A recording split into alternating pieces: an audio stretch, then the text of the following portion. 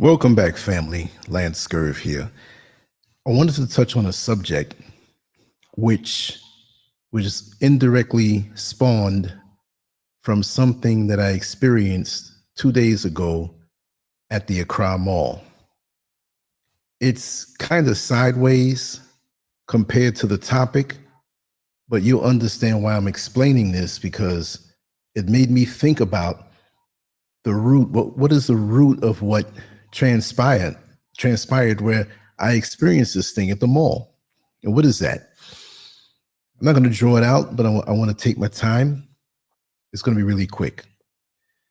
I was at the Accra Mall to pick up my new phone. Many of you know that the phone that I had, I overworked it so much that it broke down after 2 years and wasn't functioning.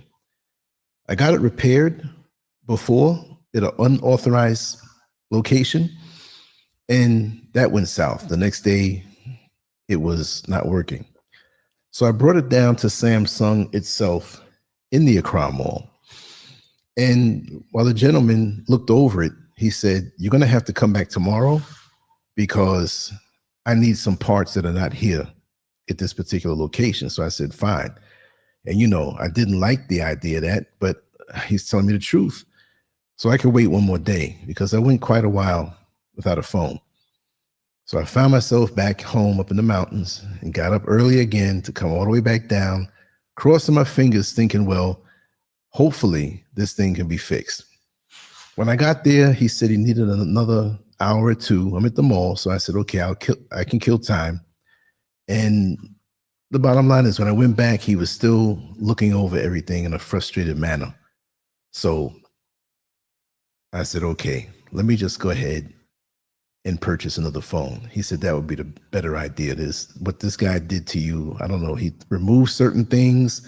He took certain parts out of your phone and replaced it with, bad parts. So anyway, he got me. So I picked the phone out. I'm happy with it.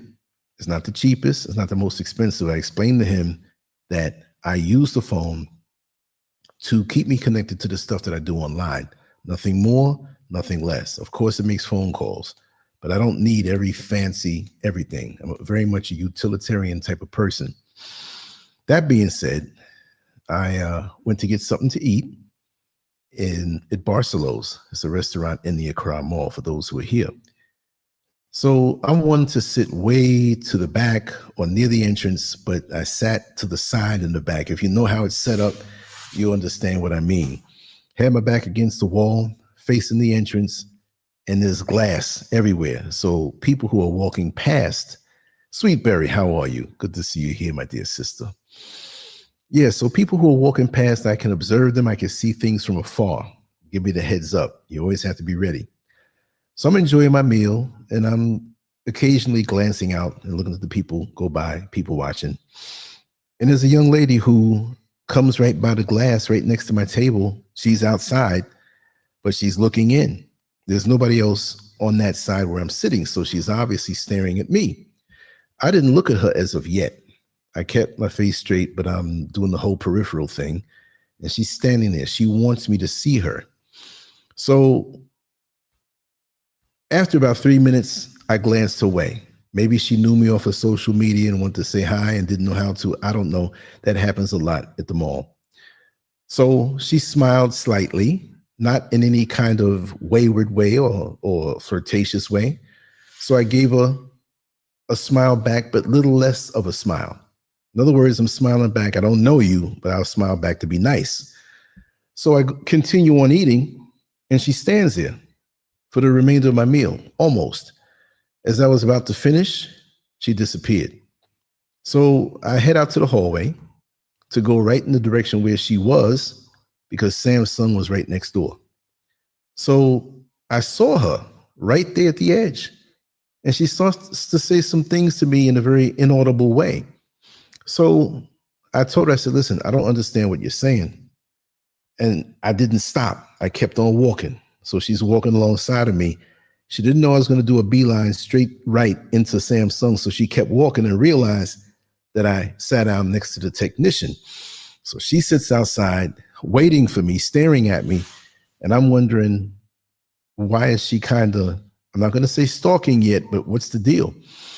So I do know that in the Accra Mall, you will have certain well-dressed young ladies who are dressed up a little too much and exposing a little too much, and they're trying to pick up tourists.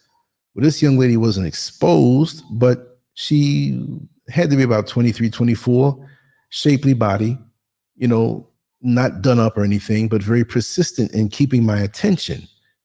So I figured, well, maybe she thinks I'm a tourist. Most people do that don't know me, right? So I picked the phone, I fiddled with it, and I told the guy there that I'm going to sit outside by this restaurant, this other restaurant, and try to transfer my apps and fiddle around with it. So I don't want to leave and go home and have a question for you and you're not there. So I'm fiddling with everything, and 5 minutes go by, and this same young lady decides to walk up and sit down in front of me. And she sits down in front of me, and she's staring at me in my face with her head on a hand, like on the elbow. You know, when you're tired, you put your hand up under your head, you know, and you have your, and she's just side of her face pushed up, and she's just looking sorry. And she looked me in the eye and she said, "Mister, I am so hungry. I'm hungry." And I'm not going to give in too quick, because I thought that, well, a lot of scammers out here, they want you to give them money and they're already full. So I said, "What are you doing here at the mall?" "Oh, I'm here and I'm just trying to get some money up for my grandmother. Her medication, you know, she's sick." Generalized, you know, statements, not what she's sick from and why are you out here? Don't you have family? I'm thinking all this stuff, right? It's still not winning me over. But she kept saying she's hungry. So I said, you know what? I can do that for her. I said, come on, let's go get something to eat. So I got her some jollof rice, a little bit of chicken. She wanted a Coca-Cola and a little salad that came with it. And so I continued to fiddle with my phone. And she was sitting in front of me, and she was hungry because she was tearing that food up. So she's asking me now, "What are you doing after I finish eating and when you leave?" I said, "I'm going to pick up a few things and I'm going home." So she says, "Oh, I need money for," now I'm like, okay, something's up with this, you know? So I said, "Listen, I just have enough money to get my food and get myself back in. I live far away from this place and it's a big effort, and I got to start getting back home, you know, because transportation will cut off after a while. When you're in the mountains, the vans don't run past a certain point. And I didn't want to get caught up in a rush hour, which the rush hour here is not like most big cities in America. It's different. It's coming from everywhere, and you can get swamped. You can see 300 people out there, 400 people waiting for a van. Everybody's not getting home. I didn't want to get caught up in that. So she said, "Well, I know a place." And she's talking slow. She's not on drugs. She's acting shy. She said, "I know a place where we can go." And I said, "A place where we can go? Where are we going? I know I'm going home. Where do you live?" She told me. It's the same area I was going to have to pass through to get the van to get up in the mountains. So I said, "What are you talking about?" She said, "Well, we can go there. We can take an Uber and we can go have sex." I said, "Wait a second. How old are you?" I'm 16. Now, this didn't matter to me or not, whether she was 30, 40, 50. It ain't happening. But now 16, so it's hitting me. You're just trying to hustle people for money. You best just beg for, I didn't say this, but I'm getting ready to get up out of there. Not that I had any interest any other way. I'm just sitting there. I'm that kind of guy. But I was messing with my phone, sitting there while she ate. I bought her something to eat. There was no ulterior motive with that. Then she begins to tell me what she can do for me very explicitly. And I'm like, listen, I gotta go. This is ending right here. And so she began to look down to her right, to the side, toward the ground, like making a sad face, like, I'm so sad, I'm so lonely, and I don't have any money. She says, well, you're gonna go buy groceries. Are you sure? I said, listen, I bought you the food. What you just offered me is not happening, and I need to go. This is not proper that I sit here with you anymore. So she made this face, and then I said, as I stood up, I said, are you okay? And she kept with the face, looking down like she about to cry. I said, I'm not going to be manipulated this way, to myself. And I left, because people will play on you when they see that you have a good heart, right? And they can pick up. Let me tell you something. I'm not going to call her a demon, but people and demons, they have the gift of discernment also to size you up, because their very hustle depends on sizing you up. And I went straight to the bathroom, which you can see way down the hall. And I came out, and she was coming in, and she walked past me, not in the men's room, but she was coming down the mutual hallway. And she just had a look on her face, like she was kind of pissed.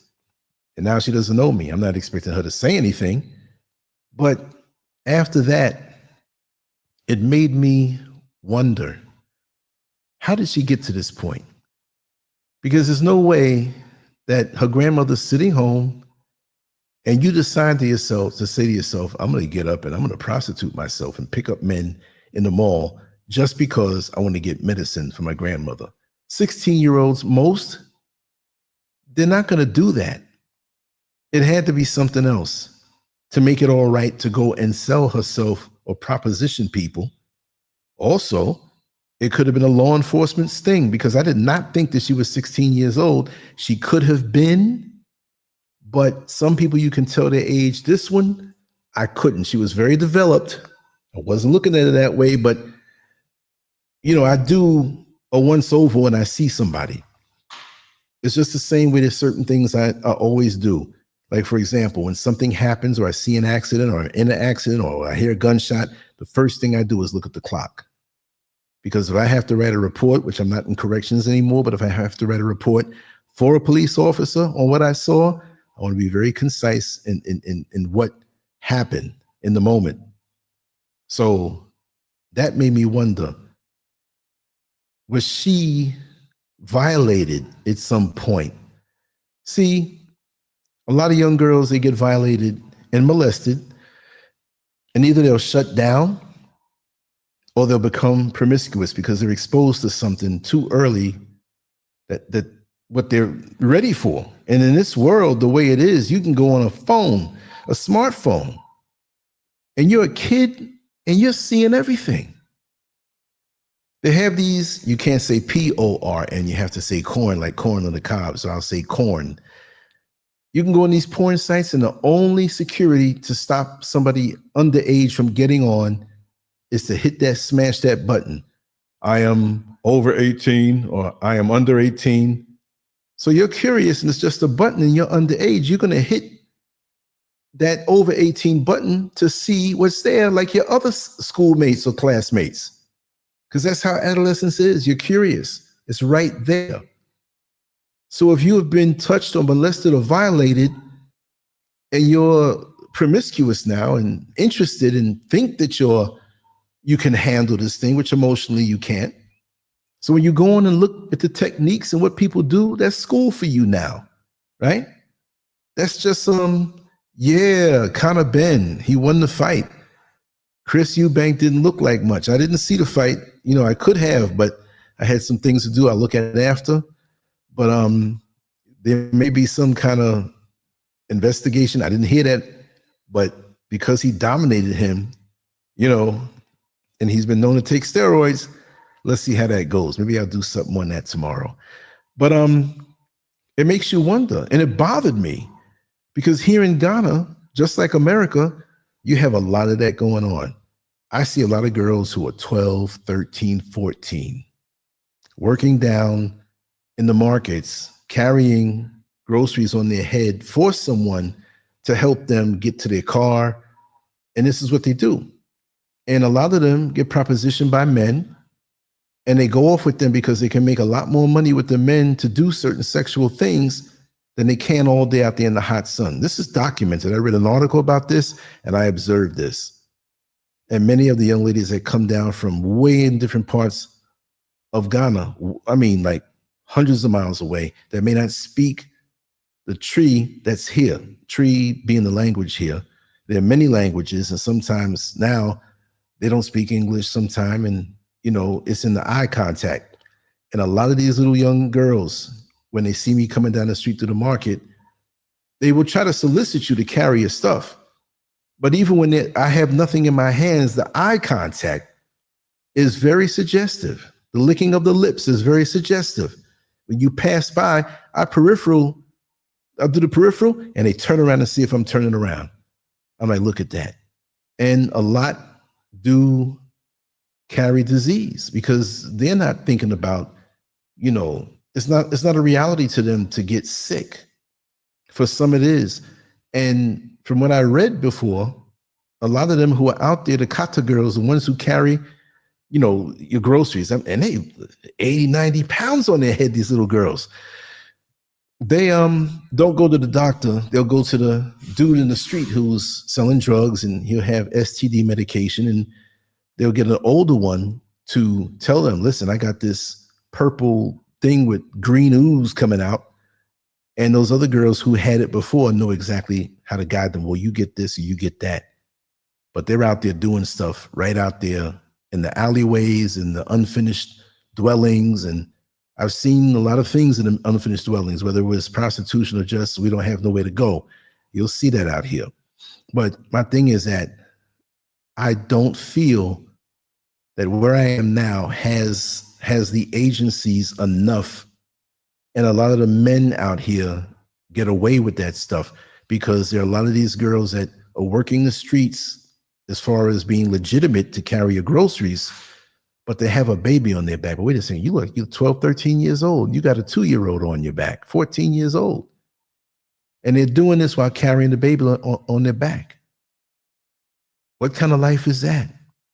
And these young girls who are 14 and 15 or 13, they are not getting pregnant from 13, 14, and 15-year-olds. They're not.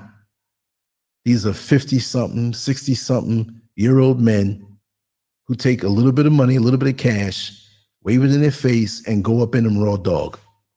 Hate to say it so lewd, that's what it is. And they spray away, and they're gone. And 9 months later, they don't even know who this girl is. You see what I mean? That's what I see. You know, Landon Price, Calamunk, Chance Rogers, welcome on in. We're scurving them tonight. I'm going to drop a few facts, and I'm going to open the lines if anybody wants to come on in. But I want to read off something. Yeah, raw diggity. There's a lot of that going on, and there's a lot of HIV out here, just like in America, right? We like to believe children are safe in the places they should be, in their homes, in their families, with the people they trust. But the terrifying truth is that some of the greatest threats to children come from exactly those places. Child molestation is not just a problem over there in other countries. It's a crisis everywhere, including in the United States and here in Ghana. The people who hurt children are often people the children and their families trust. Family members, friends, and mentors, and beyond. They use trust as their weapon. Today's live stream is not just about exposing a problem. It's about understanding how these predators work, why abuse often stays hidden, and what the lifelong damage is when young people are robbed of their innocence. We have to talk about grooming, denial, power dynamics, and the trauma that lasts well into adulthood. And you know what? Everybody listening to this pretty much knows the deal. You know how the grooming works. You know, I just want to do it again because there's some people who don't know. There's some children who might hear this and say, hey, this is what's happening to me. Families hold secrets for decades. even beyond the grave. And it's a lot of dysfunctional families. No, they didn't do the thing, but when confronted to keep their reputation, nothing's done. Nobody speaks about it. Oh, you're the troublemaker. You're bringing this up. That was a long time ago. You know, I personally, in my inner circle, had someone speak about what they've been through, and an aunt told them, "Oh, that's the past." So my response was, I wasn't speaking to her, but I brought it up to the individual. I said, if I go over there now, I don't advocate abusing women or hitting them, but I just used an example. I said, what if I went over there and punched her square in the face and knocked her teeth out and said, oh, that's the past. It might have been 2 minutes ago, but that's the past.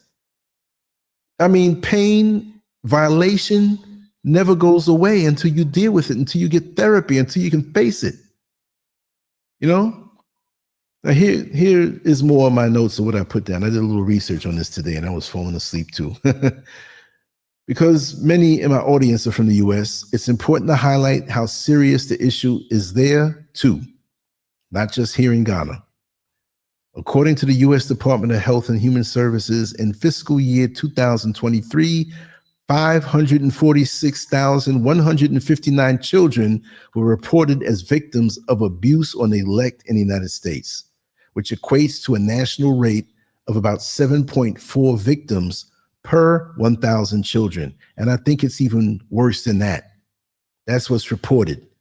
In that same 2023 report, around 2,000 children died from abuse or neglect, or at a rate of about 2.73 per 100,000 children. Sexual abuse is a significant portion of this. Estimates indicate that 1 in 4 girls and 1 in 20 boys in the US experience child sexual abuse before they turn 18. And again, I still think those numbers are even more intense than that. I'll just have to say on a personal tip, many of the young ladies I've dated, legitimately, not some one night, whatever, but just somebody who could open up and talk to me, I'd say 75% of them have been straight up molested intercourse. There are others who were touched, whatever, but a lot of young ladies, and I was wondering, like, why is it, you know, that it seems so high? Or a friend of mine asked me, he said, man, you have a way of picking these women. I said, no, you know what I think it is? I think with me, they feel safe. And I think with me, they know they can talk, because you know I'm a talker. And I like to make a person feel protected, make them feel a certain way. So I guess this is why these confessions come to me, which shows me that possibly, and not even just possibly, this is what I believe is fact, that these numbers do not reflect the real deal of what's happening with the young girls and young boys. That they say 1 in 20 boys, but guess what? Boys are not really going to report certain things that are happening, right? I mean, a lot of people I know when they were younger, boys, young men, they're grown now. Some have confessed to me what happened to them with uncles, what happened with men, what they were made to do, and it bothers them. And I don't think maybe there's not too much distance from what's happening now with these down low brothers. I'm not saying all of them were molested, but I think that there's some kind of correlation. See, it doesn't go away because it happened long ago and that's it. No, it's carried over somehow. It's taken us off a natural rhythm. And I'll say this, whatever you're exposed to first, whether it's when you're 18, 20, or 7 or 8, it's in your subconscious mind. You're imprinted. See? So either you turn away from things or you get into it more when you do become sexually active. I've known young ladies that have told me things that happened to them when they were in late single digit ages, 12, 13 years old. They're grown women now, but their fetishes were molded by what happened to them. See, they didn't have the wherewithal to put any filter up and say this is good or bad. It was bad, but it's still what they knew at first. And a lot of their sexual identity was based on that, whether they ran toward it or ran away from it. And that's a whole other topic that we can get into probably in the next couple of days, because, I got a lot of stories to tell about that. Per the National Children's Alliance in 2022, there were 558,899 unique incidents of abuse and neglect confirmed. In terms of perpetrators, about 76% of children in substantiated abuse cases were victimized by a parent or legal guardian, highlighting how often abuse comes from within the home. Even more alarming, nearly 90% of sexual abuse cases involve someone the child or their family knows and trusts, a family member, friend, or close person. Many survivors never disclose the abuse in childhood. Less than 40% of victims tell someone while still children. On a generational scale, it's estimated that tens of millions of Americans are survivors of childhood sexual abuse.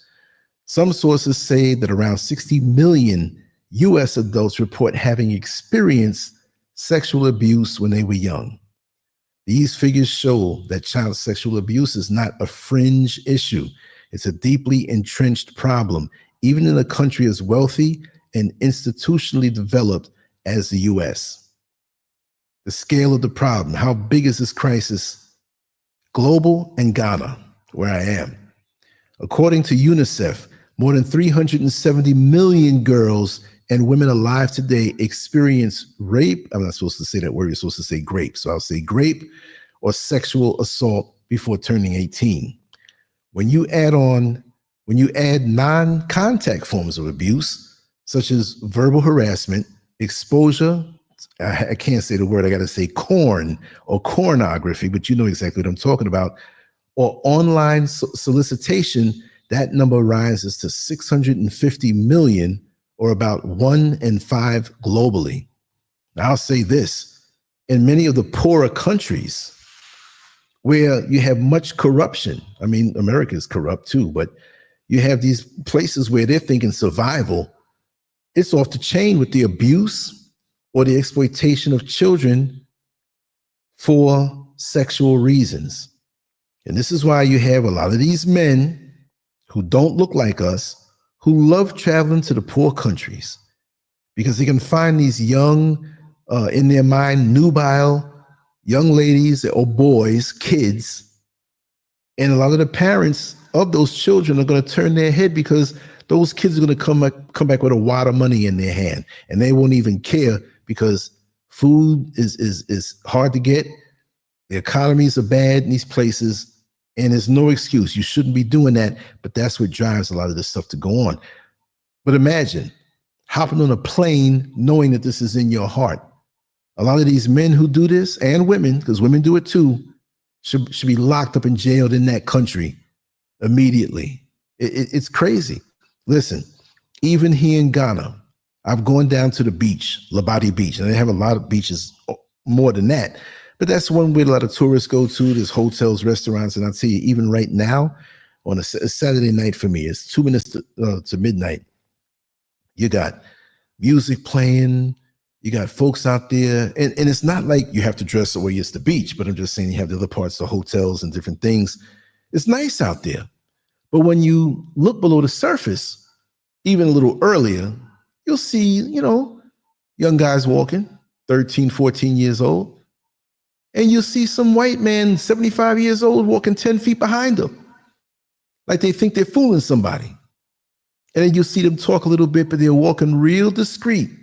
I've seen this with my own eyes. Also, you can get solicited out there. They look for tourists. They have girls out there, women out there, not just girls. But they're not aggressive, but they're going to dress a certain way. They're going to look at you a certain way, lick their lips a certain way. What I'm saying is that, why are you so comfortable to be doing this when the numbers for molestation are so huge? And a lot of these young ladies, even in America, from what I've seen, this is what you want me for? This is the mentality. This is what you want me for? Then you're going to pay for it. But they're damaged. See? In sub-Saharan Africa, the numbers are especially strong. Over 79 million girls and women say they were sexually abused as children. Here in Ghana, the problem is also grave. One recent period, around 22,000 instances of child sexual abuse material was accessed, shared, or produced in Ghana. That's another big thing that many of you may not understand or realize, because look, you're not over here, but I pick up on a whole lot of stuff, right? And somebody had asked me, what's so going on with all this African porn with these white men? They come down here from the UK, from America, even from certain parts of what they call the Middle East, but Middle East is Africa, right? But they hijack that just the same way that they're hijacking the history of Egypt and whitewashing it and keeping us away from it. Well, a lot of them are coming here, and I investigated it myself, and you have legitimate platforms. I'm not saying that's a good thing, like it's legitimate, but you have porn platforms. If you want me to dig, I'll dig, and I'll send you one link which will open up a floodgate to all these different links where they pay these young girls. And it's not young girls where it's underage. It is, but I don't go through that door. Okay, it's not getting on my computer. But the ones who are over 18, they're there doing everything with these white men who hide their faces, and then lining them up, having them doing all kind of stuff. And the sick thing that gets to me, to get off the topic for a while, is because the white man, I'm going to say it like this, the white man is so revered here in Africa by so many, right? That it's like he's God. But with the white Jesus put in place, you worshiping this white looking thing. So anything white, you're going to worship as God. And he's going to give you a little money to get down on your knees and not to pray, to do all kind of acts. All right. They had some of these African girls, and I'm going to say it without being lewd, but you should know what I'm talking about. They got these African, beautiful young African girls performing acts on them to the point where they do it so much to them, these white men wouldn't have to use toilet paper for the next week, if you know what I mean. They clean them out so well and just degrade them. And a lot of these girls don't have no money. They're hungry. I'm not saying they're physically hungry in a place where there's so much food, but they're driven by social media. They want to have jewelry. They want to have the newest phone. There's some young ladies out here that are underage that I wonder, how are you getting the brand new iPhone? Like, you're hungry, the clothes are tattered, but you got the brand new iPhone. You got the brand new Samsung flip phone. Where are you getting this money? Well, they're looking to guys like me, who they think is a tourist. And the thing that they feel that they only have of value because of how society is. And in the past, they may have been bothered for their sex. And they put two and two together and they harden up. Okay, you want this? You're going to pay for this. And I can't blame them for thinking that way because of how they came up. It's not right. Some people would see them and say, oh, you bad. You do. Well, what about the person who was bad that put their hand on them when they was 11 or 10 years old and had full intercourse and left them confused, and then the family don't want to talk about it? It's crazy, right? And they're making a lot of corn. I'll say it that way. You know, between 2023 and 2024, 45,409 child sexual abuse materials were found to have circulated in Ghanaian cyberspace. So that's big business. And I'll tell you another one. I've spoken on it before. We all know about OnlyFans in America. And a lot of young ladies here are getting hip to it, but you can't be here and open up an account, unless you have a VPN. So I'm walking through the market, and these two young ladies, and they weren't underage. They're about 24, 25 years old. They said, LanceScurv, we know you from online. We need you to help me. We want some help. We know you have camera. We know you have studio. We want to go on OnlyFans. I said, what? You know about OnlyFans? Yes. We want to make good money. I said, going on that is not a guarantee for making money. And that's not what I do. I've been approached several times. There's a brother who reached out to me. Won't put his name out there. You wouldn't know it anyway, but he's already doing it with his phone with these different women.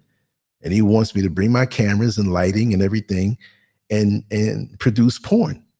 Imagine that. I just got my citizenship last year. I'm going to sit here and come over here and start doing something like that. That would be the biggest scandal, but I wouldn't do that anyway. Experts have also warned that boys are increasingly at risk. According to pediatric and social development specialists in Ghana, 1 in 20 boys may have experienced sexual abuse, a number that is likely underreported. And I'll say that because there's a lot of guys that go over there to the beach, Labadi Beach. That's a hot beach for all kind of sexual activity, gay, straight. You got women out there, just like in the Gambia, who are looking for men. That's a big problem. Google that. Gambian sex trade, white women, Gambian sex, whatever, holiday makers, they call the guys. So it's all kind of stuff going on. Anyway, Wolf Master, I missed you coming on in. Who else did I miss? Because I didn't have that screen open. I was looking at my notes. And here, who is this now?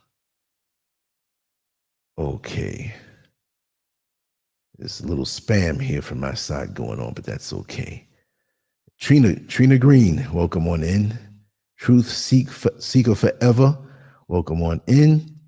I was running my mouth. I'll always check back on the chat room to acknowledge our family who is just coming on in.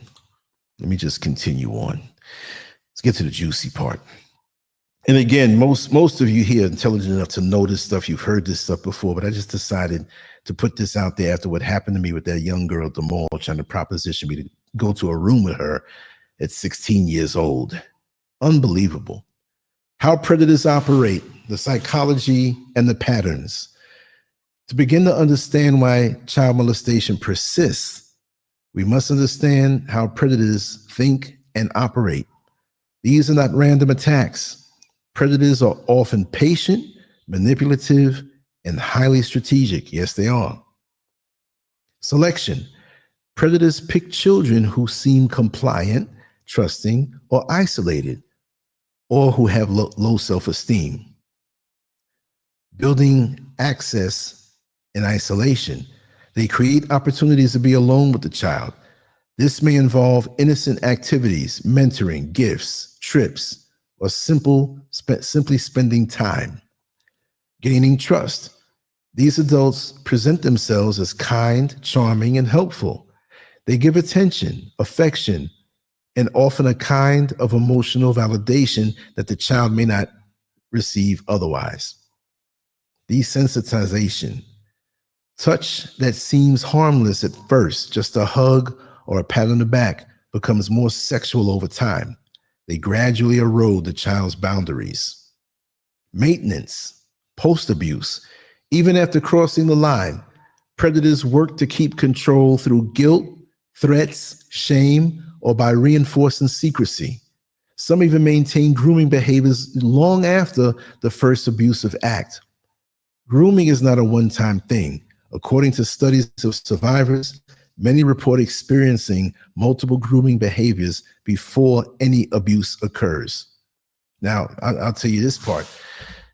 When they seem kind and charming and helpful. When I used to work at the jail there in Orange County in Florida on 33rd Street, I was over a unit of 3 units, and I worked in different parts of the jail, but this particular area, there was a high-risk area, and there was another area, general population. These are day rooms that hold multiple cells. And there was another one for the child molesters. Now, the general population area, you always had problems here. You know, young knuckleheads, older guys, they're jumping around. This is jail. This is not prison, so they're not settled yet. They're still fresh off the street. Some know each other. Some have beefs with each other. That's where you have the most problems. The special management with the high-risk inmates, 1 to a cell, maybe 16 out of the 20 cells are occupied, maybe all 20, but it's 1 to a cell. And you got to be 3 deep when you go in there because they can act okay most of the time, but they may have some issues that may lead them to the psych area, but not yet. They're cool with you for 2 weeks, and you go in to sell the check, make sure everything is all right, and they'll act okay and take a hard swing at you to try to knock you out. So you don't know with those guys, but with the guys who, and I forgot what they called it, the area where you had the child molesters, they had to keep them separate because if you put any of them in general population and they found out, you're going out in a body bag. You're not going to survive. And the CEOs, most of the time, when they know that that kind of thing is happening as a mistake, they're not going to point it out. A lot of guys are not going to point it out. They say, he did that to that 3-year-old. All right, he's in general population. Let's hope, we get out of here before everything goes down. But in that area, I'll say this. If you want to meet the most convincing, even though chances are it's a lie, the most convincing, intelligent, kind, trustworthy acting people, work that unit. They are so polite. Excuse me, Officer Scurvin, I'd like to have a form so I can go to the nurse. Take your time. Don't worry about it. It's not urgent.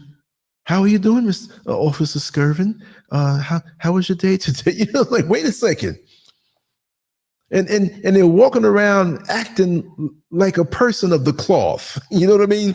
The way I can't say a decent priest or pastor, because we know priests are getting down with all kind of stuff, but the way they act, oh my God, you're like, why are you in here? But you understand this is how they got close to the people that do what they did. And remember, just because a person never got caught doesn't mean they're not doing it. There was even somebody who worked in that same spot as a supervisor, not my supervisor, but I'm not going to say as much detail, but he married a woman who had a young child in diapers, okay? And he groomed that child to the point where she was pregnant and carrying his baby. That's all I'll say. We all know who. I've seen it all in different situations, y'all. It's crazy. I don't walk around paranoid, but I got to vet you, and you need to vet me. And if I do a movement or something that's fishy, call it out or just watch. Because I move a certain way where you ain't going to think nothing, because I'm not going to put myself in certain positions. And I must also say, the vast minority, I've seen cases where you've had vindictive stepchildren who didn't like who the mama married, and that daughter may bring some false accusation to that man. Now he's in there locked up. And when he's vindicated and set free, the stigma remains. So you got to be careful who you deal with, even when you have a clean and pure heart and would never do anything like that, because your imagery of being clean and pure can work against you, because this is how many of these predators present themselves. You see what I mean? So brothers who are dealing with people, women, and you got them stepkids that may not be getting along with you, be careful. Be careful.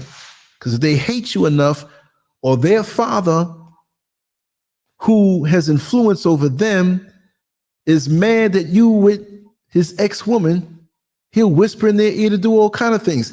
Look, I could tell you a million stories on different situations like that. This is why I don't have any problem coming up with a topic.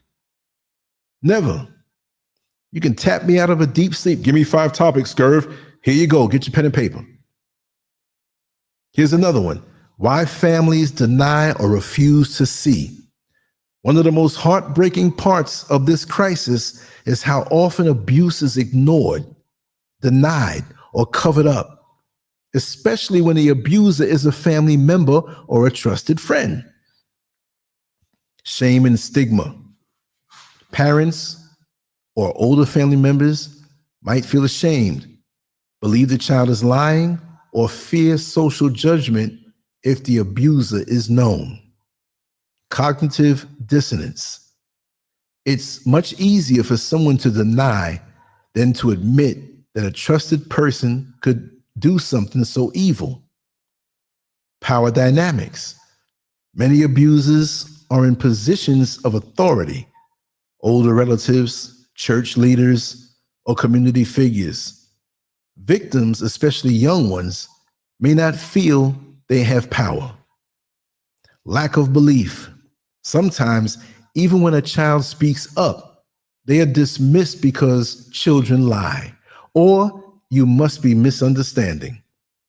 Silence as protection. Families may believe that keeping it quiet protects them from scandal, or that confronting it will damage the family more than leaving it hidden. And the family reputation. You see what I mean? So I knew a young lady who she was molested, and she had to be about, she wasn't in single digit ages, but still 13 and 12. That's just, I mean, there's no difference. It's all the same. Because look at the predator who's doing this. There was a uncle who came to live with this young lady and her father. I think the mother was deceased. And so shortly after the uncle moved in, she's sleeping and she's feeling somebody touching her. But just enough that she woke up and they stopped, and it's dark. Very subtle, not even in them spots yet, but touching the foot, touching the leg, touching the neck, easing up on them hot spots. Then all of a sudden, touching the backside. And then, if she's sleeping on her back, he penetrates her with the finger. And she woke up out of it, like, I know I'm not imagining this stuff. And she went to the father and told the father what was going on. And he, the uncle, was packing his stuff up because he knew he had to go. But what bugged her out was that the father went over to the brother, his brother, her uncle, and held his hand and said, no, it's too late for you to leave. Spend the night, and I'll make sure to have the transportation for you tomorrow. What kind of mess is that? You're not going out the door, you're going out the window, and the window's closed. I'm throwing you out the window, and I dare you to bring the cops back. Are you crazy? And that uncle, they all found out, was having an affair with one of the neighbors' wives. And they were doing freaky deaky stuff. They were over there watching pornography, and trying to get her involved with it too. And later on, this same uncle became a highly regarded pastor a couple of years after that. So you think his heart was changed? So you can't let a person hide behind a title. Oh, they can't do. They're the pastor. The hell if it is. Sorry for me being lewd, but the pastor got a dick that gets hard too. See, it's the person in who they try to. There's enough grown women. You're a man. There's enough grown women out here that would love to have your company and your attention if you're halfway decent. But no, you got to go and mess with a kid. And I was very disappointed to find out that somebody who I grew up with, was very close with, come to find out that was his speed. And we found out about stuff from years ago that nobody knew. And we put two and two together. And I'll say it this way. You heard his voice here in the show. Unbelievable. I'm not saying who. I'm just going to throw that teaser out that I could be cool with you from childbirth. Know you from 1971. Know you so well. And then I find this out. You just never know. Never know. The lifelong impact on survivors. When children are abused, the damage doesn't end at childhood. The trauma carries over into adulthood in ways that deeply shape their lives. Mental health. Survivors often struggle with depression, anxiety, post-traumatic stress disorder, or dissociation. The impact can last decades. Trust in relationships. Someone who was betrayed by someone they trusted may find it hard to trust later on. They can push people away, or alternatively, They may be drawn into unhealthy relationships. Sexuality and behavior. Early coercive sexual experiences can distort how survivors view sex. Some shut down entirely. Others may become promiscuous or engage in risky sexual behavior. Self-worth. Many survivors feel broken, worthless, or damaged. Abusers often condition children to keep secrets, which can lead to shame that stays hidden for years. Longevity of trauma. Without support, survivors might internalize the abuse as part of their identity. This can affect career, social life, parenting, and how they see themselves in the world. Why the problem persists even now? Online exploitation is exploding. Predators are using the internet, social media, and gaming platforms to groom kids. AI and technology make it worse. There are growing concerns that artificial intelligence tools could be used to facilitate grooming. Yes, it is. Let me tell you something. These guys are the master of using the internet for this, and I'll say after this next 3 points, I'll tell you how. Low reporting. Many cases go unreported because children are afraid, families are in denial, or systems don't support victims well. Cultural barriers. In many communities, talking about sex and abuse is taboo. Denial is easier than action. Resource gaps. Even when abuse is reported, there may not be enough trained counselors, child protective services, or legal follow-through to help the child heal or to hold the abuser accountable. And this is what I see. There's not enough resources out here. Not enough resources. And it's almost like, I'm not going to say it's accepted, but it doesn't raise eyebrows as it should. I think I spoke about this real quick a couple of shows back, where there was a preacher. You know how they get the speakers and go out on the street, and they have it hooked up to their car, and they had the loudspeakers. You can hear for 2-3 blocks away. I'm walking down the street. I was near the Accra Mall, and it was a female preaching, right? And she busted out because I didn't understand, because it was muffled and there was a lot of other noise. When I got closer, she busted out and said, I'm going to say it, and it's happening in my church, and I'm going to call it out by name, but not right here. Mothers, you got to stop molesting and having sex with your children, with your young boys. I was like, whoa, mothers and the sons? And there are many women, I'm not saying it's cultural and just here, but there are many women who feel they have to have sex with you first before you go out in the world. And there are a lot of fathers who feel they have to have sex with their daughters first. What kind of mess is that? And they will turn around and act holy and decent and whatever. Don't let your children go over there for no sleepover. You don't know what's going on. You don't know what certain people consider normal. Or something to tolerate. Oh, that's not that bad. That's not as bad as what happened to me. I mean, I had an older cousin in her 30s. I've spoken this before. I'm 5 years old, and she had me doing oral on her.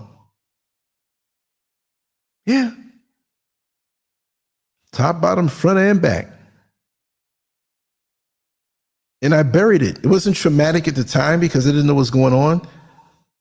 It was presented in a playful way, playing around with candy. Come find the candy. I'm going to hide it under this titty. I'm going to hide it under this arm. Or I'm going to put it right there between my legs. Now you can't use your hands to get it. You got to use your mouth. Tricked me real good. And it affected me. It didn't run me away from the acts. It made me run toward it. Thank God I have a clean bloodstream all my life. What can be done? Education and awareness. Teach children about boundaries, consent, and what safe touch means. We basically know this. I just have to put this out there like that. There's 100 people who will watch this in the next 2 days. Somebody didn't know. Train parents. caregivers, teachers, and community leaders to recognize grooming signs. Use public campaigns to break the stigma around speaking up. Safe reporting channels. Set up helplines, child-friendly reporting mechanisms, and whistleblower protections. Equip schools, police, and social services to handle abuse reports sensitively and effectively. Support for survivors. Provide trauma-informed counseling, especially for young people. Offer long-term mental health support, not just immediate crisis care. Create peer support groups where survivors can share, heal, and reclaim their stories. Stronger laws and enforcement. Push for more effective and child protection laws. Advocate for cross-border cooperation in online abuse investigations. Increase prosecutions of abusers and hold platforms accountable for grooming activity. Community accountability. Families, religious institutions, and traditional leaders must refuse to look away. Communities should empower children, not silence them. Adults must ask themselves, do we really care for the unprotected youth? Yeah? You know, this just wasn't a rhetorical question. It's a challenge to all of us. When we turn our faces away, we give predators the power to continue. When we speak up, support survivors, and demand change, we give children a fighting chance, right? So we all have the power to make a little bit more of a difference. But what I said earlier about these platforms, right? Now they have a social media platform called Mastodon. And it's used by people like Twitter. It's got a different political slant. It might be more liberal and democratic, because when you post things there that may not lean that way, you get jumped on. But that's okay. That's what's going to happen with these platforms. But what I found out is that this platform also is a haven, and it's infested with pedophiles. Because I was about to get off of it, but I'm like, I'm not that. I'm just on there posting stuff and distributing things to different people. But I'm not super active there. I think I haven't even posted anything there like the last 9 months or something. Every now and then I'll do something, right? And it's the way it's set up. It's like not just one platform. You can set up a wing of it that nobody knows about, but others who are into the same thing can come to that part. So basically, it's all public, but you can make private, not rooms, but whole private wings of this thing and make it where to the point you're undetectable. It's kind of hard. I don't know how to explain it on a technological level. I'll research that and break it down into normal terms. But it's like, how could I say it? It's like going into an underwater cave and there are many little caverns and pockets and you don't know. There's no light down there. You can get away with a lot, and they are. And just like when they had, I don't know if they still have Wet and Wild out there in Orlando, Florida. So it's a water park, a theme park. And I knew many people who worked there. You know, I drove the bus on the weekends right by there when I was working the weekends before I got some seniority. And a lot of the guys there were so frustrated that worked there as security, because right there by the front entrance, you had bathrooms.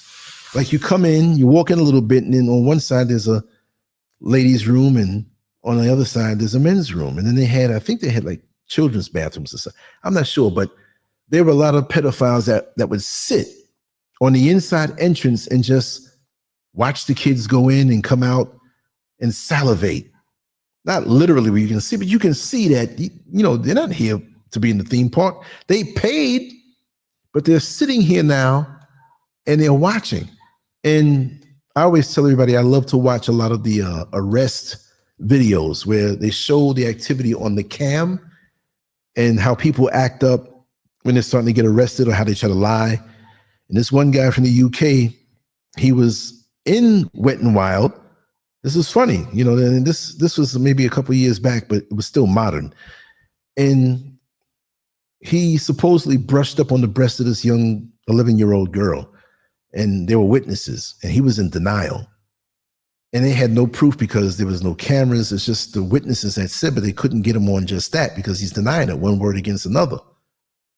But he acted out, and it was arrogant that he ended up getting arrested anyway for disorderly conduct and different things. So you got to be careful because they know what they want. And everybody who did stuff like this didn't always get caught.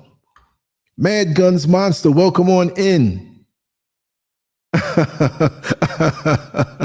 That's the first thing you heard. Gotta use your mouth. This is crazy. Odin, welcome. Motivational by Dar, welcome on in. Yeah, Jeff C, welcome on in. I was running my mouth. I was reading off the notes and everything, and I apologize for not acknowledging you immediately. You know, wow. Let me look at some of these comments. Yeah, you see, yeah, like you said, because the father was definitely involved in these type of behavior himself. He might have been in there touching the daughter anyway. It could have been both of them in there, you know. Motivation by Dar says, look, I have come out of a church where abuse of children is rampant and the members cover it up, for it is many of the people that go there, man and woman, are pervert. Yes, they are. Yes, they are. Let me tell you, I told you before, I'm a young guy lifting weights, 15, 16, 15 years old. You know, church ladies invite me over to come help with some heavy work. Oh, I'll pay you. I'll feed you. Yeah, they paid me all right.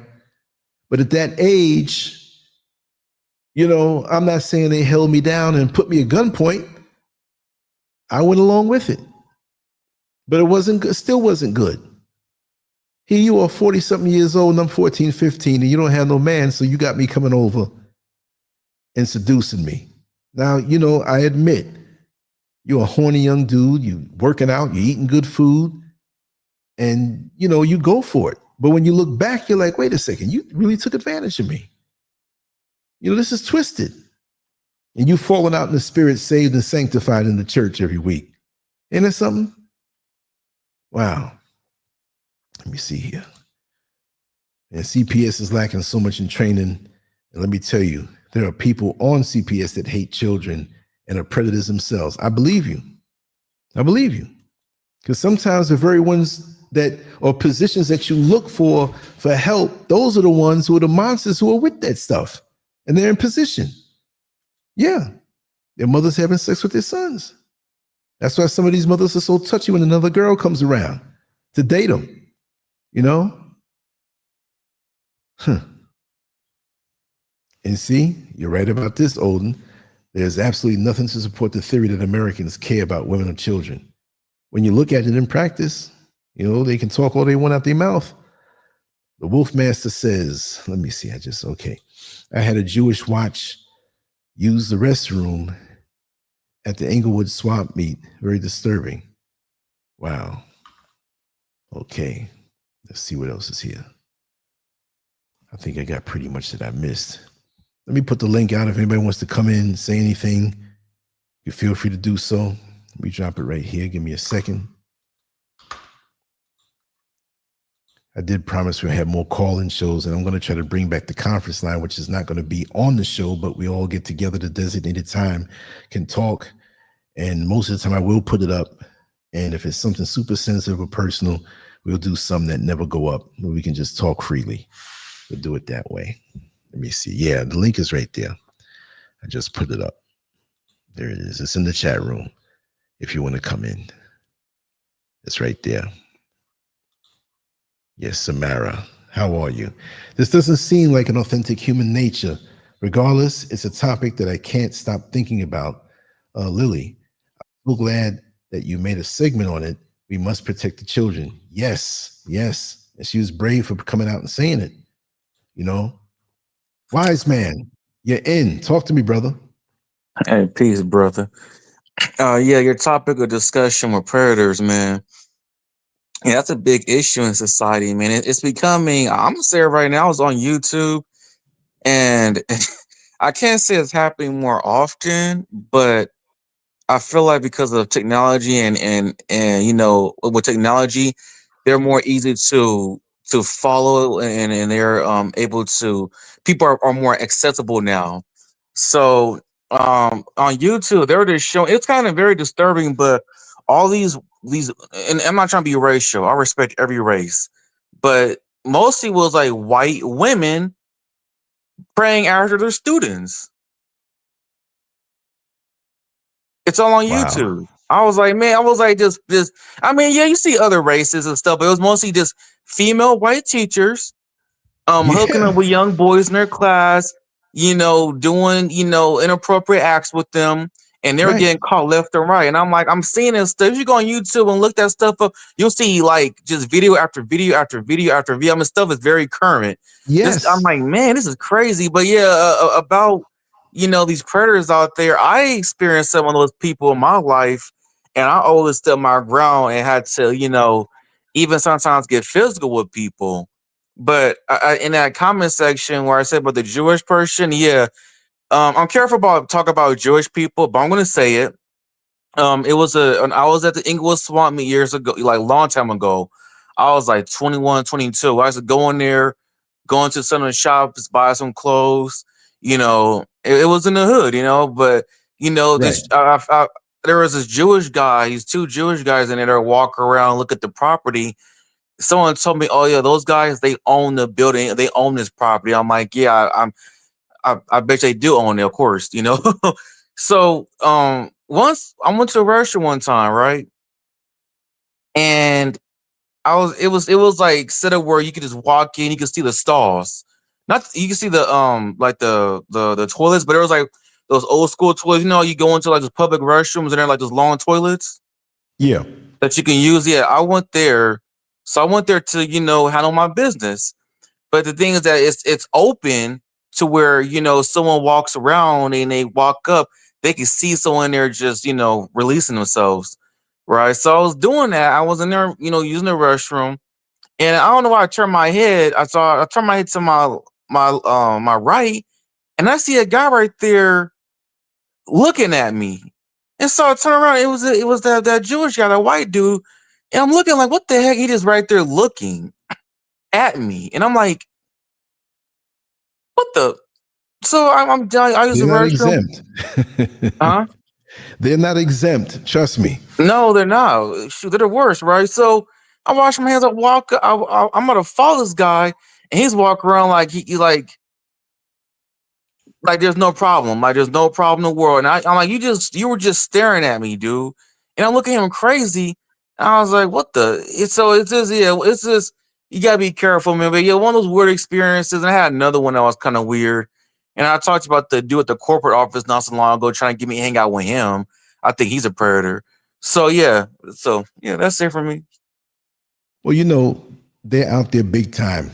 And a lot of them, especially like when I used to do bodybuilding, that come to the competition as it's happening. And back then, and they still have it this way, but you have the prejudging where they pretty much place you and they have you pose and compare you to other people. And when the nighttime show comes, it's pretty much decided, except there's another posing around that can maybe move you up once or down, a higher place, a lower place. And if you eat something the wrong way and look bad, you can lose your standing.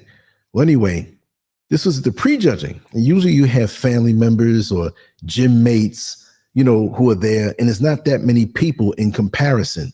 These days in bodybuilding shows, they have it like that more so. You have social media and more coverage. But after, as a teenager, and this was in June of 1982, I'll never forget it. The prejudging was over for my class, and you had the open division guys, the grown men. I was 19 at the time. So I'm done, and I'm walking out. My buddy Mike was with me, and we trained together, and we came from the same gym at the time. And so he went to the restroom, and there was this older Jewish guy walked over to me. he called me over actually, and you know, I'm a polite dude. I'm like, you know, I'm known and everything, so you never know who he is. So he says, "Oh, I really think you did well. You look well. You're in shape." And you know, you get gay guys there too who will flatter you to groom you to get with you, right? So I'm hip to this stuff at this point. So he told me that, you know, he didn't say he was a higher up, but I knew he was a higher up by the card that he had. We all know his name if you've been on this show for a long time. I'm not gonna, I know he's got to not be with us, and there's no reason for me to respect him or anything. But he gave me his card and he told me he worked at Liz Claiborne, which he did, the designer. And he did have a high position there, office and everything. So he was saying that, you know, he knows other people who are into bodybuilding. He knows other, you know, women who are into it. And, you know, maybe we can all go to dinner sometime and you can school him and talk to him, you know. I said, no problem. He said, young, pretty girls, you know, I'm young. So, you know, why not? So, you know, we meet for dinner, and there was a young lady there with him, maybe a year or two older than me at the time. And we all were talking, and he was talking about his business and what he does. And this girl's in college. I'm 19 years old and doing it all right, getting in the magazines and stuff. And what he really wanted, let me get to the chase. Now, you know the name of Hal Rubin. That's his name. He wanted to pay the both of us to have sex while he watched and followed himself. Now, at 19 years old, money was hard to come by. I'm looking at this young lady. I'm telling her like it is. I'm like, hey, you paying for me to be with her? It's not funny. What I'm saying is that these people are emboldened to do these things. For the next couple of months, every other week, he'd call me. You know, I got somebody who wants to meet you. I'm like, okay, I knew what time it was. And I made it to be a funny situation, but what if he was going after people like extra young? You know what I mean? Like you have people out here. Another thing, which is kind of off topic, but to show how perverse people can be. Yeah, you heard it, man, because I thought you knew about Hal Rubin. Yeah, worked at Liz Claiborne. Yeah, right in the office right there. Locked the door and pretty sisters to come in. Very intelligent, but one thing, he wanted me to leave first. He didn't want me really connecting with these girls. It's crazy. But anyway, I used to work at Bijan, a designer. And he claimed to be from, what was it? He's from Iran, but he claimed to be from Syria. Look up Bijan Pakzad, Bijan Pakzad. It'll pull up. He's deceased now. And I worked with him for about a year. And we weren't security, but they wanted muscular young guys in tuxedos there standing around, you know, just standing. Like we take turns at the door. It was two blocks below Trump Tower on Fifth Avenue. And they might have got one customer the whole day, and you had to call for an appointment. So you're standing in this window or this entranceway. The door is there. There's some steps and there's another door, and you see the display and people are watching. And what I would do to pass the day away when I was out there in that particular post, I would stand perfectly still. And you can see the little white people. Is he real? He looks real, but he's not moving. But anyway, you'd have people that would come by that were fascinated with you. There were two other guys. There's one other guy, Wayne, who got me the job there. Easiest job in the world. Easiest job in the world. And paid real good. This is back in what, 1984? Not 83, 84? Yeah, 84. So you see celebrities walking by, you see, and it was pretty chill. But there was this one short white guy with a bald spot. He'd come right to the edge of the end of the display by the front window, and he would just stare. Now this place was well lit up like crazy. And to show you the kind of people that came there, I'm standing there one day. I was told Adnan Khashoggi at one point was the richest man in the world. He pulls up in his limousine that I never saw. I never saw nothing that looked like this before in my life. Guys got out, opened the door for him. They rolled out a red carpet from the curb to the door. And they stood there on both sides while he walked in. And I opened the door. He nodded at me. You know, I greeted him and he went inside. George Benson, I met him that way, shook his hand. Other Texas oil tycoons that are so filthy rich, but we don't know their names because they're not so public. And then back then, there wasn't social media like today.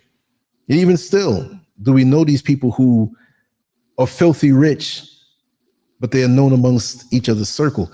But this little short white man with a trench coat, at least 3 times out of the week, he'd stand there staring, transfixed, staring at me like a boxer staring at another boxer. It's a stare down, but not evil. He's just looking like his face was glowing. And I'm like, in my mind, if this dude approaches me any kind of way outside, it's on and popping, because his fixation with me was beyond normal. I mean, his fixation with me wasn't normal anyway, but I'm just saying, you know, I mean, a man and a woman, yeah, right? But why are you staring at me like this? And at that time, I was very well kept and a good looking young guy, above average, above normal, because of how much work I put into myself and taking care of my skin and the whole look. I was into this thing. I was doing bodybuilding. What do you expect? I was a competitor for years. So one day I was down in, where was this now? The South Street Seaport, down in Lower Manhattan. There's a young lady hanging out with me. We went and got something to eat, and they had these reclining chairs that you can look over into Brooklyn and you see the boats going by, the lights, and I'm sitting there, and she taps at me. She says, this guy over there, he's been standing over there for the longest time staring at you. And I look, and it was that man, but I wasn't at work. It was the South Street Seaport. It was probably Saturday night or Friday night or something. Oh, you've been following me? Something, you had to be doing something, but you're there. So I got up and I started chasing him. And it's funny, I'm gonna tell the truth. I fell. I tripped over one of the planks.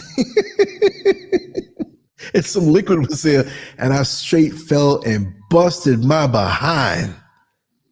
And homeboy got away. It makes me wonder, Mad Guns, because I saw him one more time in another part of the city, but I never saw him again in front of the store. After that, after I tried to chase him, as far as like being at the store, but I saw him in another part of the city. And it was like late. I forgot what part this was, but it wasn't the Wall Street area. But there's all these buildings, and it was dead because it was like close to the financial, district there. Because I was all over the place, wandering around, exploring. You all know me, for those who do. I'm a straight up New Yorker. I explored every nook and cranny, and I've seen so much. But I will say that there are people out here with levels of perversion. Not even child molesters. Let's forget about them. But the perversion is high, but it makes you wonder, how long were they this way, and how did it start? It had to be from young. And they'll never catch all of these guys because of the silence in these families and the fear in these individuals. And like I said, what's dangerous about it is that you're imprinting youngsters on the pervert level. When you're molesting youngsters, you're imprinting them with not only what's in their memory, but on a spiritual level. And for those who understand, on a demonic level. On a demonic level. You understand? So these people are infused with a certain spirituality. And spirituality, to me, is so close to sexuality. Now, you got to understand where I'm coming from with this. I don't mean like religious people in church and how are you comparing church to sex? No. Let me tell you something. Having an orgasm Yeah, Mad Guns. I believe that. At this point, I believe that because there've been a lot of things that have happened to me, and I'm pretty much covered the subject, but I'll go off into that.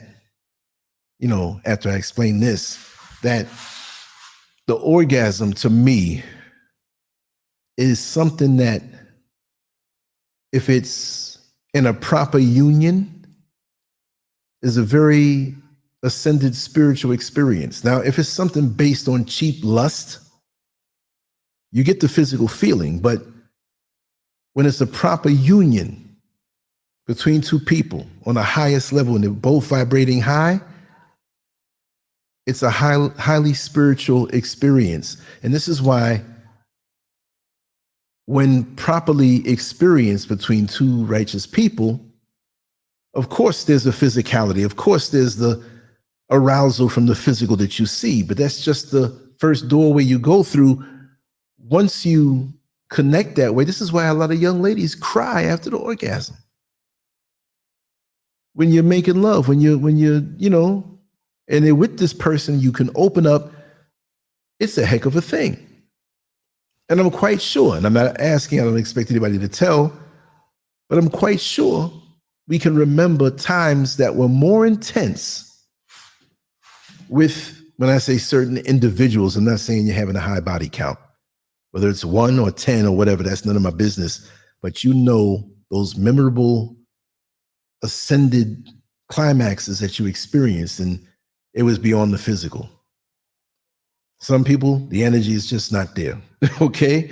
And just like I finished, one time I was telling a friend of mine, I've spoken this before on the show, they have a very dynamic personality, very strong-willed personality. And look at, what is it, 5 tons? 5? Yeah, 5 tons. Laughing. It's true. But you're going to laugh at this one. But when you're such a strong personality, and I made sure to frame this the right way so I didn't sound like a pervert. This is my theory. When you are strong-willed, have a strong personality, a strong id, identity, aura, essence, when you're strong that way over and above a person who comes off mediocre, you were a hell of an orgasm to your parents who made you. When you come into this world and you're let me say, let's just pick personalities. Let's pick a Muhammad Ali, as dynamic as he was. He must have been a hell of an orgasm for his parents. It goes for females too. Dynamic, strong females with strong personalities and drives who are meant to come to this world to do something. You're not going to feel the same as somebody who's just happy to, and it's okay if you want to work a 9-to-5 job and pay your bills and that's it. But it's not going to be as powerful as that chosen one that came to the loins of your parents. You see what I mean? That's what it is. And it doesn't mean you have to have your name up in lights. You can be quiet to the world, but strong and dynamic and affecting people around you. That strong personality. But yeah, the astral projection, apparition. Yes, I've seen a few of those. I definitely would want to do a show about that too. But I've seen like ghosts. Meaning that, like, certain experiences. I remember I was at Baisley Park parking lot, and I was in my van, and it was a friend that I grew up with, a young lady, but we were involved a little bit, but we were really good friends. We had mutual friends and stuff, and we are older, but we try to keep that hush hush so people don't start, our friends are like, we want to keep it the same. So we're sitting in the front seat, and I see this woman in a flowing outfit, kind of, and it's late. It was like 2:00 in the morning. She's walking by, but she got harder to see. Like, she got more and more transparent. And my friend is looking at her too. She's like, what the hell? But she believes in those things, and I believe her energy draws those things. Because not every time, but there's always something offbeat happening when she was around me. So You just never know. There's another time. Here's a good one. Here's a good one. There's a black guy who looked like Forrest Whitaker, looked just like Forrest Whitaker before I knew who Forrest Whitaker was, right? So when I saw Forrest Whitaker, I'm like, oh man, the actor, it looks just like the guy who I would always see all over the place.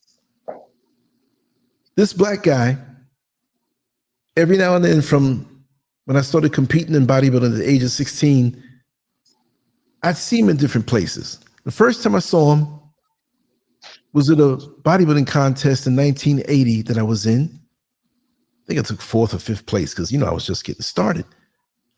But I walked with my trophy at the end of the show, and he was standing in the hallway. And like many people, whether they're there for their family who's competing, they still encourage other people. Hey, you look good, man. You do better next time, whatever. So I figured it was one of those things. But he looked odd. He was just standing there, not talking to anybody, not with anybody, just standing off to the side. And he started smiling and he nodded his head. He said, and then he told me, and I always wondered to this day, I paid it no mind at first, but he told me, he says, oh, you should never starve yourself the last week before the competition because it's not going to help. And I did. And I'm like, how did this guy know? And I went to my other buddy. I said, do you know this guy over there? Who? The one standing over there. That quick he was gone. Now, there were other shows that he was sitting in the back seat of, back seat. I'm thinking about something else. I can't talk about that one, right? But I was sitting he was sitting in the back row of this competition in Willingboro, New Jersey. I'll never forget. It was 1981. And he was just sitting there. You're getting there. Keep on going. You're getting there. And I said, oh, snap, that's that guy. Because I walked past him and I went back and I said, this guy is quick because he got up and left. And the last time I saw him, I'll never forget it. I was with an old girlfriend. This was 1985. This was going into the fall. And again, I was at Baisley Park, which could have been dangerous a little bit. But when you're younger, you feel like you're Superman. I was about 22 years old. So me and her walking, holding hands, whatever. It's nighttime, but it's well lit. And so we're walking down a little path around the lake, which really we shouldn't have been doing. But it was kind of foggy. And we see this guy walking up toward us. And so when I saw his face, I was like, oh, snap, that's that guy.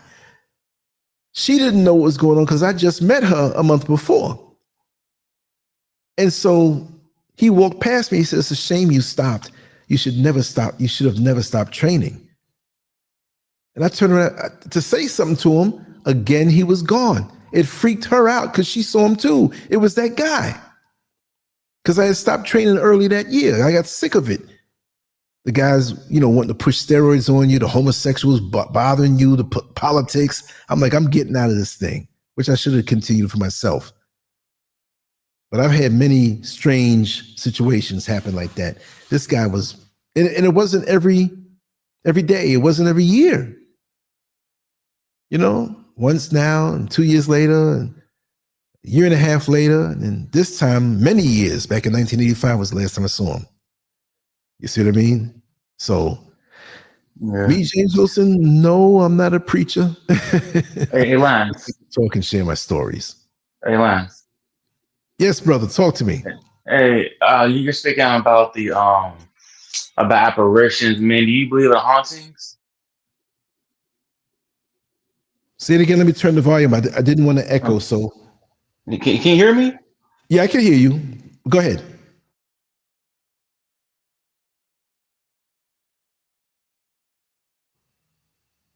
Go ahead, brother. I can hear you.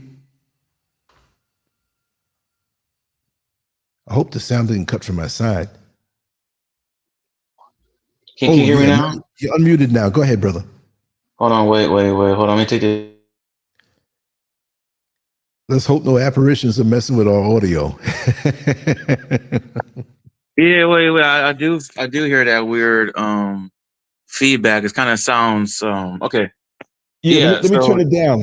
When I turn it down, see, I have my audio coming through a pair of headphones. I have to buy some more speakers, but if the speakers are too loud, it goes back into the mic and you hear it.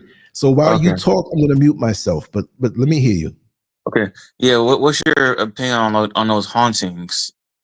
Do you think hauntings are real? Like just some malevolent, evil spirit out there, or like a vengeful spirit out there that haunts people in their homes or at some type of residence, some business? Do you believe in hauntings? Yeah, most definitely. Our energy goes somewhere. And I do believe there are different levels of existence. I do believe that traumatic experiences that are not settled can hover in a certain place where the people who experienced it don't know that they've transitioned on or for some reason can't let go to the next level. There's got to be, because I've had experiences, people I know had experiences, and I know that all experiences are not real, but I know what I've experienced and I cannot explain it. I could just frame it that way. Like,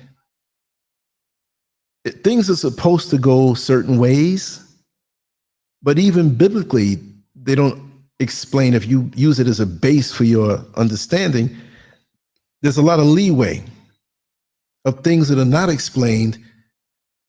And we're in this dimension, we're in this level. There are things vibrating possibly around us that we can't see. And it doesn't mean it has to physically be here, but I do think that the different levels are overlapping like a sandwich. You know, it doesn't mean from what we can comprehend, oh, heaven is up in the sky. No.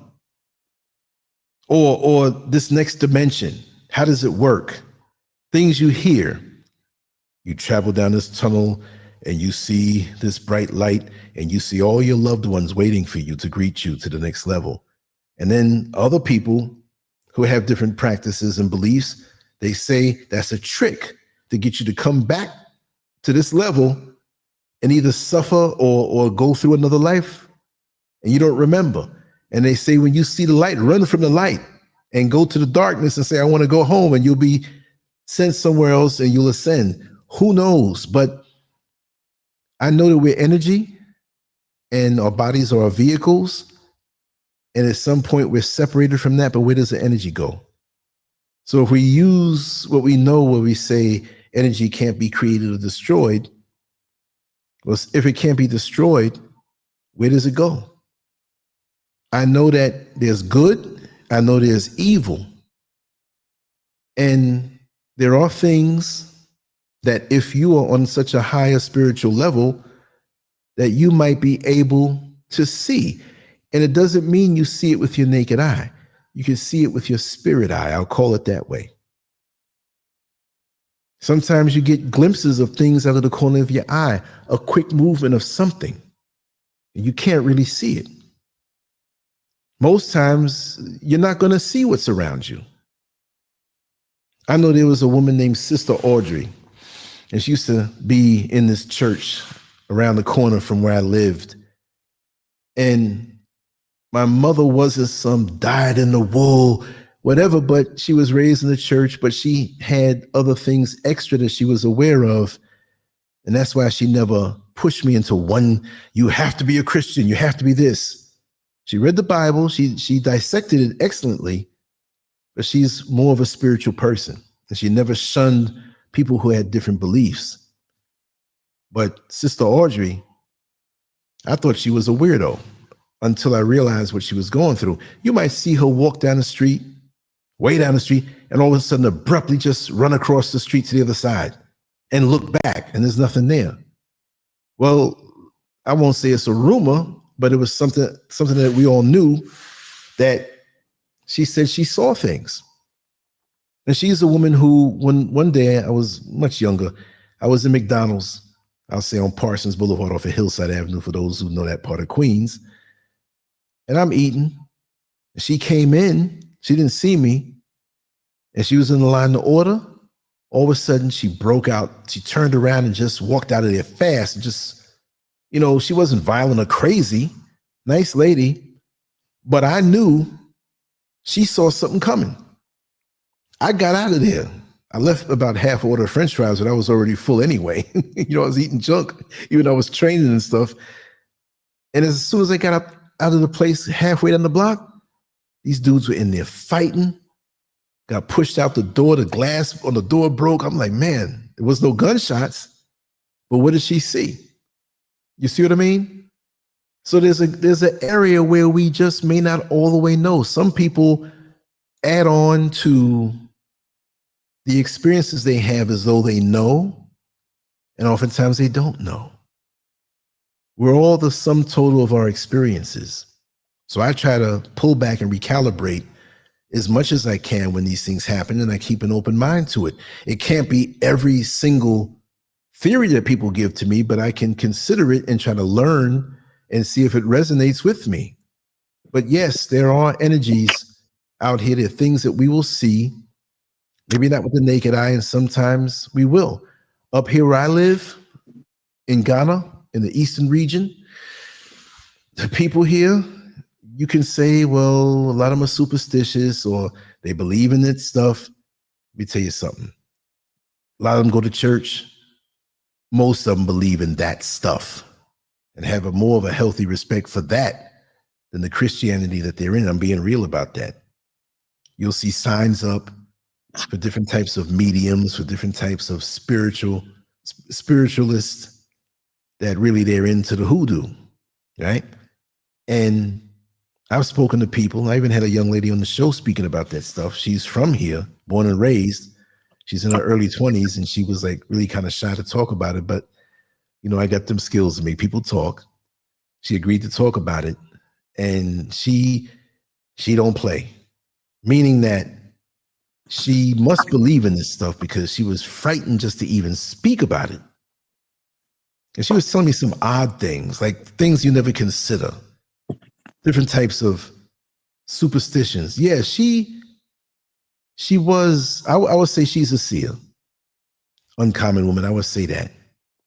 You know, because a little bit of time, because she's down in the crowd, sometimes she'd say, what are you doing? Listen, we get on, she does social media, she does ads for different companies and stuff. And I admire her hustle. But one time she had called me to see if we can meet and do some video stuff. And I said, well, listen, I got to finish washing my clothes. Let me finish before it gets dark and I'll call you back. And so she says, oh my God, no, don't wash your clothes tonight. I'm like, what are you talking about? She says, it's not good to wash your clothes and let it stay out at night to dry because your clothes carry your energy. And there are things out there that can attach themselves to your clothes. And if you get it in the morning, you don't know what's on it. I wouldn't suggest that you put your clothes out to dry. I said, so what happens? You know, I don't question. I just said, so what happens when you wash early and it starts to dry, but then it rains? Are you going to take in wet clothes? She says it's best to do that. Wring them out, put them in a bucket or something, and try again the next day. The other thing about walking out late, you know, because where I am, we have lights. I got a light that we installed in the front, the street light. But going up the mountain to the village, there's certain areas that you're not seeing anything except the lights of the houses that dot the landscape of the mountains around. And your eyes do adjust, especially if you have a full moon or a strong moon. But there's certain parts where it is pitch black. And I found out that there's a man who lives about maybe a quarter of a mile up that dark road in this abandoned house. And they say, and I see him sometimes, and sometimes at night you can hear him screaming, and they say something was done to him on that level. I mean, sometimes all night. He's not speaking English, he's speaking Tree, the native language here. And, you know, what you say, Megan? Well, all my clothes have bad energy then, because I do everything at night.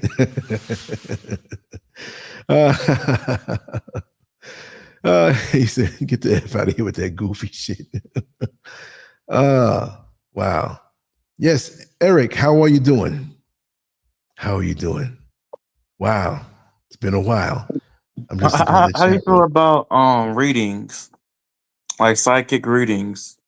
I don't really with that part of it. Like when you start charging or whatever, I mean, Yeah, that's that on command type stuff. That's mm-mm. like it sounds And maybe scammy, a right? Like person it's might be kind of gifted and try to hustle, but when you charge it and come here and I'll read you and look at the lines in your hands, even really and truly, to be honest, I know people who do the tarot cards, even that cards that you just randomly pick and just flip down and you and tell is very creative, you know. And I hate to knock because they're people that I know sincerely that are nice people and we talk, but even with that, you know, picking a physical card to me, it's how you are in your spirit. If you're cleansing yourself of any venom, of any earthly ego, foolishness, jealousy, envy, you know, just worldly, like you don't think of anything else. You just want to get the material stuff. There's nothing wrong with wanting nice things, but we're passing through this level. You see what I mean? And, you know, look, even me, I like nice things. I'm not caught up in the world. Before I moved out to Ghana, I got rid of all my clothes. I wanted to start over anew, and I should have kept some of those things. I had about 3 closets worth of clothes, new stuff with tags on it and everything. I said, it's going to be too hot. It's going to be this. It's going to be that. You know? Yeah, you see? Mad Guns, what he said, never let a witch touch you. And then on other sides, people say witches are misunderstood and all this and all that. But the real ones that I knew were witches, that they didn't know that I knew that they were witches, they were still rooted in the worldly. Some of them still were jealous of people. They had their hang-ups. Like, if you're spiritually ascended, you're beyond this world, more or less. Even me at 62 years old, I never really lusted after the physical things. And I've been around people with mega money, situations, you know, from young. But there's always something about me that I wasn't mad if anybody wanted something nice, and I see nice things. There was a time I wanted nice things more so than now. But as long as I have the home, you know, I can Mrs. Scurv is good and all of that stuff. I'm good you're because at spiritually this particular grounded. chronological age, every day we live, all of us, we're moving closer to transition. So if I'm going to be out of here, let me enjoy the real things. Give me a mango. Give me some sunlight. Give me good health, peace of mind. You know, no mental health issues, vibrating high, thinking good thoughts, creating. Creativity to me is so valuable. I can breathe in so many different ways. We're not talking the physical breath. Do something that will affect people. Put out the good energy, because when you're gone, that's the only receipt of your existence on a higher level that you'll get credit for. And we all make mistakes. We all come up from where we come up, and we all evolve.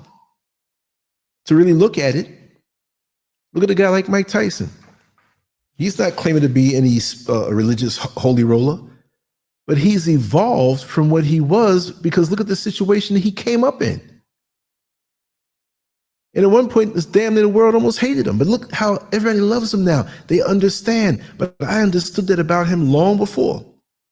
I saw it in him. There's a lot of parallels with me and him, not in the upbringing part, but how I've been misunderstood in different times in my life. And other things are coming out. And I'm still got a lot to work on. You see? But there's a lot of people who masquerade with this thing, and they take advantage of people who can't really see for themselves. Mhm. You know, I was watching this skit, quick, like a minute skit, 90-second skit on YouTube, and I was editing. When I'm editing like videos that I record, I'll scroll through some things as they come, but I don't sit there and let it take me over because I'm one who creates. I want to add stuff on, you know? Oh, most definitely Mad Guns. And whatever you share with me, I'll keep that locked. So it was a blind man at the barbershop. So he said to the barber when it's time to get paid, he says, listen, I trust you. I have these two bills. I have a 20 and I have 100. I'm giving you the 20, but I'm also going to add on something more, maybe through Cash App or something like that, whatever. So he said, take the 20 now and I'll give you more later. So the guy took the 100 thinking he was slick. So somehow the blind man said something to the effect of, because he thought it was a 20, he says, well, just give me back X amount or something. He messed up the guy because the guy was dishonest. He couldn't see, but I got to try to find that skit so you can see how the guy, his greed messed him up, because the guy thought that he gave him the 20 and he took the 100, and he messed himself up and ended up losing money to give him back. His greed got him. He couldn't do a damn thing. But yeah, there's going to be people who talk about these things, and they're things we're not on that level. We don't know. But that's the beauty of it. You know, and people, what do you mean the beauty of it? We don't know when we're going to leave this earth. That's the beauty of it. So we are forced to, once we come into a realization of how fragile life can be, that we want to make every single day count. Those of us who don't, well, we'll find out. We'll find out. This is no threat to say you're going to go to hell if you don't. No. You know, I mean, I'm a man. I'm married to Mrs. Scurv. But my God, when I go down to a cross, some of these women have some shapes that even other women who are straight are like, oh my God, do you see? I said, yeah, I see that. But it's not done in a certain way. It's just like, wow, did you see that? Just like there was a bush rat in my backyard.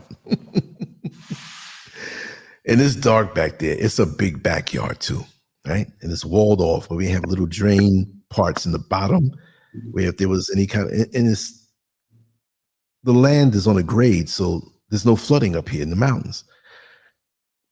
But where my studio is, it's on the bottom floor. This is three-story structure. So lots of times I'm here, I'm like, let me run out the back and take a quick leak real quick. I got lights under the carport, but then there's a part where you're staring off into the bushes and you don't see anything. You got lizards running around. They make a little rustling noise, whatever. But I went out there. I ain't gonna lie. I think I had a t-shirt on and some Crocs, nothing else. So I'm doing my natural thing, taking a leak. All of a sudden, I hear and something running through the bushes, rustling the bushes, huge in the dark. Man, I turned around so fast, it was like I had a water hose trying to water the plants, because I'm running and didn't even cut off the action that I went out there to execute. And I slammed that door. You know, even earlier tonight, as we got dark, I heard the wild pig. I don't know if you ever heard like a wild pig, but some people have it in their yards and they have no walls, no fences, and sometimes they'll walk off somewhere. Around my house is walled up, but they were down way in the back, down where I don't know who owns that property. And they sound, just the sound of it. I may have to Google it and see if I can replicate that sound. It's frightening. It's frightening. But, I like what you Good said grief. about the materialistic thing. I'm Yeah. like that too. I'm more like a I've been looking into this. I mean, I already been practicing it, but like minimalism, being a minimalist, like you don't need a lot of stuff to have a fulfilling life. And I Yes. noticed that, I was never a big materialistic guy. I was more like, if I could get my house paid off, drive a simple car, but I just want to be able to get up, have a wife, children, but I want to draw, do my drawing, my art, work out, and travel the world, man. Just see different people, man. That's all I want to do. I don't care about owning a Mercedes Benz or a BMW. And then when you own them cars, they're not even that good of cars. They break down. They don't. They're the resale value is horrible. I see people try to get all these material things, they're not happy. And it's like you see you but like you were saying, you let go of all that stuff. Like I'm a simple guy right now. I drive a 2007 Honda Accord. I got my apartment. I want to buy a house, but I don't need a big house or anything like that. It's more like the simple things in life that matters. Excellent. No, but you're on the right track. This world, by design, the way it's formulated, it will have you reaching and lusting, not happy with what you have, but always feeling deficient because of what you don't have. And even when you have it, do you have it? You experience it, but it's not something. When people pass away and they know they're about to, they have some type of illness or something, and they have great possessions, and they're so hung up on who's going to get what, and you're not going to get this, and you have no control of that. We built this house. There's going to be people that we don't even know living in it. We'll leave it for those who are after us, but one day there's going to be somebody who buys it, and you know what I mean? Like, the more you can let go is the more that you can live life. The more that things don't trap you, gadgets and status in this world. Like I was telling a person the other day, and they were like, Lance, aren't you upset that YouTube indirectly took your channel down? You had almost 6,000 videos and you were over 100,000, 17,000 or something followers. The very next day after it happened, I just kept posting. I said, because the energy that I threw out into the world is thrown out there. People have benefited from it or laughed at it, or it's still there in their hearts. If they forget me, fine. I'm going to die one day and people will forget me. There'll be people on this earth that never knew me. Die and come back 500 years. So if the goal is to be this person whose name is up in lights and this ego thing and whatever, I don't want it. We're all here right now. Those who are listening to the show, you're here.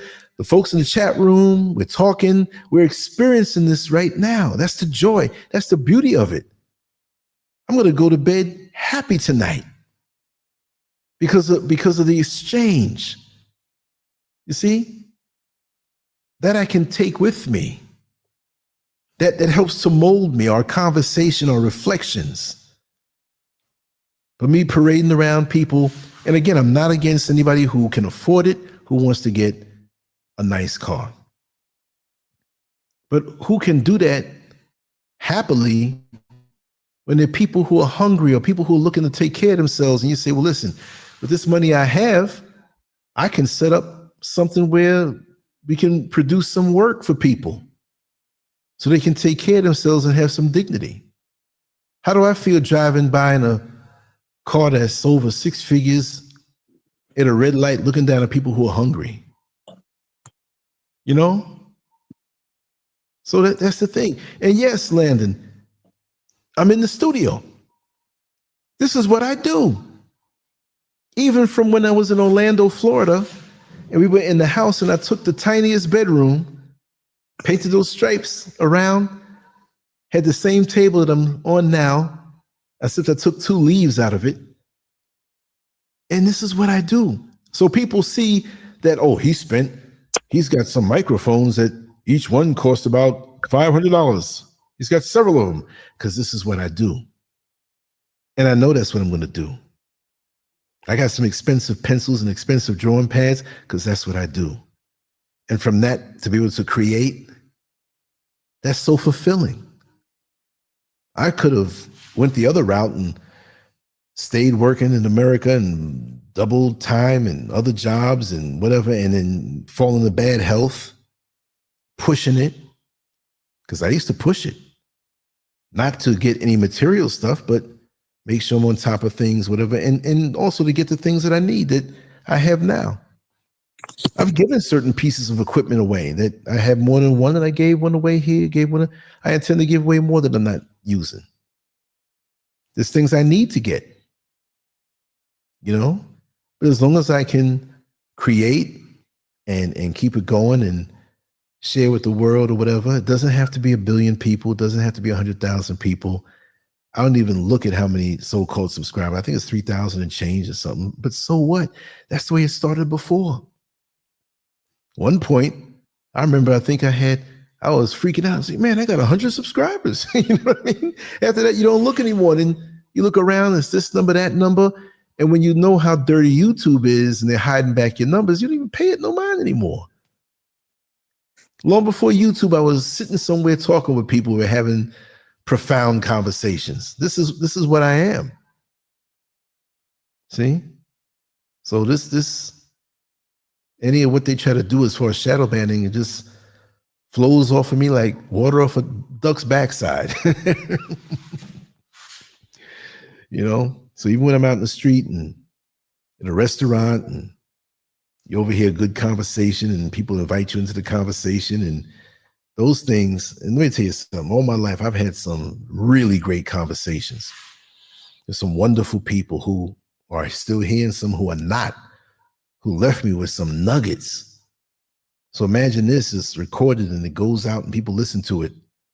You know, and just like we watch old movies with movie stars that were profound in what they did culturally, they weren't sellouts or entertainers or speakers, and you hear what they said and they're gone now and their energy is still affecting you, or people who wrote books from 300 and 400 years ago to let you know what the world was like and what they went through.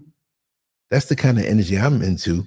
Nobody remembers, well, you know, about 100 years ago, man, you know, like say 200 years go by and they say, man, 150 years ago, man, that guy had a bad car with some rims on it.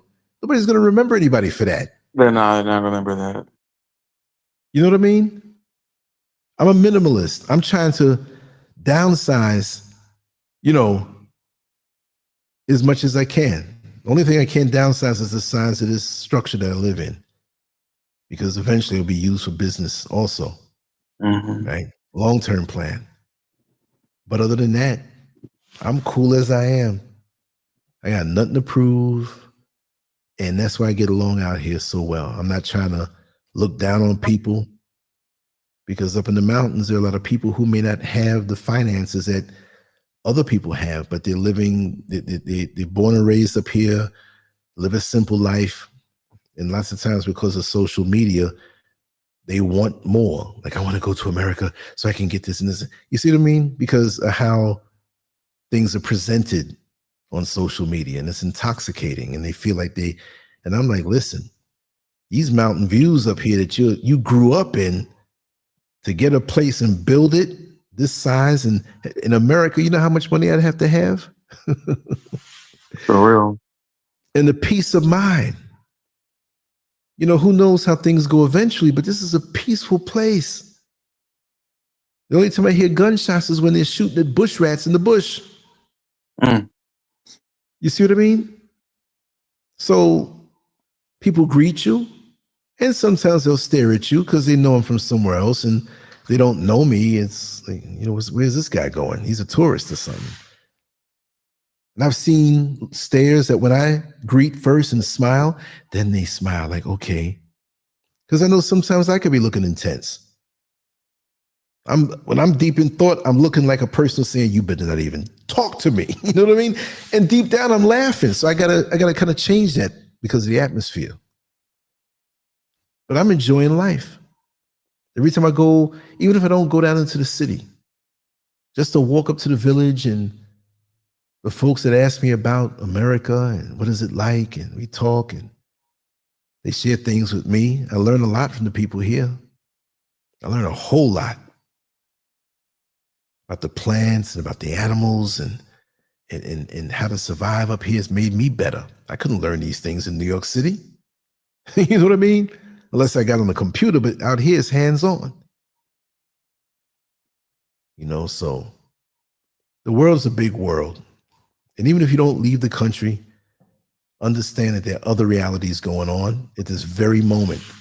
And that's what used to kind of not bug me, but made me feel like not trapped, but I'm sitting here driving a bus in Orlando when I was doing it.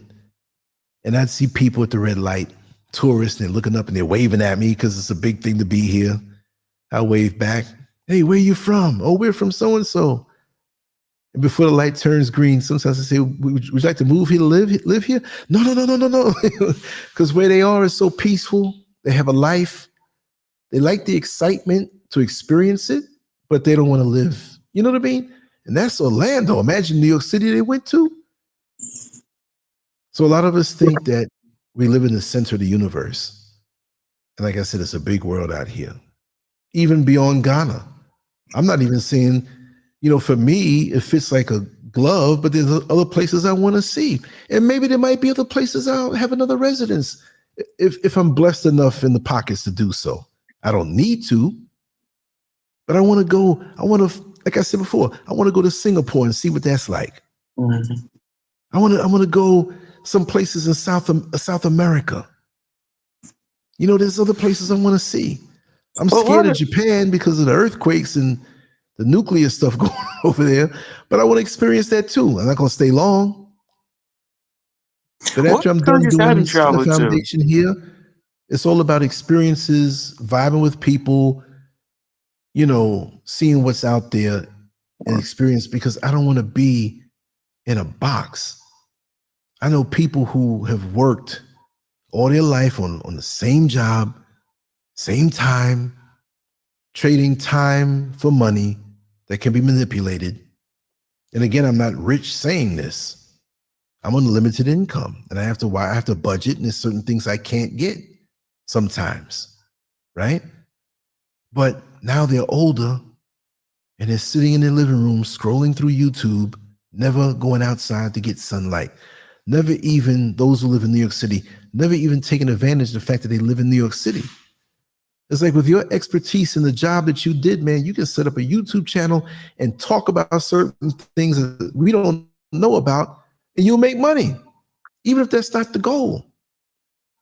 Because the money I make is I don't make money on YouTube. I'll tell you what I make right now. I make about $100 a month. And all of this stuff I put out. You got to put up people who put out less, and they get thousands. But I didn't think about YouTube when I was in elementary school drawing pictures, or drawing when I first got online, or I like to write. I didn't think about that. When I was on Black Planet, I wasn't getting nothing. Right? There was a time when I made more for a short time, blew my mind. That didn't last long. So if anybody thinks I'm lying, I will produce receipts. Hey, Brother Lance, what other countries have you been to? Say it again? What other countries internationally have you been to? No other place than Ghana and Jamaica in America. But really? Oh, you didn't show? Okay, man. I thought you okay. All right. That's it. I'm not a world traveler per se, but I will be traveling more when this home is done and everything's done. And then I'll, on a regular basis, start going to different places of choice. There's a lot of places here on the continent I want to go to. That's intriguing to me. I do want to go to Kenya. Yeah. I do want to go to South Africa and see what it's like down there. People would say, why you want to go down there? You know, racist people. There's a lot of black people down there still. Yeah. And I want to make comparisons. I want to tell people how things are. A dear friend of mine has a travel channel that's doing very well. But I told her today when I was speaking to her, I said, listen, don't worry about me getting on a video with you. She says, why? I said, because I have a reputation for stepping on toes. And if people see you with me, they may look at you bad. So I'm considerate, you know, I don't want to hurt your brand. She's doing extremely well. I'm going to see her this week. We're going to hang out a little bit and compare notes and actually do some videos, but you're not going to see me in her videos. Okay. So I'll promote her in a sideways way. I'm not going to say her name right now, but I'm considerate of that.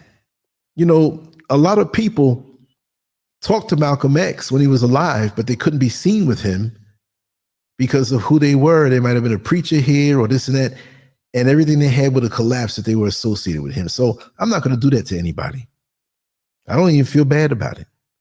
There's a lot of people I've met in mainstream media, maybe an email they sent to me or something, or communication or a word through somebody that, wow, they know who I am. They know what I do. They're like, man, I appreciate you, but I'd love to have you on my show, but I couldn't.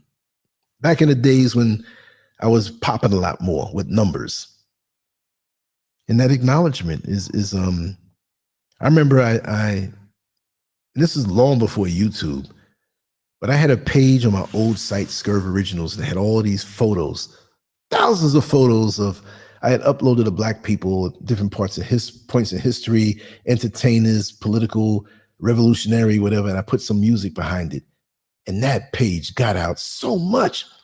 And I had a picture of Frida Payne, the singer, right?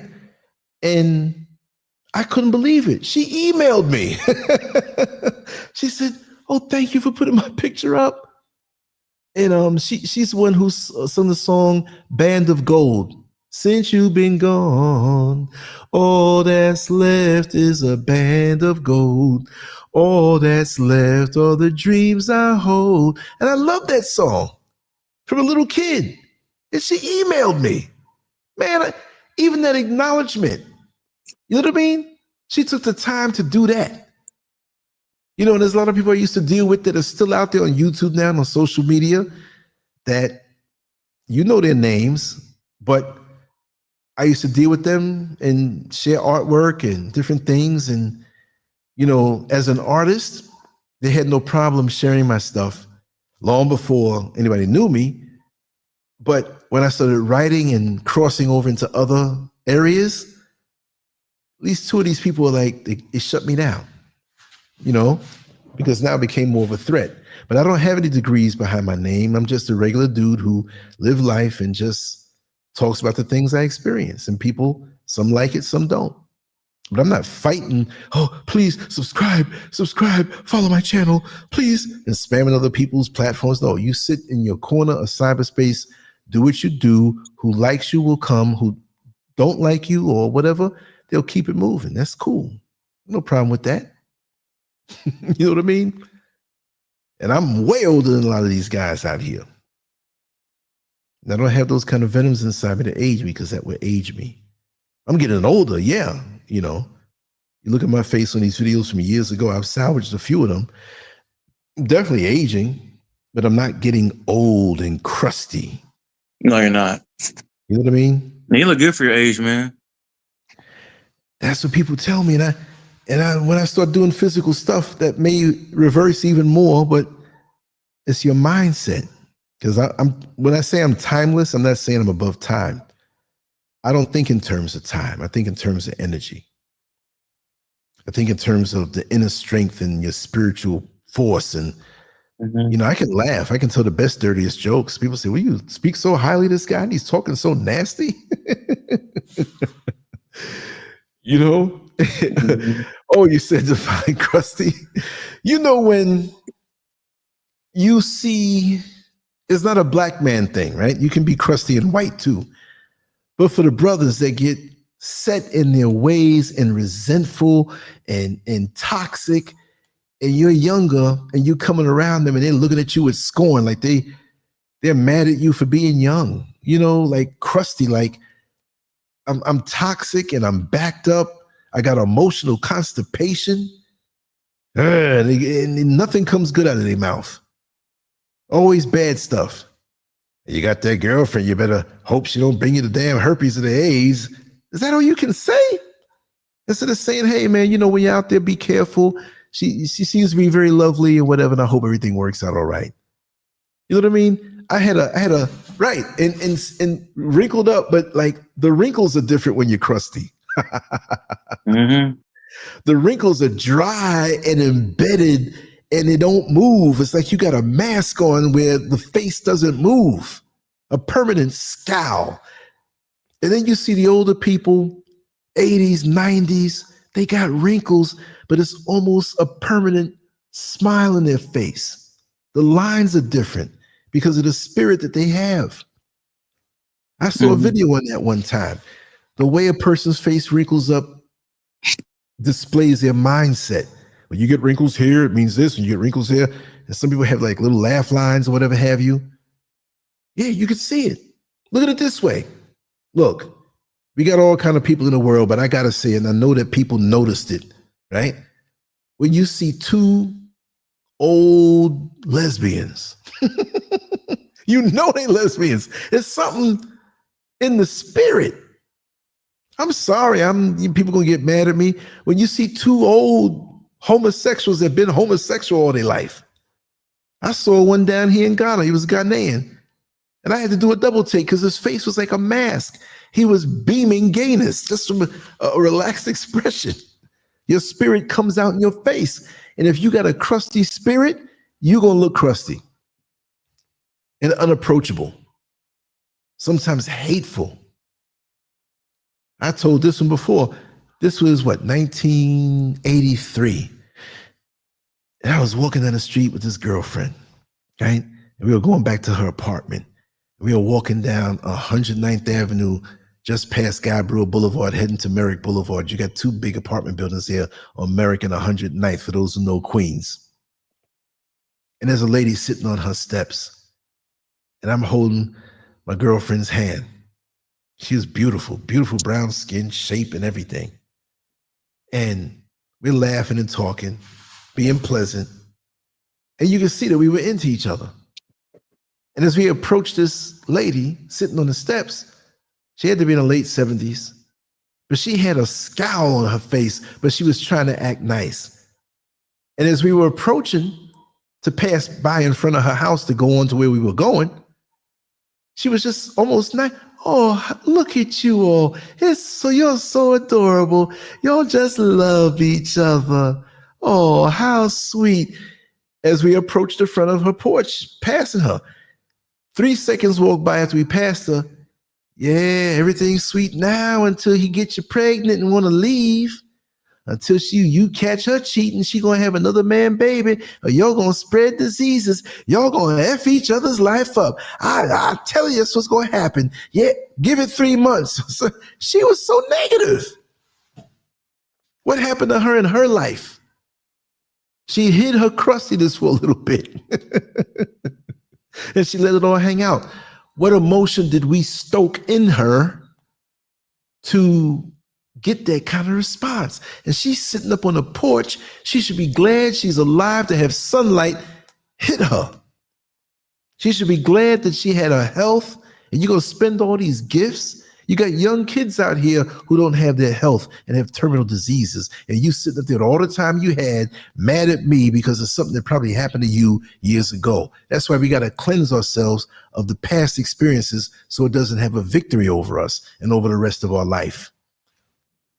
I've been through some stuff, y'all.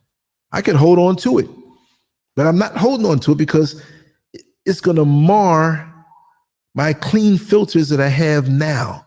I'm not going to let past things like that have the victory over me where all I'm doing is thinking about that and being affected by that. And that's what keeps you young. Even when, if and when I get to look old, the spirit of youth or cleanliness, keeping your filters clean, keep you from getting crusty. See, we're all going to get old, but we don't have to get wrinkled up and crusty. See, there's some women that I know. There's a lady who lives out here in Ghana now. She's 73, 74 years old. We met at a restaurant in the Accra Mall. and we spotted each other. And I knew she was a New Yorker by the way she was talking. The same with me. We exchanged numbers. She's heading over this particular group of diasporans who come to Ghana. And she was with her daughter and her son-in-law. And we've been talking every day. And she's beautiful, physically beautiful because of her spirit. How she eats, how she thinks, how she budgets her energy. And she lives way out, about 4 hours away. I mean, there's certain places up there where you get off out of a vehicle, you got to walk up the side of a mountain to get to your house. I'm like, what made you go way up there? But she's not old. And I'm not saying this in some physical attraction or sexual attraction, but she's more attractive than a lot of women who are 25 years old. And she's coming up on 75, 74. 50 years difference, but she glows and speaks wisdom, not even trying. You see what I mean? You're a powerful man there, man, Guns. Exactly. You always trigger me off in a good way. For real. You've been responsible for a lot of long shows where the things that you trigger me in a good way with. Because this part wasn't even scripted, right? This wasn't even the topic. But, after I cover the topic, I'll go and, we'll flow. It's funny because I'm 5 hours ahead of the East Coast of the United States. So it was 1:46 for me, and I got up early today, and tonight I was like, oh man, I got to do something for the day. I put up something early and short. I said, but I want to go live. And I started feeling it. I said, nah. So I still put it together. I was considering doing it early tomorrow, or not as early because it would be too early for everybody on the East Coast in America. But the energy came, and I'm glad. So that's why you have to move forward with confidence sometime. Even when you feel you don't have it, move forward and make it happen anyway. There's good stuff that can happen from that kind of communication. Wise man, don't let me overtalk you, brother. If there's anything you want to say, come on in. Yo, I'm still here, man. I'm letting you talk, man. Yeah, man. Just a lot of stuff going on, man. Yeah, Ghana, man. I can't wait to head there. I know it's expensive, but I will go in December. I'm on this workers' comp right now. I was attacked at work. I can't get anything right now but workers' comp. I'm gonna find a way to get down there one day, man. I By can't all wait to go means, visit. brother, it's going to happen. Yeah, it just takes time. It took you finally got there in what 2000 something. That's the first time you visit. So it takes time. It sucks because I see these guys in their 20s, man, and 30s traveling the world, man, and going to Kenya, Africa, and South Africa, going to Colombia, and I'm like, man, they got the life, man. What are they doing to do that? Oh, when am I going to do it? Oh, as soon, like I said, it's within a year. Get to a certain point with certain things financially, and then I'm going to meter it out, and then I'm going to do it. Dude, and man. A lot of times I might not announce it. I may do it, record everything like you're there, and then when I come back, I got to think about announcing when I'm going to travel. There are a lot of haters, governmental haters, powers that be, and the governments, these shadow governments, if they don't like you, even if you think you small, you might be affecting more people. They'll take down a whole plane just to get at you. You know what I mean? I don't think I'm that important like that, but I'm not risking it. A lot of things I've seen and been privy to. So when I do, I'm going to do it. I'm going to document everything, record everything, talking to people. It's going to be crazy because when I hit a different country, I'm going to really be buck wild. I don't mean wild in a wild way, but just like bold and just talking and having fun.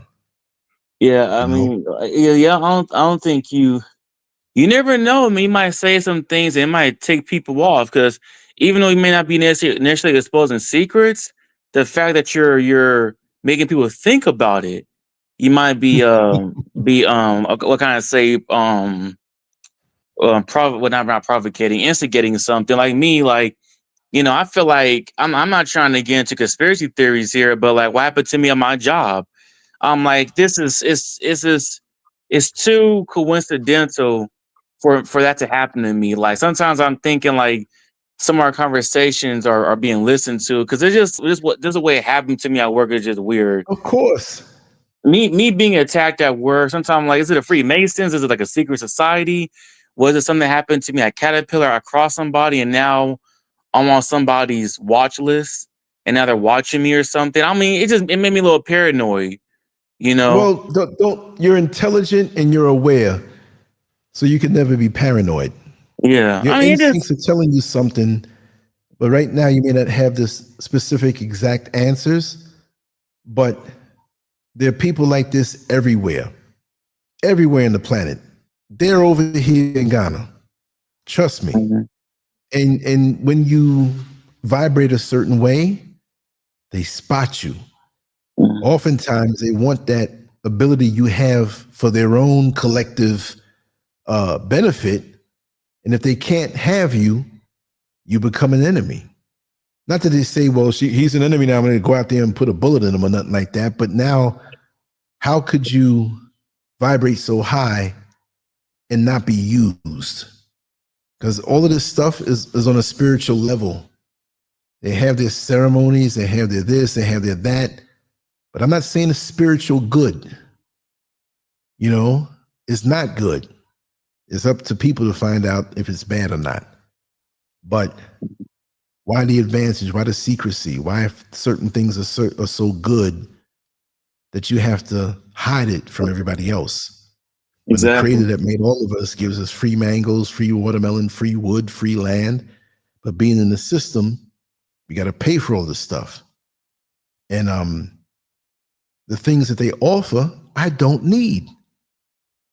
I don't have that insecurity where, oh, I got to be a part of this group so I can. And there's a lot of them that will openly speak against them, but that's part of the plan. Good cop, Mhm. bad cop. Rouse you up to say something so they can identify what you're all about. Mhm. And you'll find you're isolated and, not getting the breaks and different things that come so easily to others who are associated with certain things. Mhm. Because to me, ultimately, it's evil. It is. Yeah, it is. I mean, it's just a coincidence that I'm working security on August 10th, 2025. I'm sent to. I'm gonna name some names. I don't care. I'm gonna just name some names. I'm still angry about it. I didn't tell you exactly what happened to me. I was attacked by a motorist. I crashed into a trailer home. My hand was sliced, lacerated, my shoulders messed up. I'm still receiving workers' comp, but I'm about to start naming some names because I don't care. Because they didn't Mm-hmm. catch the guy they didn't catch the person that did this to me, that chased me down off their property. They didn't do anything for me. The police officers didn't do anything. That's why I'm like, is it a secret society? Is it some kind of fraternal order? Did I say something and now someone got me on a watch list? And I was listening to that gang stalking video you had, and you're talking to that gentleman on there, and he said how they gotta do like a year of investigation on you, and then that's when they start doing what they're gonna do there with their operation. I mean, I can't. Maybe it's just Mm-hmm. a coincidence that I was watching a property. Somebody ran the fence. They started doing burnouts. I took a picture of license plate, and they chased me down off the property, and they rammed me, and I am going through a freaking fence and hit a trailer home, almost died.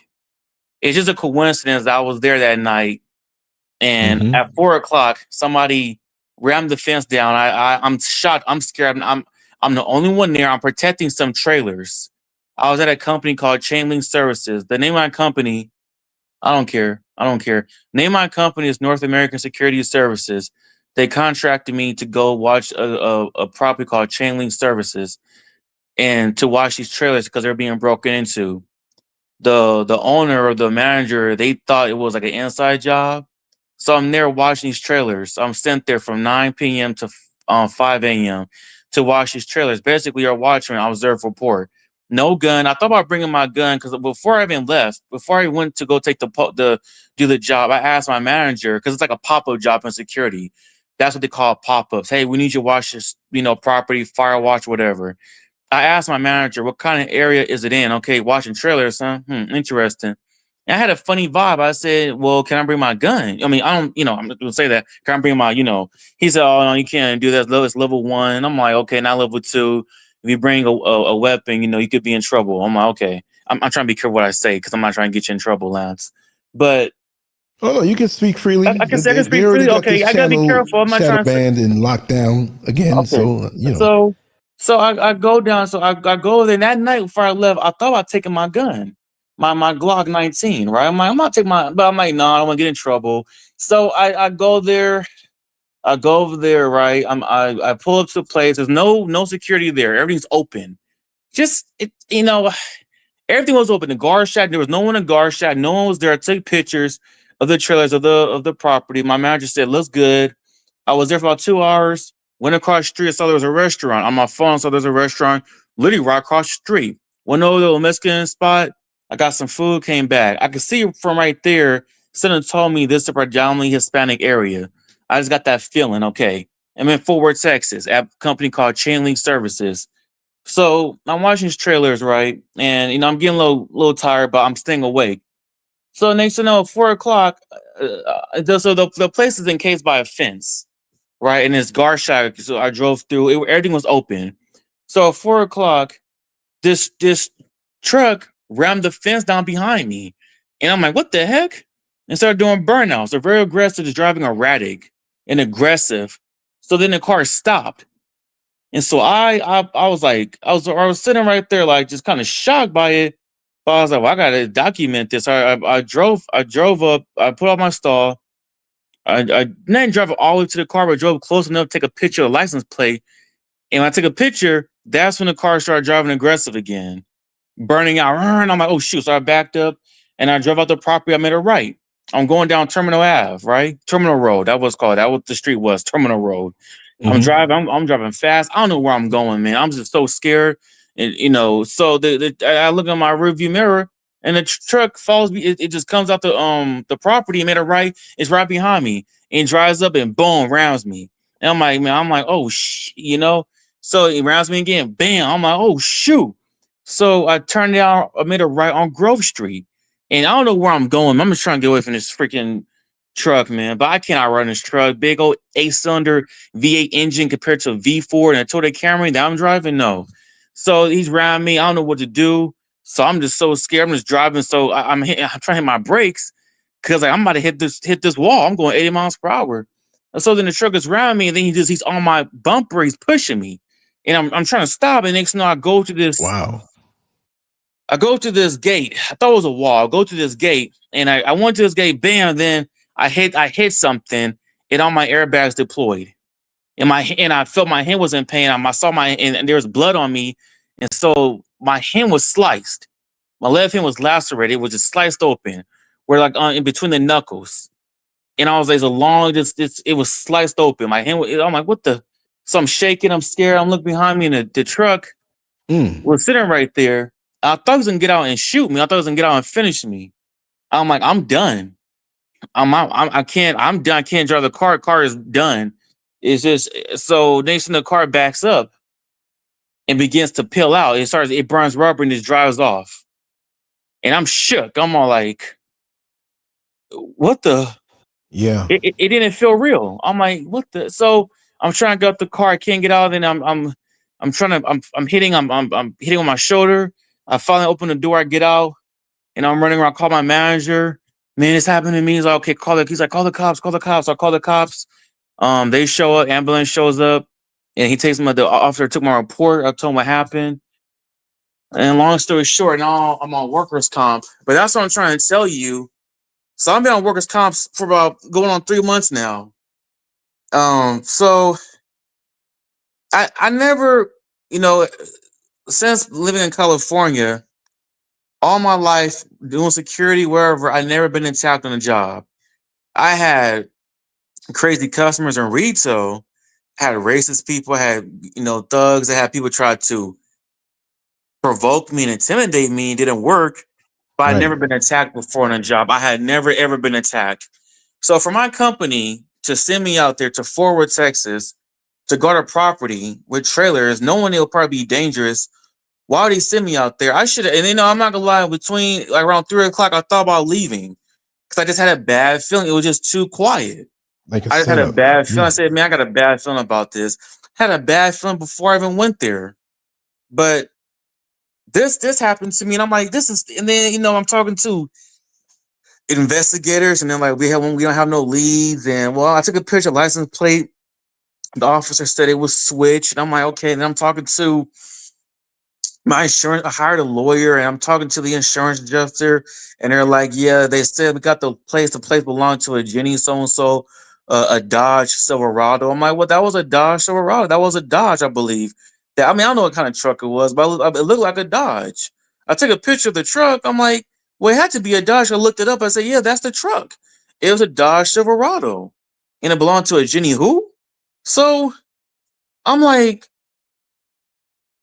that. It was just something really weird. I'm like, yeah, that's what I was thinking. Okay, I can't be a conspiracy theorist. I've never been attacked like that. How come the police officers are not doing their job? They're not investigating. If it's fake license plate, there was no cameras on the property. He's trying to say no, there was no cameras. And I started thinking, was it a setup?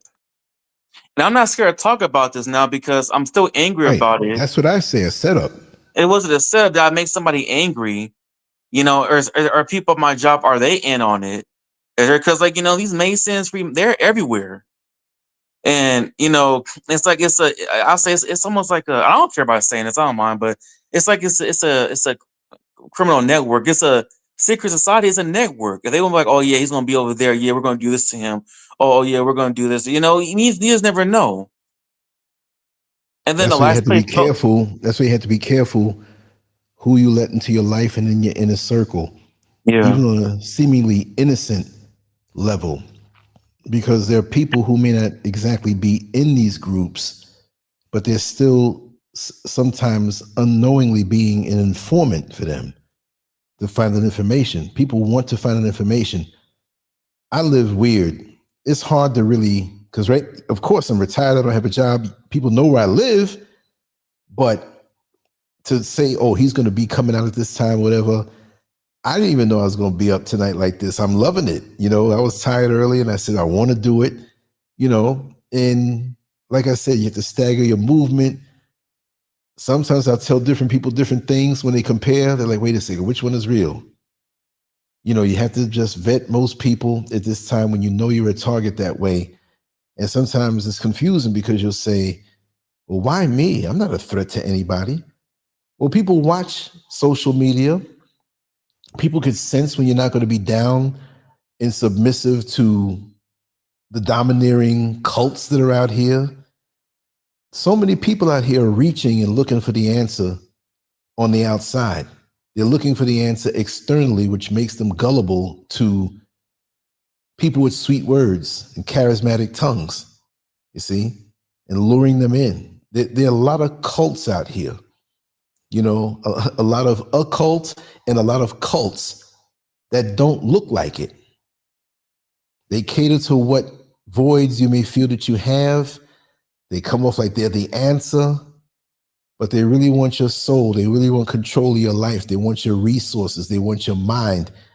When you realize how powerful you are, right? And this is not an ego thing to say you are powerful without. No, there's a creator. And when you reflect that light to the world, you're powerful. And that shows others up. Sometimes I'm out here in the mountains and I look up, I go out in the back on the balcony, and I'm like, man, it's almost like daylight out here. What's going on? It's the moon reflecting the light of the sun.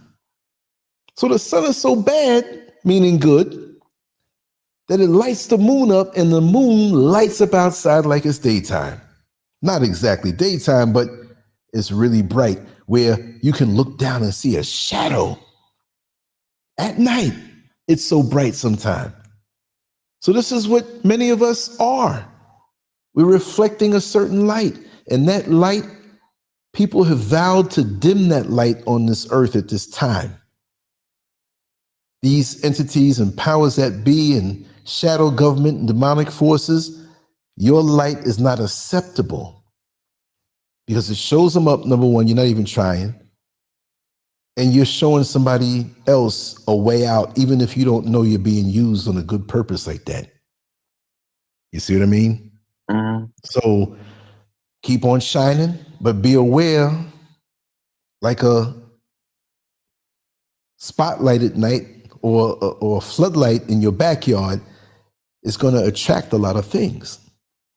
You walking in your backyard or you walking through the forest in the daytime, nothing's around, but let it come out at night and you see all those things that are looking at you in the daytime, but they're quiet. You see? And go with your gut, like it was spoken in the chat room. Go with your gut. Yeah. The so-called lowly animals out in the so-called wild, they live in a very organized atmosphere. And they have instincts and they have ways of protecting themselves.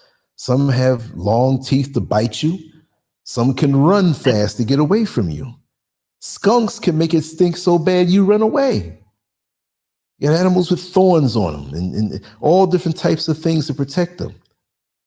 And if all of these animals are on point, they're not going to be a victim of the food chain. We only get got, like they say in Florida, don't get got. We only get got when we're off our instincts and our gut and our awareness. As long as we stick with that and not let the human side get to us, you know, we're men. Man, that girl is gorgeous. She invited me over to her apartment. And another side says, something's not right with this. Don't let the physical side rule you because you might be walking into a trap. See? So when you're ruled by that inner strength, because that's where it comes from.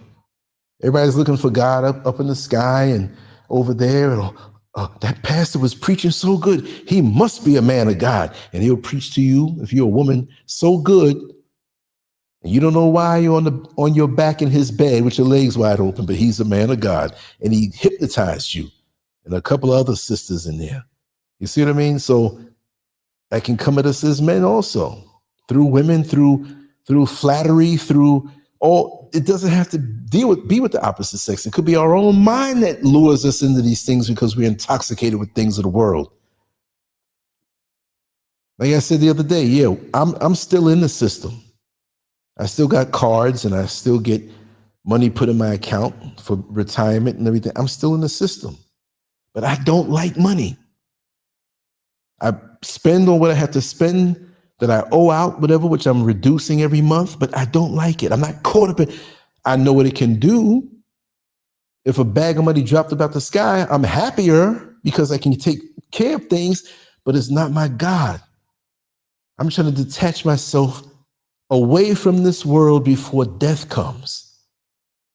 See, we're all going to pass away, but if you can be free of the system, and conquer that and your connection to that and your need to be up in that. I'm not saying you have that. Then you won. Then you're in bliss. Then you're happy. Happier. Really living. See? Not just alive. With the pressure on your shoulder. Oh, I got to go over. I got to get this. And we're all under pressure. Oh, I got to buy the new outfit. Everybody else, my clothes looking raggedy. Oh, nope. Got to get a better car because this car is getting old, but it's never giving you problems. Why you have to go change it for? Why are we so subservient? Because like an article that I wrote earlier, from school, the rat race begins in our mind. We're taught to obey and seek approval from the teacher and validation, and then we get into jobs. It's the same thing. Alarm clock goes off. Got to get to the job. Well, in the system, you have to work. You have to earn. But don't let it have you thinking that this is the only way. You almost got to be like Kunta Kinte in Roots. You on the plantation, but you steady planning how you're going to get out. And it's not just a one-shot deal. It can be gradual. Even with me and Mrs. Scurv, we're over here, but most people who are here are trapped in the system. But it's a different atmosphere.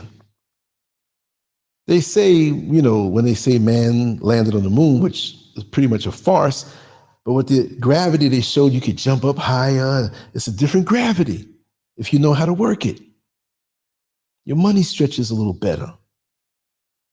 But you can still lack discipline and make yourself broke and destitute out here, which many people do. They think it's so easy. It's easier if you're shrewd. Why would I go buy a property down in Accra in the busy areas that look like New York City? It's just as expensive as New York City. The sharks are here, ready to take advantage of you. They'll market, no, you're motherland. They ain't trying to get your money. It's cheaper to come way up in the mountains. I can deal with the lack of certain services that I can provide for myself in time as I continue to build and flourish everything and embellish. You have to be shrewd anywhere you go. If you walk away from a house, no matter where it is, and you don't maintain it, it's going to disintegrate. It's going to degrade. The trees that are not like in 6 months.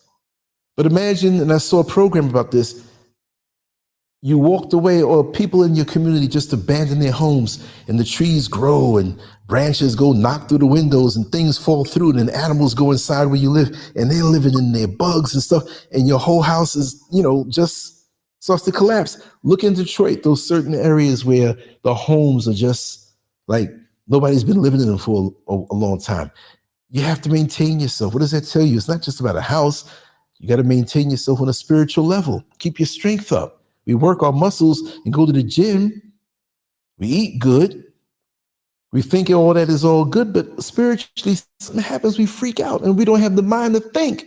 You got to be sharper than your swords when there's no battle. You got to be. That's the time you sharpen your sword. You don't wait till the enemy's coming off on the mountain. Oh, I spot the enemy coming. Let's start sharpening our swords. They're dull. It's too late. You're not going to have it sharp. It's when things are good and things are peaceful within your life that you prepare your mind, your body, your soul, your spirit for the battles that might come. So as soon as they appear, you're ready. As soon as they appear, you're ready. And you don't have to freak out and you plan. Therefore, you have that insurance going on where if something jumps off, you know what to do. You see? And that goes on all levels, relationships, friendships. Prepare yourself. Hope for the best and prepare for the worst.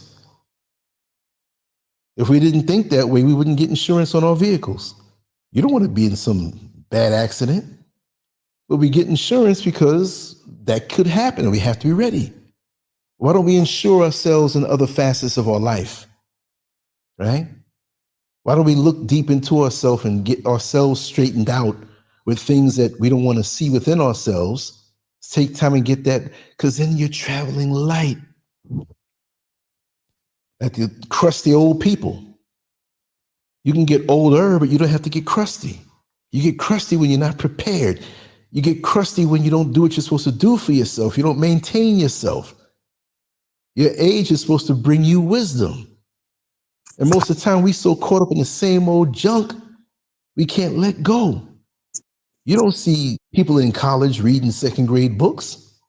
They're on a whole different level. I'm not pro or con against college. We know how that goes. People end up owing a lot of money. You know what I mean? But that's what it is. And you're right, Calamont. It doesn't have to be that high. And they don't want to, even with home insurance, especially like flood insurance in Florida, all this money they're getting. When the payout comes en masse, they don't want to do it. But they're still making the money. Yeah. Man, because he says we're still addressing crusty. I'm here for it. You'll never be crusty, brother. You don't have to worry about that. I'm not saying you are worried about that. I'm just saying that's not going to happen the way you turn over your personal soil and keep yourself to be the best version of yourself with each passing year. That's what that's all about. Asking yourself, how can I get better? How can I get better? What is it about me that I need to discard? What's not useful for me right now? How can I be lighter? You know, sometimes we think we're lighter, and when circumstances happen and stir up the stuff inside of us, we realize that we're clogged up and have a lot of residue, a lot of soot in the bottom of our emotional tanks. And after the situation is over, whatever it may be, you're like, oh man, I'm not as, well off as I thought I was. I remember when I first moved to Orlando, I worked in this mall at night. It was an open mall on International Drive. Oh God, Point Orlando. That's the name of it, right? And it was pretty cool because it never closed. I mean, some of the shops closed, but it was just open. People would walk all through there. You'd have drunks coming out of clubs. People in the parking lot having sex, and I used to bust up a lot of that stuff, right? And I was very honest with the brother, Brother Lee. We met and hit it off. I had an interview with him, and I was very honest with him. I said, listen, this is to hold me down and keep my hands moving until I go through the whole correction process with the background investigation and all of that stuff. And he said, we're looking for somebody long-term, but you're so honest. And we sat there and talked. We were sitting there for like 3 hours talking. The interview was over after 10 minutes, and we just kept talking, and we were talking like the best of buddies. You know what I mean? And we still are that, even though we don't get a chance to talk as much. So as I was walking out, he said, you do know you got the job, right? And I said, I know. We spoke so much on so many different levels. And then my nickname that he gave me, because this was back in early 2001. And, I'm bald and I had that big black coat, which I didn't need in Florida, but it was cool that night because it can get cold sometime down there. And so he started calling me Morpheus. So that was my nickname. All of them started calling me that, so I would joke with them, it's like, I'll show you how deep the rabbit hole goes. So after I stopped working there and I was working the corrections, and then at one point they'd have these like special assignments, and said, Lance, man, you free tonight? Like, yeah, what you want to do? Now, by now I didn't have the certification to be a security dude, but I was in corrections. So that kind of, being law enforcement, that, legitimized me. So I'd work with him. Sometimes they'd have these like really big concerts in one of the places, one of the venues, and it would spill out into, just the whole mall, even after the mall was closed. So here we are doing security and stuff. And there was this Greek star. I forgot her name. She was really big in Greece and with Greek culture. She was big, right? There were so many Greek guys there, Greek women, Greek men. And I found out how much they like to drink, right? So we're chilling, and there were a bunch of us there. We had our little walkie-talkies and stuff. And, I'm over the walkie-talkie telling jokes with some of the people. I'm like, look at this guy over here, So at one point, we had to let these guys know there's certain areas you can't smoke in. And so one of the other guy's name, his name was Lance. And man, got a Lance unit, right? Wow. Yeah, so he was smoking, and the guy named Lance went over to him and said, listen, and it was like the third time he told him. He was trying to hold the cigarette down. He said, listen, I got to tell you, man, you cannot do this. We're going to have to move you out of here.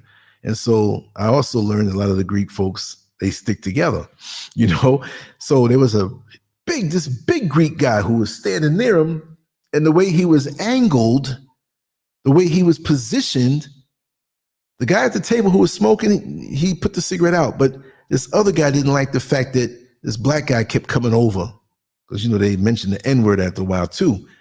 So he's standing there and he was bladed off. His feet were positioned. He was drunk, and he was bigger than this guy named Lance. He was bigger than me.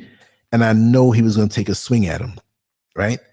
So I got behind him. He didn't take a swing yet. I had no reason to knock him down or grab him, which the guy was big and strong. So I didn't want to initiate anything. I'd rather be a counterpuncher in this situation to do something against what he's doing. Because if he makes a move first, then I know what to do. So I stood in a way where my hand was near his right hand. His right hand was behind him and he was standing sideways. So I knew he was going to try to hit him with the right. So I had my right hand behind him. I'm behind him and to the side where he can't see me. So the minute he clenched up his fist and started to take a swing, I got my arm locked in with his arm, like the barrel of monkeys. Remember the barrel of monkeys where you have to hook the arm under and pick up the other monkey? And when he did that, I yanked back on him and he fell back. And he fell back and kind of flipped and he landed on his stomach.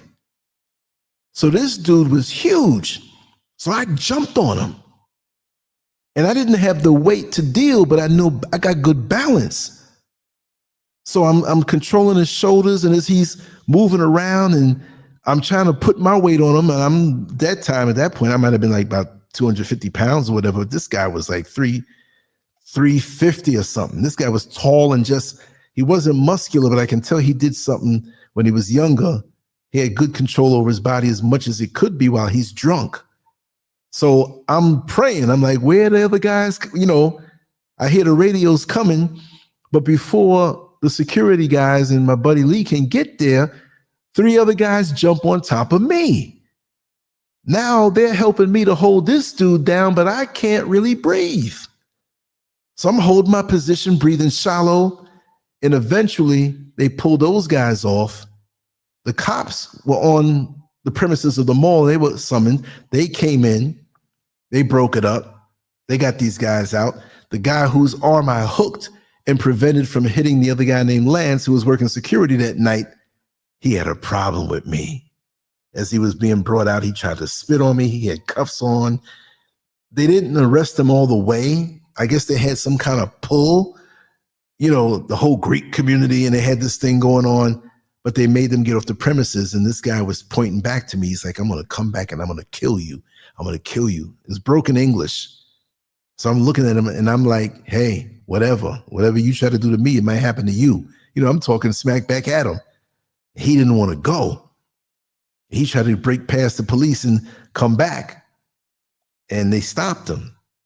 But I guess he was so drunk he got home and fell asleep and forgot all about it. But, saying all that to say this, you just have to be aware what's around you and be ready to act, whether it doesn't have to be a physical altercation you're stopping, but it's just spiritual stuff. People sinking their claws into you, getting information from you so they can use it against you later on. Sometimes when you go to a new job and everybody acts friendly, welcome aboard, you're part of the family, we're a team here, we're a family here. We're not like other places. And you buy into that, you better be careful what you tell them, because most people who are in new situations, no matter what it may be, it could be a church, it could be a job, it could be a neighborhood, it could be a new circle of friends that you're friends with one of the people real good, but now you're getting to meet the other people that they know. And we give up too much information too fast. You see what I mean? Trying to be cool, trying to fit in. Oh, well, where do you live? And if you live maybe in a place that's considered the hood, they're gonna typecast you. They're gonna label you. If you live in a place where it's exclusive and it seems that you need to have a lot of money to live there, they're gonna try to dig deeper. Like, well, how do they live there? And they're making this salary. You know what I mean? How many kids do you have? Or they may send somebody else around to find out if you're married or not. Just all kind of stuff. I remember when I was working in corrections and I ran into a young lady who I worked with, and she did have a crush on me. So we shopped together. Another coworker came and saw us in the aisle. And by the time I got back to work on that, what days did I have off? I forgot, but my Monday, the whole jail. Oh, you screwing so-and-so. You know what I mean? In the supermarket, just because you saw, yeah. What if I saw a gay dude that worked at the jail in the supermarket? I'm gay now? Man, that gossiping is ridiculous, incorrect. In any job, it's like I'm so careful about who I make friends with. I don't trust nobody at work. When I was working at FedEx, I didn't hang out. Only person I hung out was not hung out. I met on the outside was my coworker. She needed help moving from her apartment into her friend's house. That was it. Right. And then she was gossiping about people, and I'm like, dang. I'm like, oh yeah, yeah, yeah. So you know, I'll never do this again, man. But you gotta be so careful at work. Yes. Especially jobs like that where people sit around. They're not, see, people on the outside, jails might be a little more busy than prisons in a way because of the turnover rate. But still, when people watch these shows on cable TV or these prison shows, they're not going to show you how it really is. Yes, all of the things that you see can happen, but most of the time, 95% of the time, it's quiet and just routine And boring. and boring. And that sets the stage.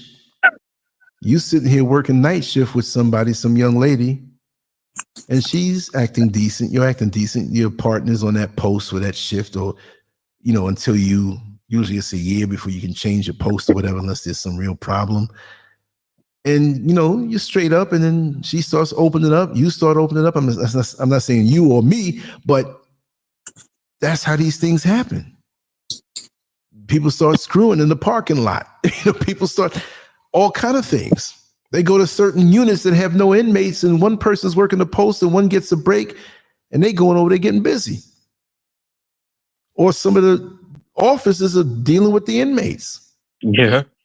Some of the male offices with the female offices and inmates, and the male offices with some of the male offices and the male inmates. Wow, and man. the females Yeah. the same way.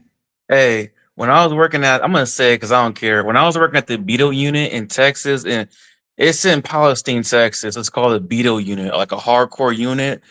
I gotta be careful what I say, but it said when I was working on the X-wing and I was working in restrictive.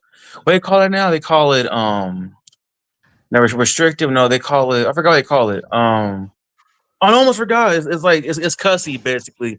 It's restrictive custody. So when I was working in AdSeg, that what they call it, AdSeg. I was working at AdSeg. They one of the ladies told me, she's all like, something happened. We were talking, and she was there a lot longer than me. She's been there for like 10 years. But she said, hey, don't ever say nothing will happen. We had a sergeant giving fellatio to inmates. I said, get out of here. What? She said, yes. I'm like, whoa. Mm-hmm. Whoa. Giving what? Yep. A sergeant giving fellatio to inmates. I'm like, no. And that's the thing about corrections too, man. It's wild. It's like it changes. It's a wild world, man. It's like the way they talk. It's It's so different. vulgar. It's It's vulgar different. as hell, man. You It's curse a different. lot. You curse a lot. You do some. You see some wild stuff, man. Yep.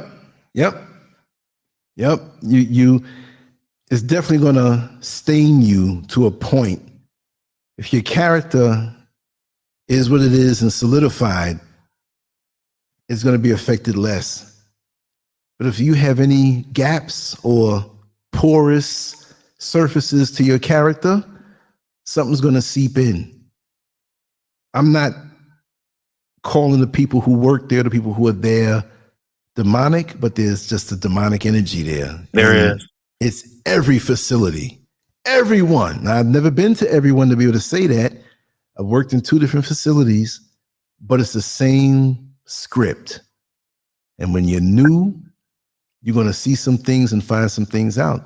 Yeah, there was a male officer that I knew that was taking inmates to the nurse, and he was working along with the nurse where she verified paperwork that this inmate was supposed to go there, but they never made it there.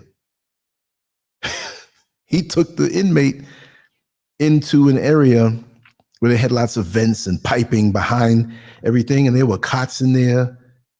There were places to lay down and and he was screwing around with the a male officer screwing around with some of the male inmates. No. Oh my. I believe it. Oh I yeah, just. no. I And I believe knew it. him well. And I'm gonna tell you something. Aside from that, he looked out for me in ways he didn't have to look out. It's a white dude, you know, and everybody knew to a point, but he wasn't. That was one side of him, but he did not have the venom that many others did. You know what I mean? That was his thing. I don't know why he wanted to keep giving me that TMI, too much information, because he was a comedian too, and he got me a lot of overtime in other areas. He told me the deal about a lot of people who worked there who looked like me. At first, I'm thinking like, does he hate black folks? Because that's the most of who was working in there. But he was a realist, but he had his side where he was taking these dudes and sucking them off and hitting them in the back and all that. Yeah. I believe. Hey, can I ask you something? Anything, brother. We should have some really long discussions, and this is gonna go to a secret society, you know. So, you know, corrections, law enforcement, same thing basically. They're all tied in. They're all tied in. So they're Freemasons. You know, a lot of officers are part of that Masonic stuff. They're free. So do you know any like CEOs that were part of that as well? No. Say it again. It's a little echo on my side because of my Did you know any CEOs, people that you worked with, other officers that were part of that fraternity? Yes. They didn't always reveal it. Yeah. Some wore the rings proudly. A lot of them kept it hidden. But I found out, you know, and it went across the board. The groupings of them, you know, who hung out with each other out of the facility, not just because of that, but there was just a certain barrier you couldn't pierce. Not that I was trying to push myself upon these people. I got along. People saw I was drawing pictures when I was in there of inmates and other supervisors, and they loved it. I'm telling jokes in the control room. You know what I mean? They loved all of that. You know, so on the surface level, we got along, and I kept it that way. That was actually my defense when I was working with the inmates, was humor and storytelling. I became valuable to them because when I'm in the day room with them, they ask me questions and I'm making them crack up. I'm helping them to escape the stress. I had very few incidents in my units when I worked them. And lots of times, even before I leave, they let me know, listen, Scurv, because that's where a lot of people that started in the 70s with a gym teacher. He used to call me Super Scurv because I used to do crazy stuff in the gym and always be strong and athletic. But they started calling me Scurv again in the jail because my last name is Scurvin, but they started calling me Scurv, right? So, hey, Scurv, something might jump off, but we're going to wait till your day off. And there's a lot of crooked things that were going on in there. And I had a lot of haters who were officers also because I got along. I wasn't trying to be anybody's friend, but I gave respect and I got respect. A lot of white supremacist groups that are there working, and we knew it. Higher ups, others were there. A lot of them retired, but that's there. And you had black supervisors who, they weren't down with that. Some, they would tap dance for that. A lot of them didn't like me because they saw stuff I was doing online at the early stages of the things that I wrote. I didn't know nothing about a video back then. How do they find your information? How do they find you like that? Say it again? How do they find your stuff online? Oh, they saw me drawing. Somebody saw something. They saw the website, and it just circulated like crazy. Man, that sucks, bro. Yeah. That sucks because now they can harass you. Then I'm sorry that happened to you, man. That's just your private stuff you try and keep to yourself, man. That's unfortunate. It never leaked into me as a professional. The only thing, my drawings that I would keep with me, that when I was working the night shift, it was no problem as long as you did your checks. Some guys are playing cards, some guys go on a computer, and that's what it was. Y'all had computers? Oh yeah, back then, yes. I mean, we didn't have computers, man. Texas sucked, man. Yeah. Well, y'all can go on computers. That's cool. Iveriani, I see you. This But is strange to me. We're not friends like that. Shaking my head. but let me ask you something about the demonic energy Freemasons. I want to know something. So Hmm. I knew one guy in my academy. He was a Freemason. Obviously, I saw his ring. He sat right next to me. I look at my peripheral. I see that freaking G compass stuff. I'm like, oh god, this dude. So I'm like, okay, I see the G compass. I'm like, oh my god, he's one of these guys. And I knew, I just have something come on go with well, not go with your gut. It's more like street smart. It's like, oh, my dad's a Mason, so maybe he called someone and say, yeah, he's gonna be over there. I want y'all to take care. I want y'all to put him on. Because now I'm not gonna lie, my dad's in that. I'm just gonna say it's no secret. My dad's a part of that. Right. And I mean, I'm gonna say it because no one's gonna listen to this. I mean, if they find out, so what? It's out there. He's trying to recruit me into that. And Right. I'm like, Dad, no, thank you. I'm not interested. He's Right. been doing it Right. since the Right. 90s. He's been doing it forever. I'm like, Dad, I'm not interested. He keeps on trying to influence me, and I love him, but I'm not interested. So, Right. I understand. he was trying to get me. So I gotta be careful. I'm not trying to go too far into it, but he's trying to get me to do it. So I went to corrections. I was going to go into the academy. I saw this guy next to me. He was running a G compass. I'm like, oh, you're into that Masonic stuff. And yeah, we have a lodge out here. What kind of lodges? These all this large number, so and so. I'm like, okay, that's cool. Yeah, I know somebody too who's into that stuff, right? I'm okay. Mhm. So I'm in class, and he's because I wear a bald head, so I got a bald head myself. So I wear a bald head sometimes, right? So he's Right. poking fun my bald head, and it's kind of like it's almost like hazing, but he's kind of poking fun my bald head and stuff. And then and then so he got everyone's kind of poke fun at me. I'm like, whatever. But other than that, it was all fun and games. So, Hmm. but then I know there was times where I would sit right, I'll be kind of like standing and we'll be waiting for the next instruction. He'll be kind of walking up to me kind of weird, looking at me. He give me like weird head nods. And I'm like, what the heck? I'm like, okay, what's up, right? So after all that's done, right? He was a cool guy, but I knew what was going on. So okay, so in long story short, right? So we get into we're working the corrections. I see him with this unit called the micro unit. It's right Hmm. across from the Coalfield unit in Palestine, right, East Texas. So I see he's working there. I'm like, oh, you work here? Yeah, I work here. You should come and transfer here. I got a place you can stay at. I'm like, oh no. So I'm like, oh, I think about it, right? Right. So here's the thing. Here's what I want to really ask you about. It's so secret society stuff. And I kind of found out what they do, and I don't mind talking about it.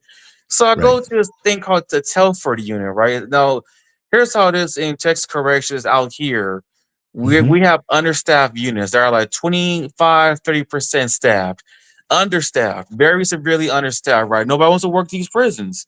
So they had us go to this one Telford. It said twice. It said once a year for 2 weeks, you have to go to Telford. You Hmm. have to make sure that unit is we have to make sure it's operating correctly. We have to make sure it's properly staffed. So it'd be nice if you could transfer out there because they're severely staffed. They need the help.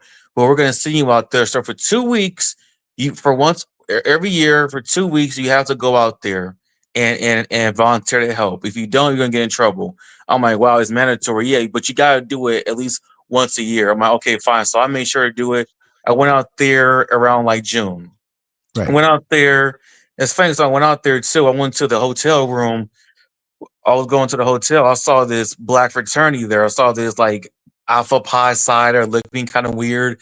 They're looking at me. I'm looking at them like, I don't care who you are. I know what you're about. I don't care, right? They're looking at me weird. And then people just, it's like, it's like secret That's side crap.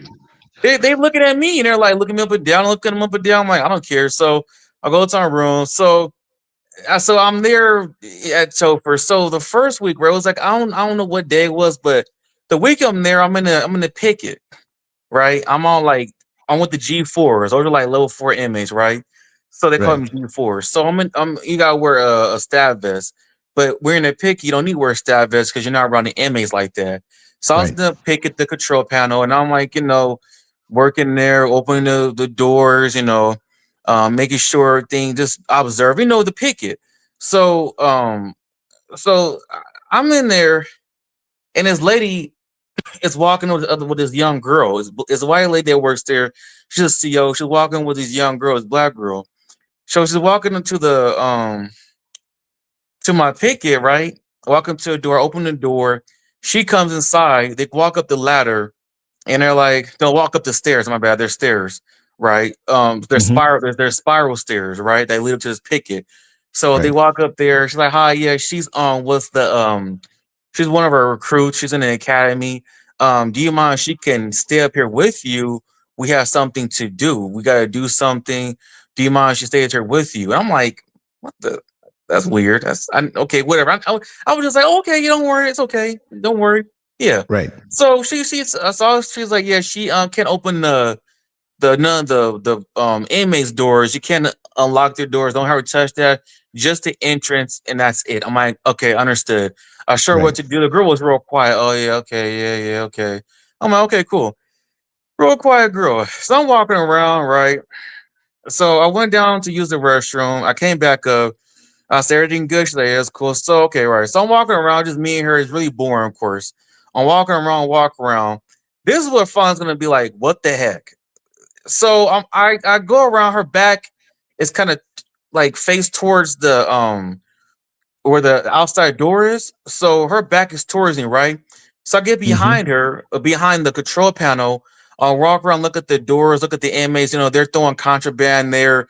You know what they call it? They're making fish lines. They're throwing Right. fish lines around the place. You know, they tie stuff. You know what I'm talking about? So they're throwing water bottles around and stuff, throwing all kind of stuff around the place, right? I see these lines everywhere. So I turn around, look at her. I look at her, right? I look at her back. And guess what I see? Oh no. A I see the tattoo, like, Baphomet say it again? on her back, on her sweatshirt. I saw the Baphomet. Oh no. I swear to God. That's some I put creepy this on stuff, my man. dead. I put this on my dead grandparents. Now, this is where I want to ask you what's going on, right? Because you know, you have a lot of experience. You know what's kind of like, well, it can't be coincidence, not just it's probably obvious, but I look at this Baphomet. So it's a goat. You know what the Baphomet looks like. Right. And Right. I'm looking at it, and it's on her sweatshirt. She's leaning over in a chair and she just chilling. It's almost like she's not sleeping, but she got eyes closed, Right. you know. But I'm looking at this Baphomet on her back, and I'm looking around like, what the heck? Am I already looking at this? So then I look up at the camera, right? I don't know why I did. I looked at the camera. I look back at her back. I look back at the camera. I look back at her back, and I'm like, what is this? So I'm looking at I didn't ask her about it. So we're there for about like, I stare at that thing for about like 10 minutes. Then You I'm heard the walking theme for around. the Twilight Zone. Do Yeah, do do do do yeah, do do yeah. So do.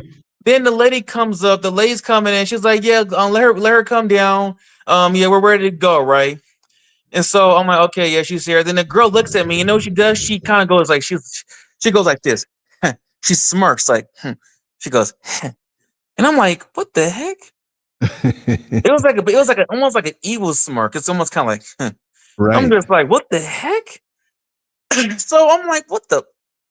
So I'm like, okay. So then she leaves.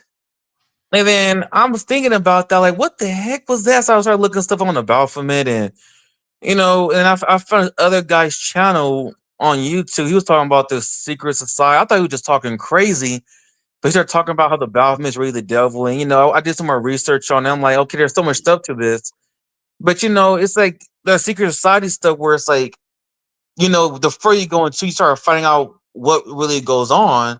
I don't know how true it is, but what they actually worship.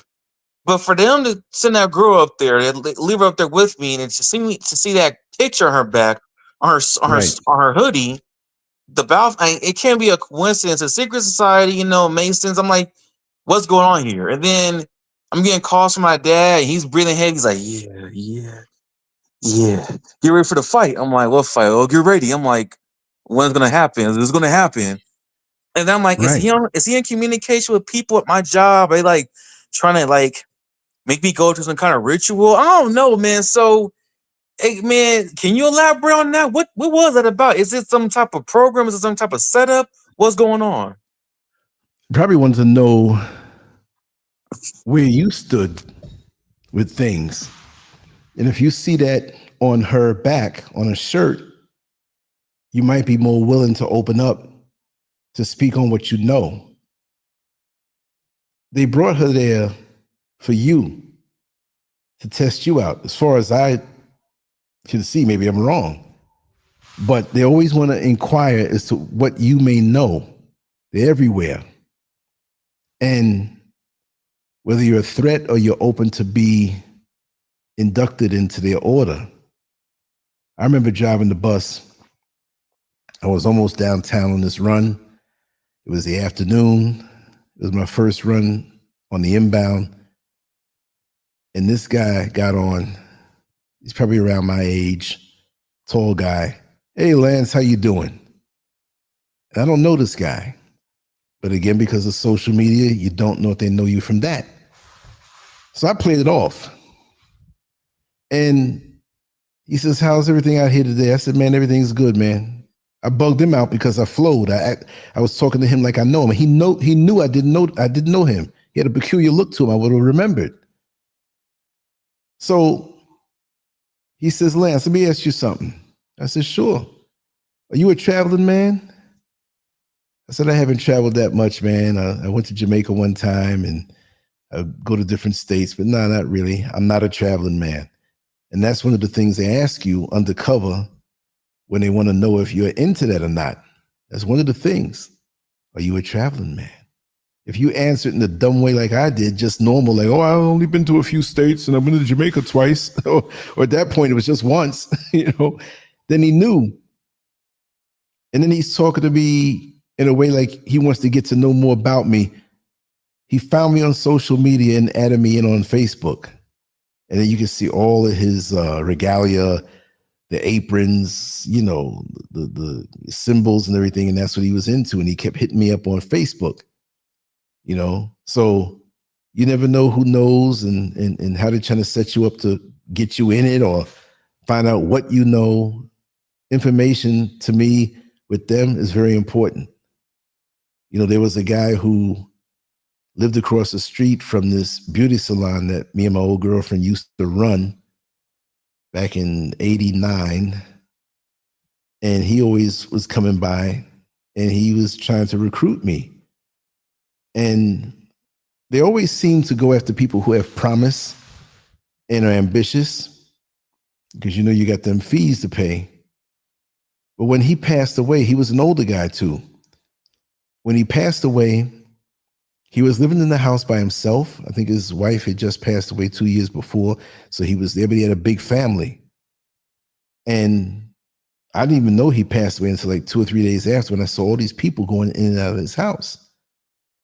So there were these little 7 or 8 year olds running in and out like grandkids and, brothers and nephews and just everybody running out of the house. His house was always very quiet.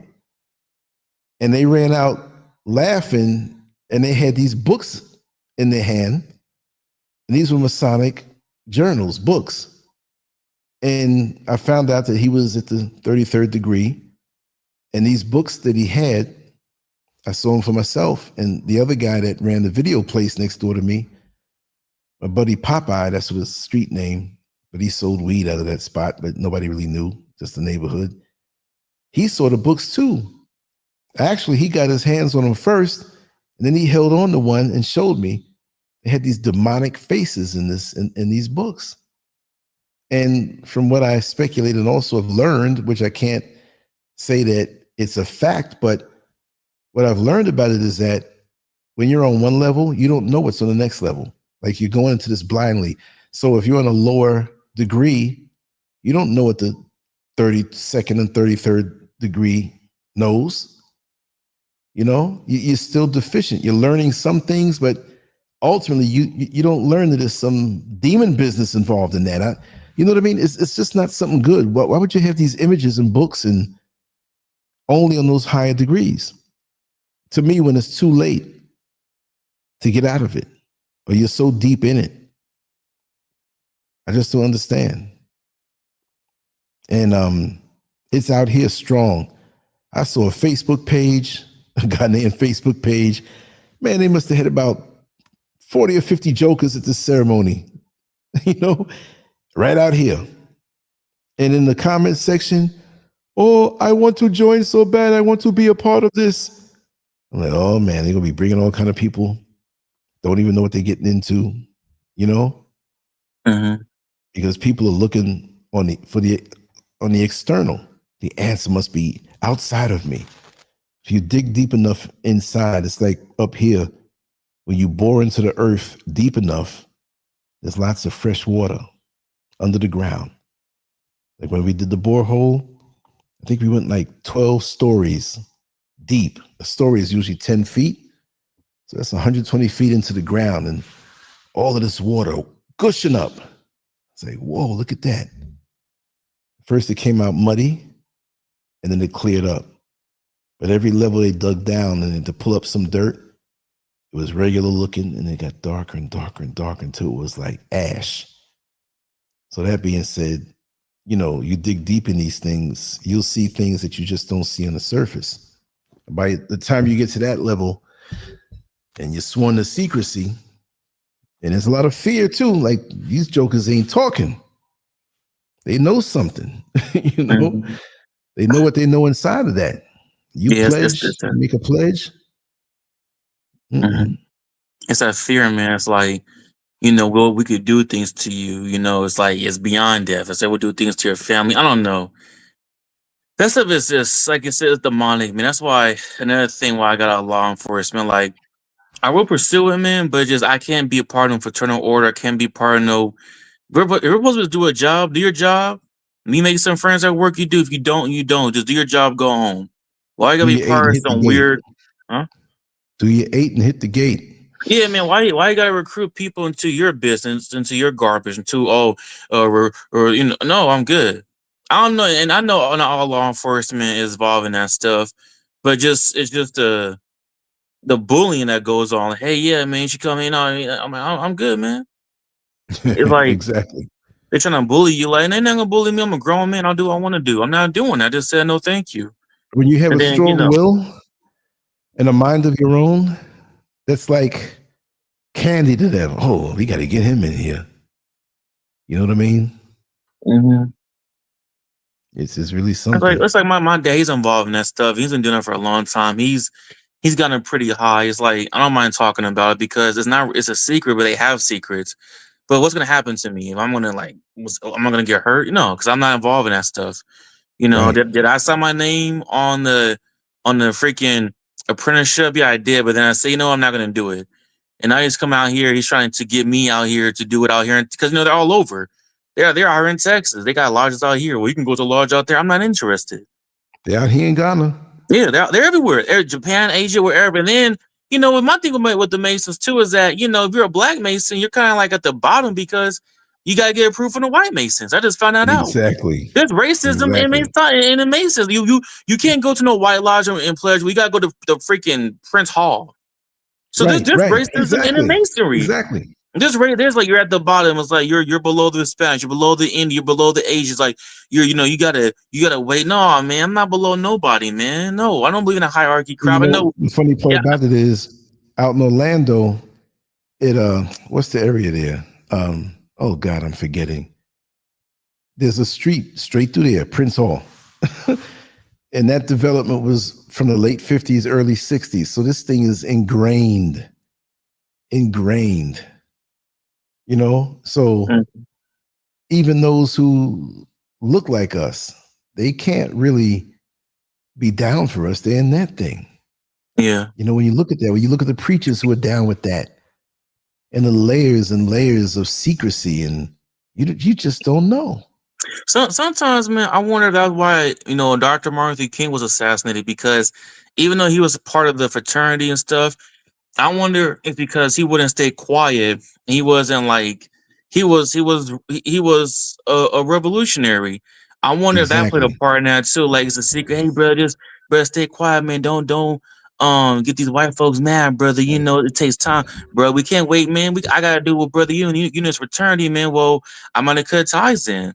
You know, I mean, I wonder if he had to. I wonder what happened behind the scenes because I don't know any revolutionary Mason or any revolutionary fraternity member. I know they have these black fraternities. Oh, they're great people. No, they're not, man. Smoke and mirrors, man.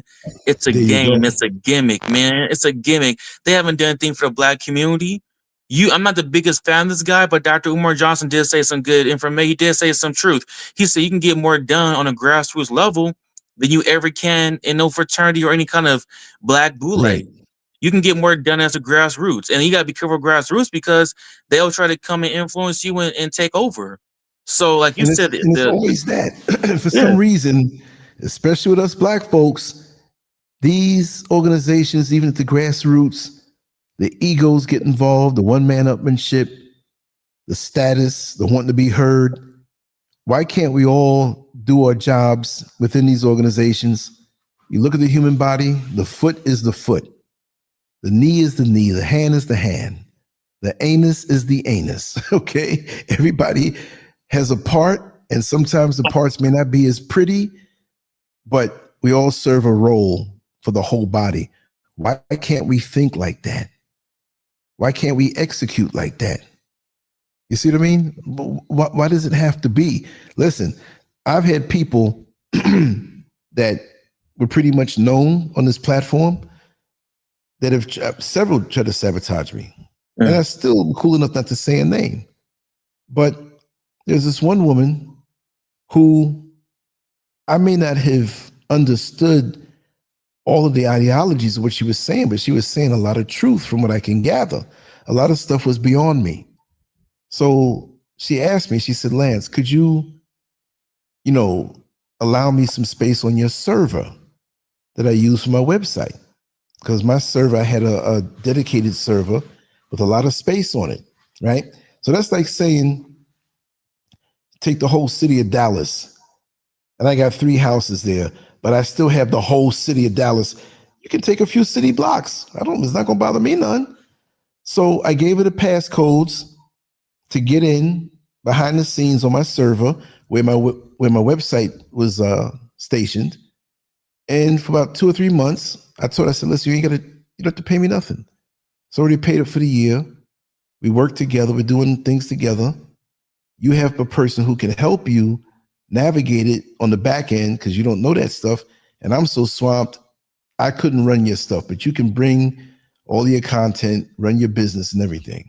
I'd even help her with the stuff she was selling on the shows, right? So something was up with her. She got paranoid about me. And one day I went to my site. There was no site. It was shut down. And she didn't speak to me no more. So she had an issue with me.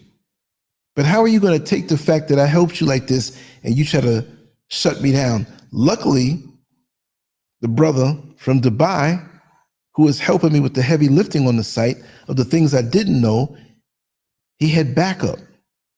I lost a few things, but 99.9% I had.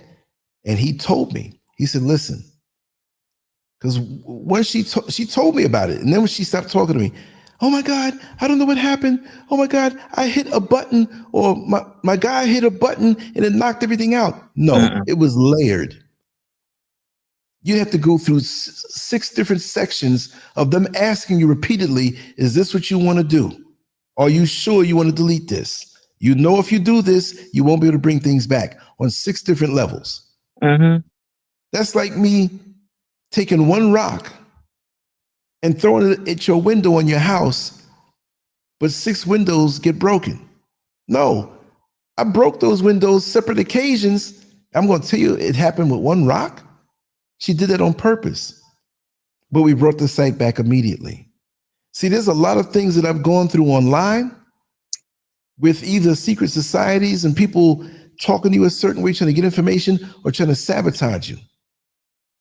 And they're mad as heck that I'm still here. You know? Even to clarify, who knows who doesn't like what you're saying? You know, I did a video on the Black Boule. Yeah. After I moved here. And I freestyled it, but it was very convincing. Within the first day, it got all these hits. So a lot of the things I had on the old channel were taken down by them coming at the channel. And I'm going to say it, I don't care, because everything I do is on LanceScurvX. I can stream there.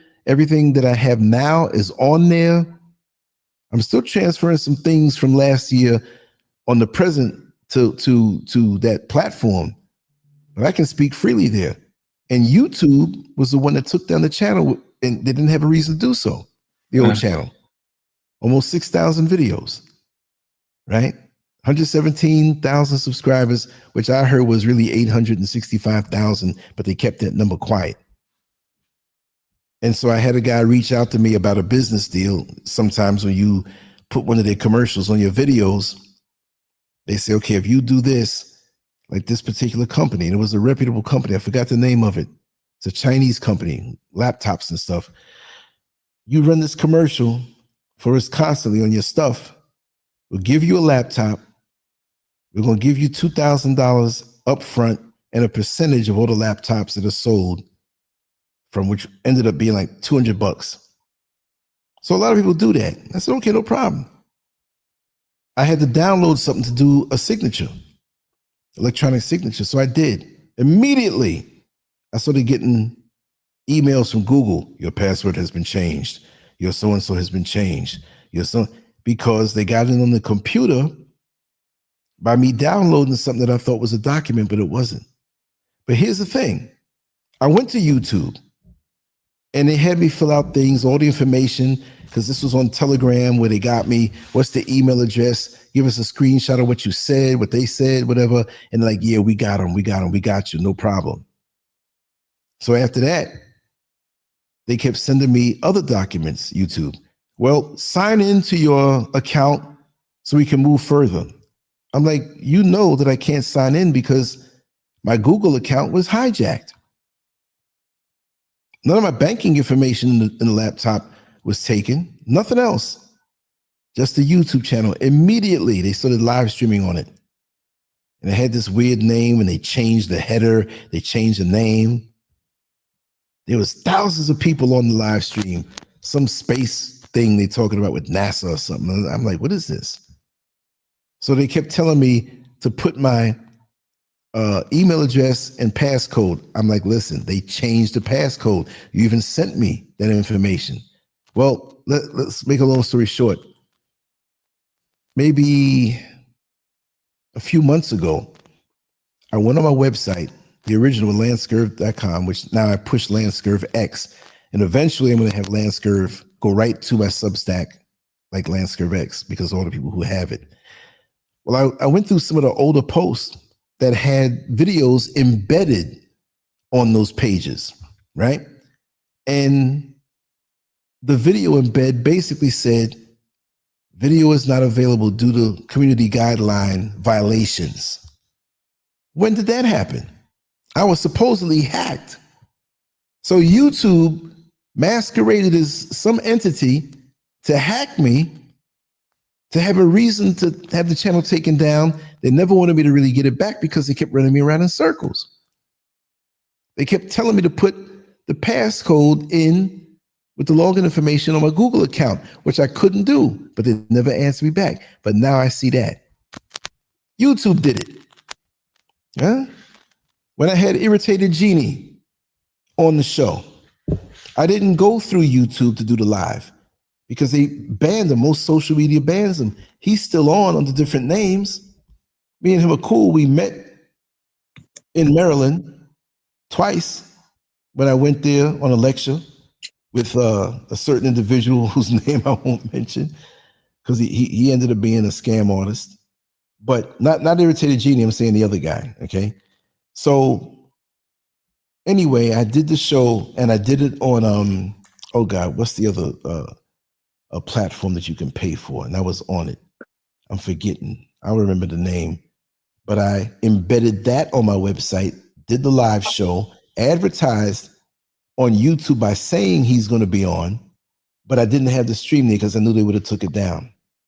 Well, after the stream was done and everybody was on my site and everything, all of a sudden that Vimeo, that's what it was, Vimeo. They gave me a letter and said that I need to take my business elsewhere, that they can't stream that type of content.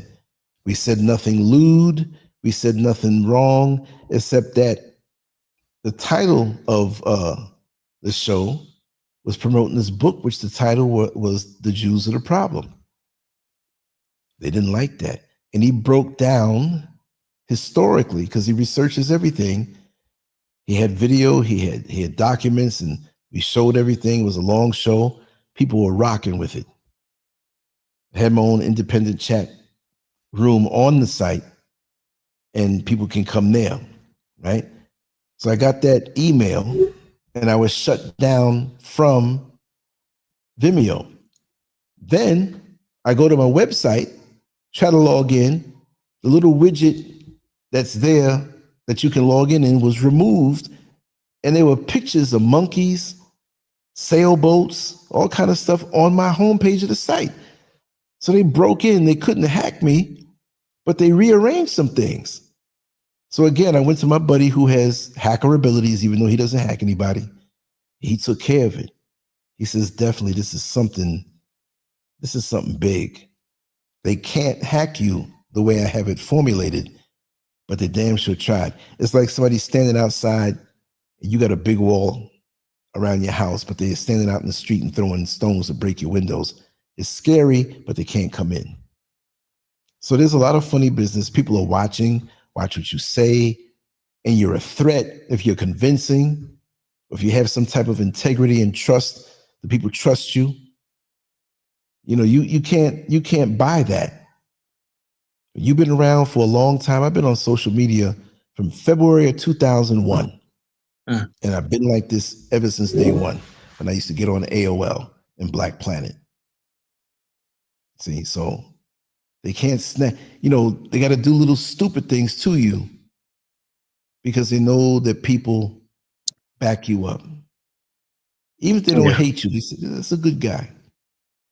And, you know, who does this every day? You know what I mean? Who is in 2025 that says, even though YouTube, Facebook wasn't around, Instagram, Link, all of those, you know, I'm a dinosaur, man. You know, February come, I've been on this thing, social media for 25 years. Every day. And if I missed a day, I'd make up.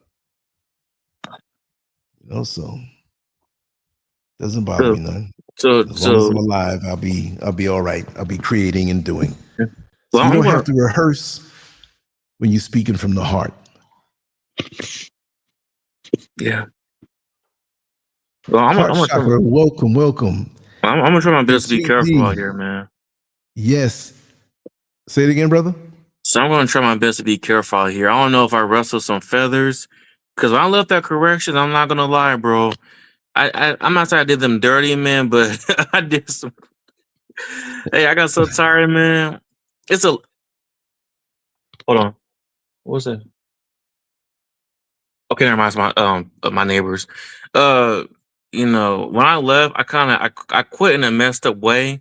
I didn't show up for a week. I got into with some of my sergeants and my coworkers. So I didn't show up for a week, bro. And then my lieutenant hit me up like, yeah, please contact me. That's why I told him, yeah, I'm putting my week's notice in. I'm resigning. You know, I said I'm resigning my position. I had a really bad feeling, man. I didn't like it. I'm sorry. Yeah, it was messed up how it went down, man. But I was only there for like 8 months. I didn't last that long. Well, it's not for everybody. It's not. And like I said, it's almost like as soon as you get there, if you're not available to be molded into just another one of the crew that's there, you know, they kind of decide whether you're going to be in with them or not, you know. But like I was saying, Ron John Sorrow said, you know, they can't touch you, they can't hurt you, they make you hurt yourself. I'll say to that no, I understand exactly what you're saying, Ron, but they're not going to make me hurt myself. You know what I mean? Like, I'm not saying I'm Superman, but I'm hardened in who I am. I don't doubt myself. You have days where physically a little more tired if you stay up late or do something or overextend, but they ain't gonna make me hurt myself. I ain't gonna flip out on whatever, because I accept that one day the internet one day may shut down for everybody. You know, that YouTube may shut down. We may not be able to even communicate this way.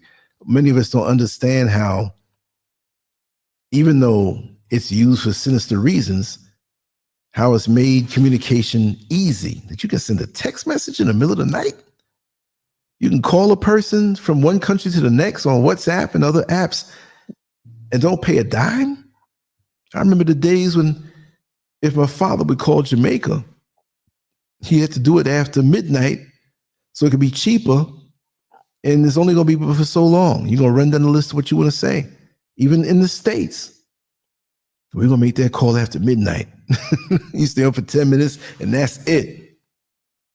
The text messages and sending pictures instantaneously in a little phone, watching Star Trek from back in the late 60s, and they had the little communicator, and it flips open. And we have that now, basically. You know, you used to have to go, if you didn't have a outright camera that you had to go and have the film developed, you get these Polaroid cameras and take a picture, and it's there. And it wasn't a durable picture. Back in the days when they had cameras with film, and you take a picture, half the pictures didn't come out right. Because one of the pictures, your eyes were closed. One of the pictures, you had red eyes. One of the pictures, you looking funny. If you had so many pictures developed, some of them you want to get rid of them. Now, you can take hundreds of pictures a day, put filters on them, make yourself look slim, lighten it and darken it, and send it immediately. So some of these Polaroid cameras and stuff, they went out of business. The calling card companies that you had to get a calling card to call long distance and not run your bill up, or WhatsApp, you can call for free. Nobody buys those cards no more. So it is a good thing on one level, but who else is listening to what we're talking about? I mean, we're on this stream talking, but even privately, there is no more privacy. After the Patriot Act, after 911, they have the right to go in and listen to everything, watch everything. Yeah. But they were doing that before. And when that Patriot Act came out, how long ago? 2021, 22, whatever? Almost a quarter of a century ago. And they got more technology and AI. AI they're like pit bulls that monitor everything. I've had shows taken down immediately if I said something that was off. And it was AI. They scan and they listen and watch. They don't have to hire as many human monitors anymore. They have humans that work with them. It's not just all AI, but this thing is enhanced. AI can take your face, take your voice and replicate it to say something nasty that you wouldn't say. That's the scary part. I had somebody run my face through this particular site and had me rapping.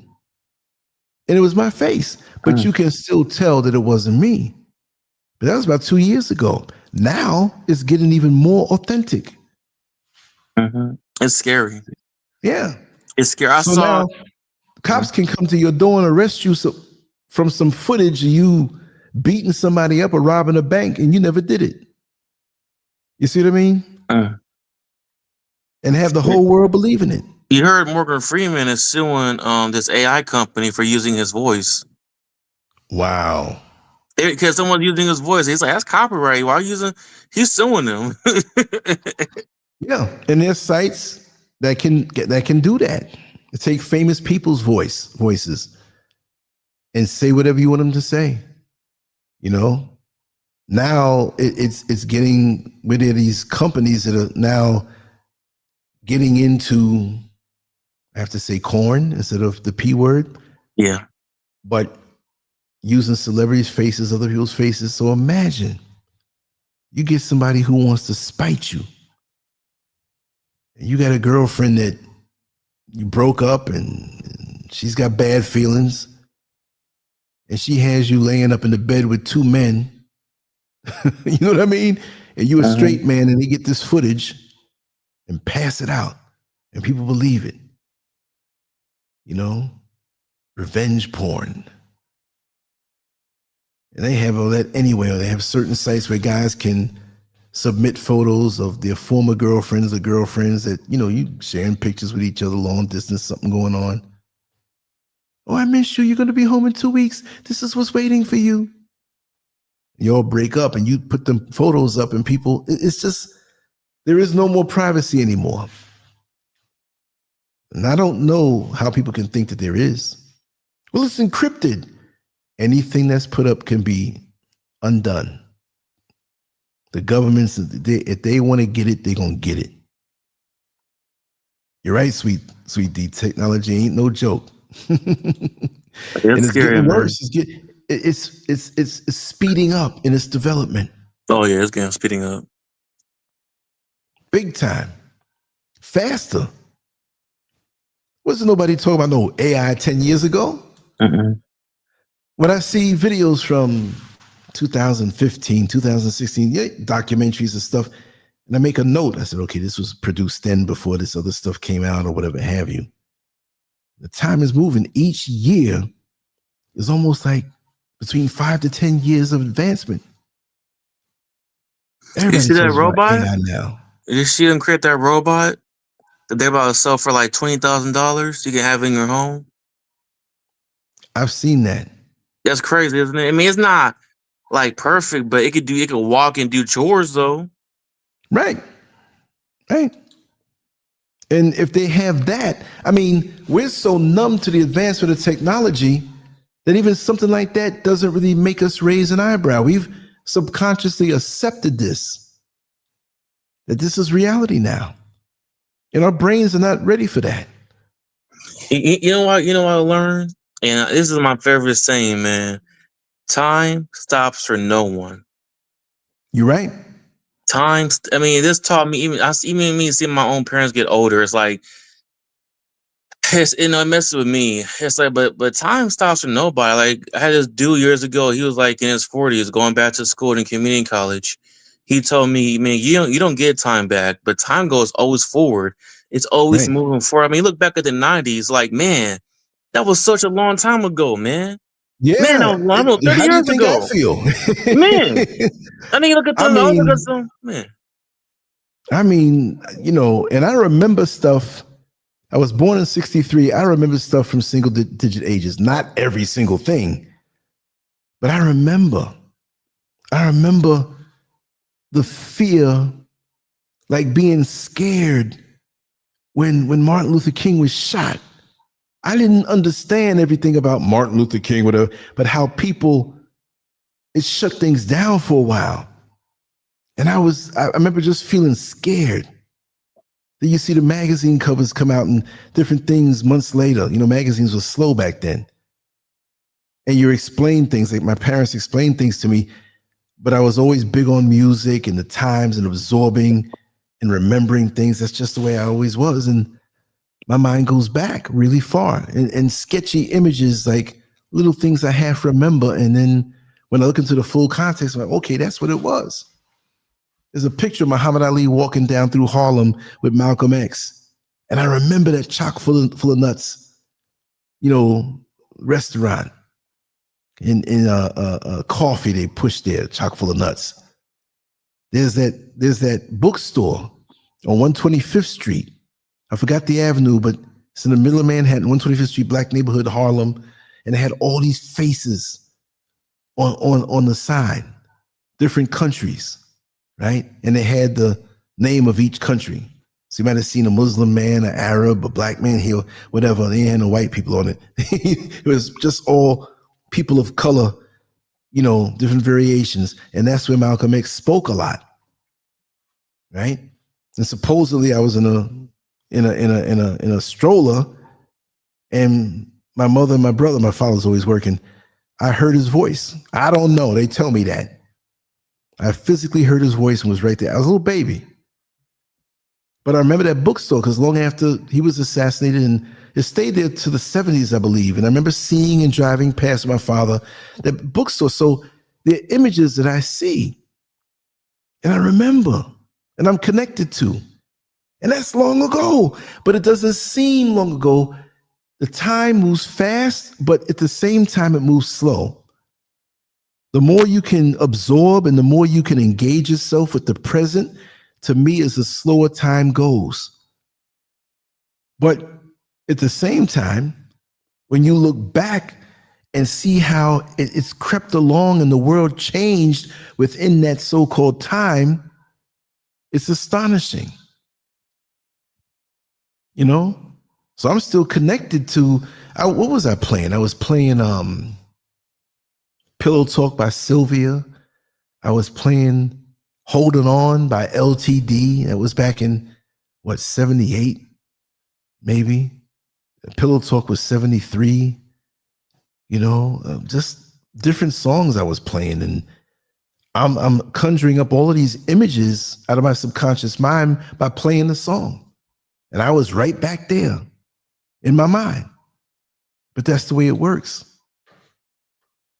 You know? Yeah, iRobot. That's definitely a projection of what's yet to come. You know? And they release these things in the movies to get your mind ready to accept what's coming. And when you look back at some of these movies, a lot of these things happen. You know, so what's the big thing they're talking about now?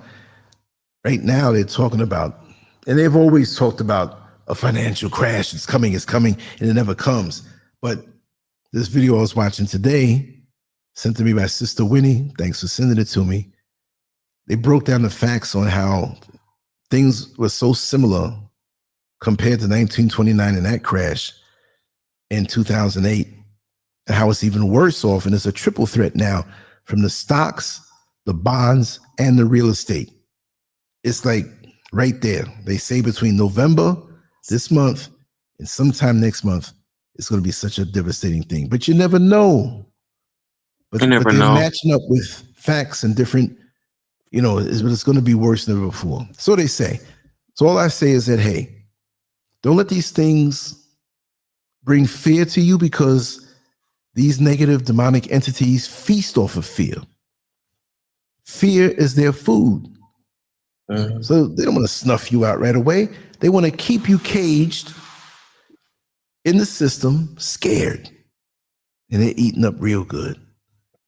You know, so be smart, be wise, you know, be studious, economical, budget right, live right, and it'll be all right.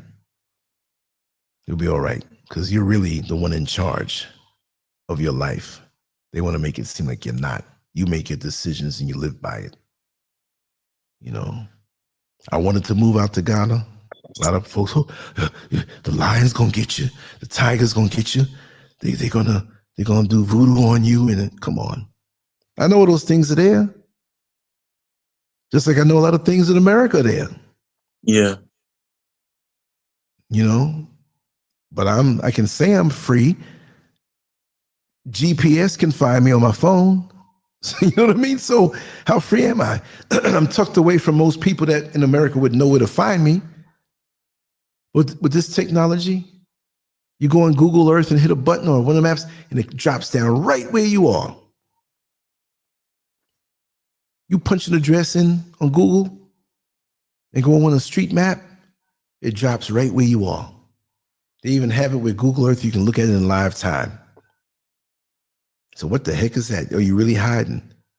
And again, I'm not trying to hide from nobody. I'm just putting a little distance, peace of mind. You got to get me electronically. You ain't going to get me through a human being. It's not that easy. You know? Yeah. Let me see what FTS Wealth said. Got a couple comments down here. Yep, they also showed a lot of the technology we see today in James Bond movies. It's crazy. They've had a lot of tech years. Yeah, of course. A lot of this stuff has been around already, you know? 1920 and 2020 world had masks, etc., etc. Never know, stay. Yeah, but just keep your eyes peeled. But again, have a place and a time, a state of mind where you can recharge. because this high alert mentality that social media keeps us on will burn us out. We'll end up snuffing our own selves out, not by doing it, but by wearing ourselves down. Get your sunlight, get your good food in you, time off.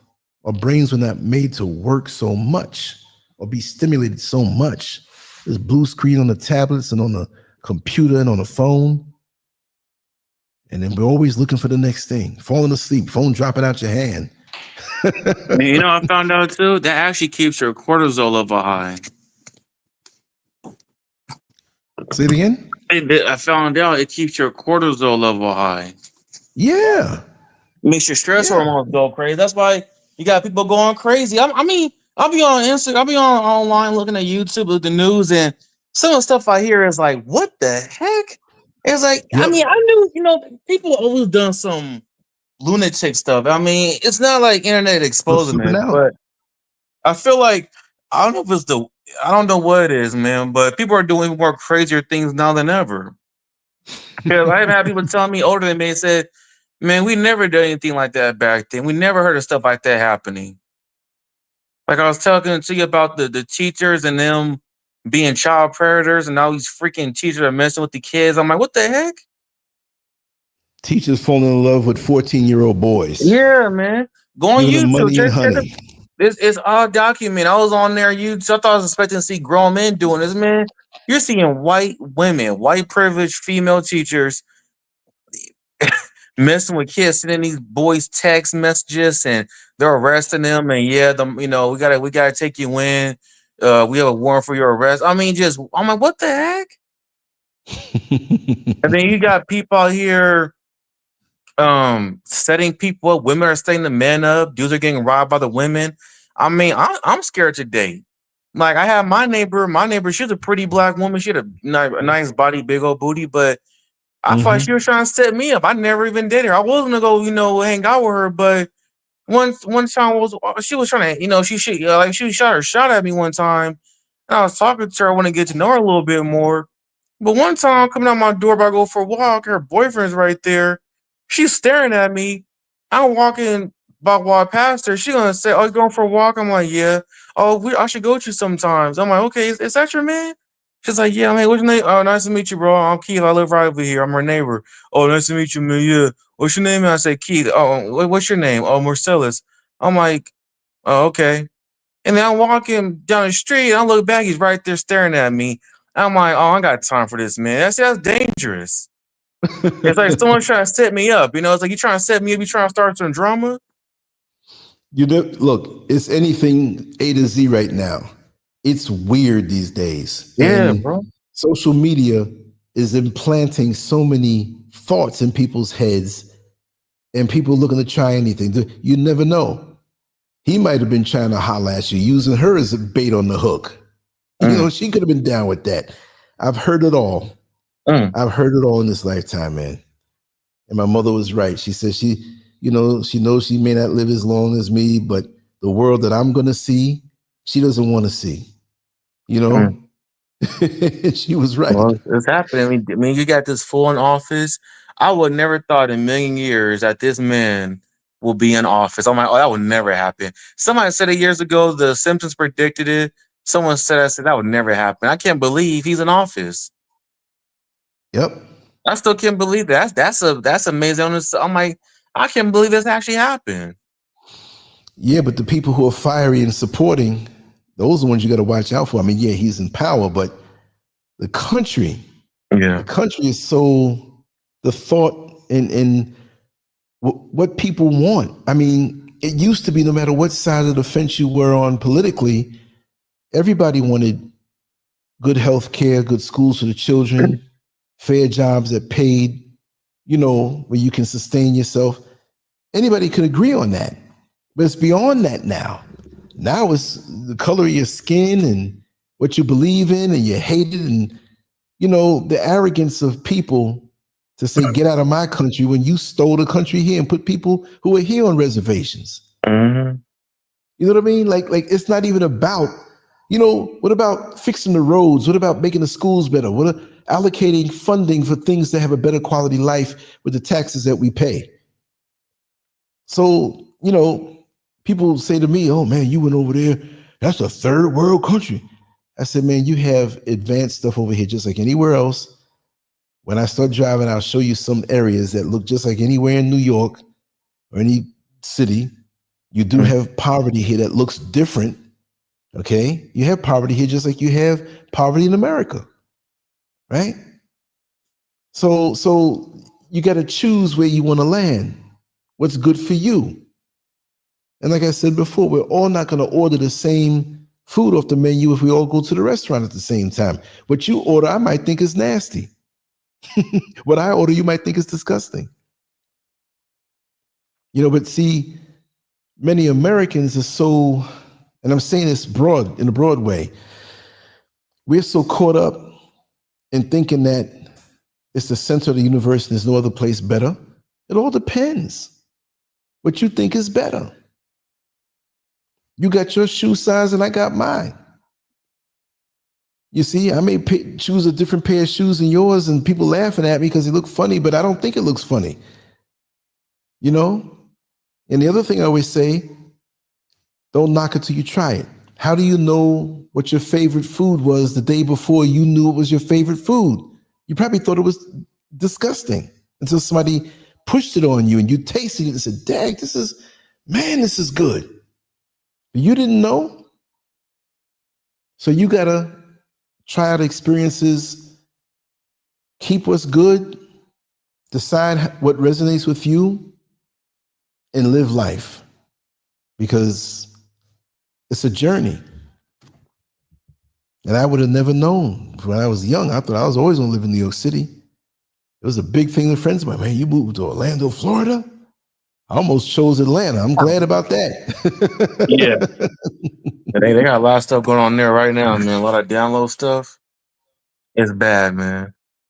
It's like I want to go check out Atlanta, man, but I know that stuff, that LGBT stuff is big down there.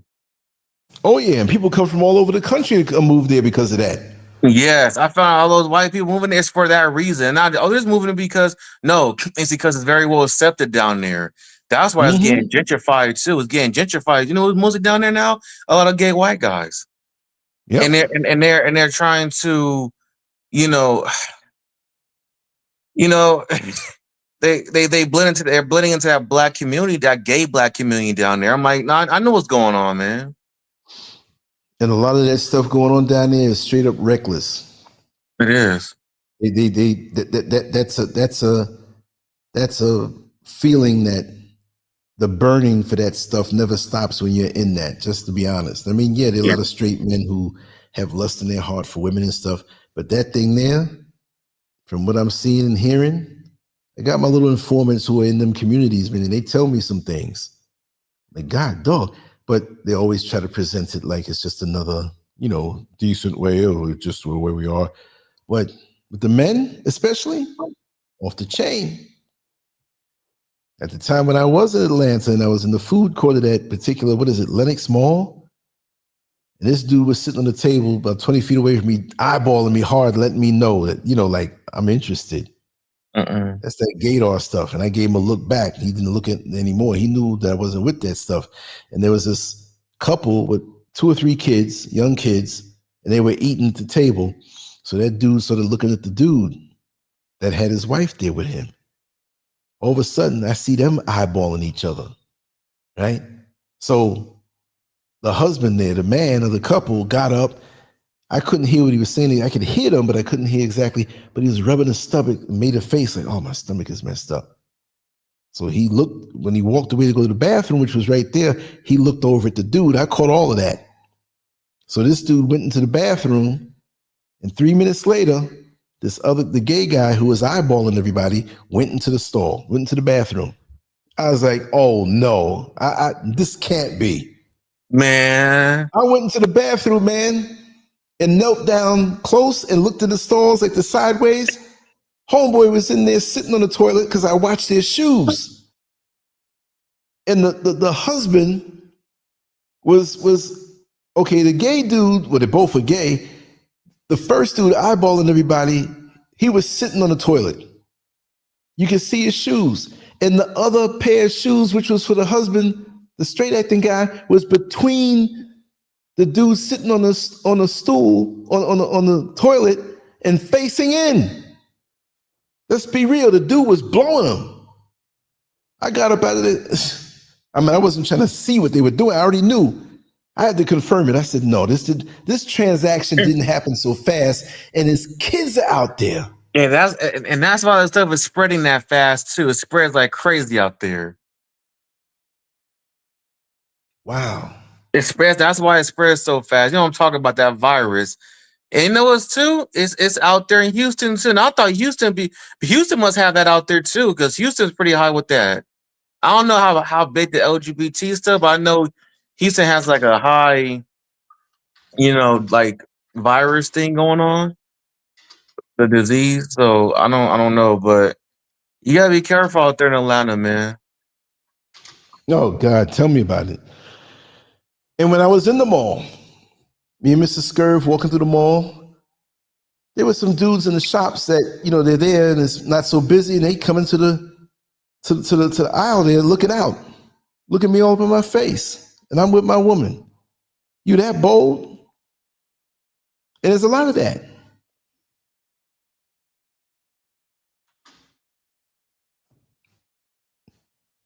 A lot of that, man. So it's out here too, undercover.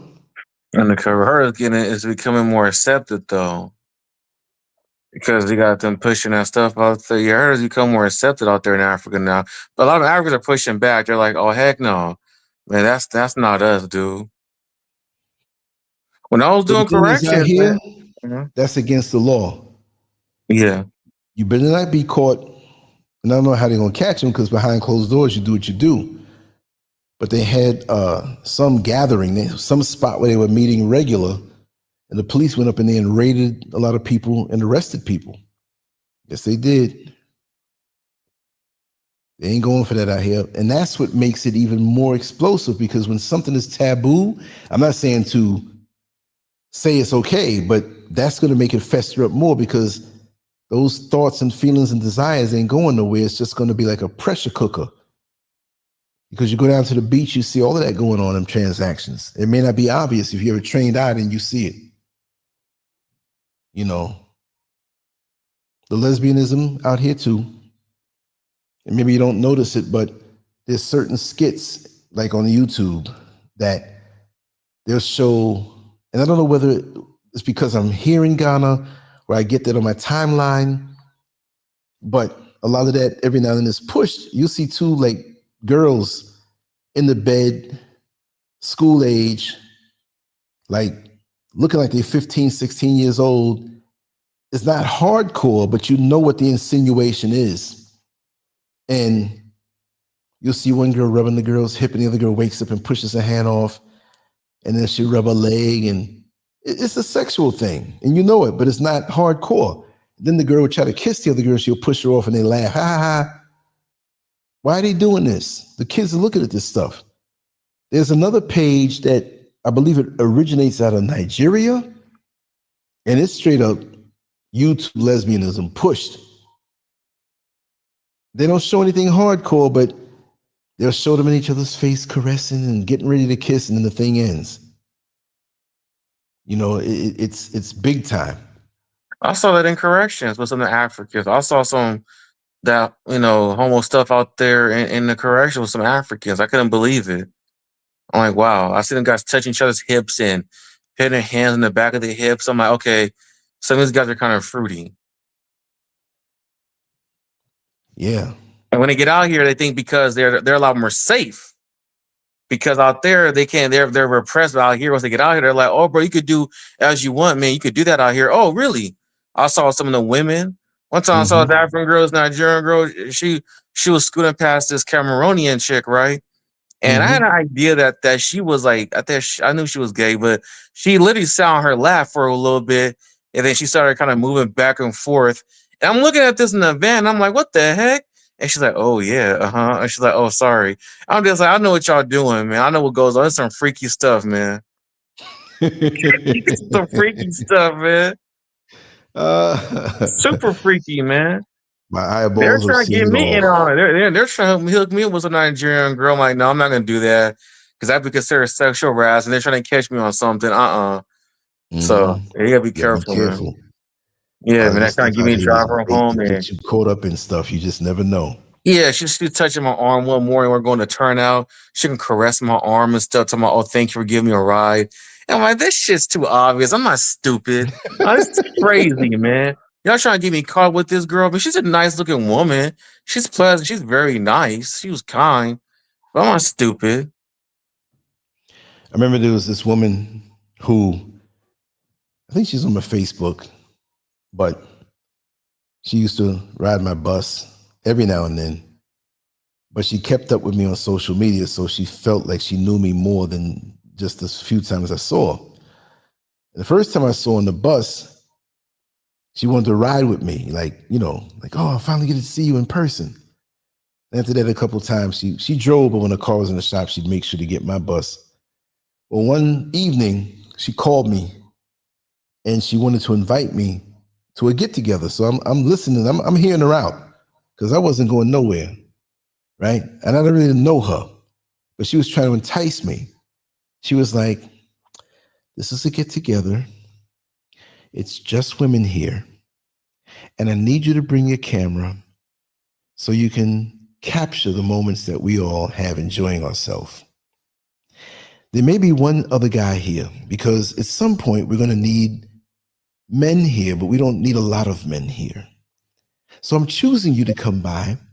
And she's letting me know that this is a lesbian orgy, and she wants me to videotape and take pictures for their little group, and I'll be rewarded with multiple action on my nerve endings, basically. And so I'm listening to her, and she said, "But I want you to do one thing first for me. I want you to go," I'm not going to say the name of the neighborhood because it's knocking a lot of good people if I say it, but there's a lot of bad stuff that goes on there, right? "I want you to go and pick up a package for me at this location and bring it here for us." And I knew exactly what that was. First of all, I wasn't going anyway. I just finished having a good Mr. Scurv meal. I'm home, right? I'm enjoying myself. And I couldn't believe it. She gave me the address of this place, and I knew exactly where it was because one of my bus routes went through that neighborhood, and that was a dope house. "And I'm going to call my friend. You call me just before you get there, and he's going to bring it out to you." I'm not delivering drugs for anybody.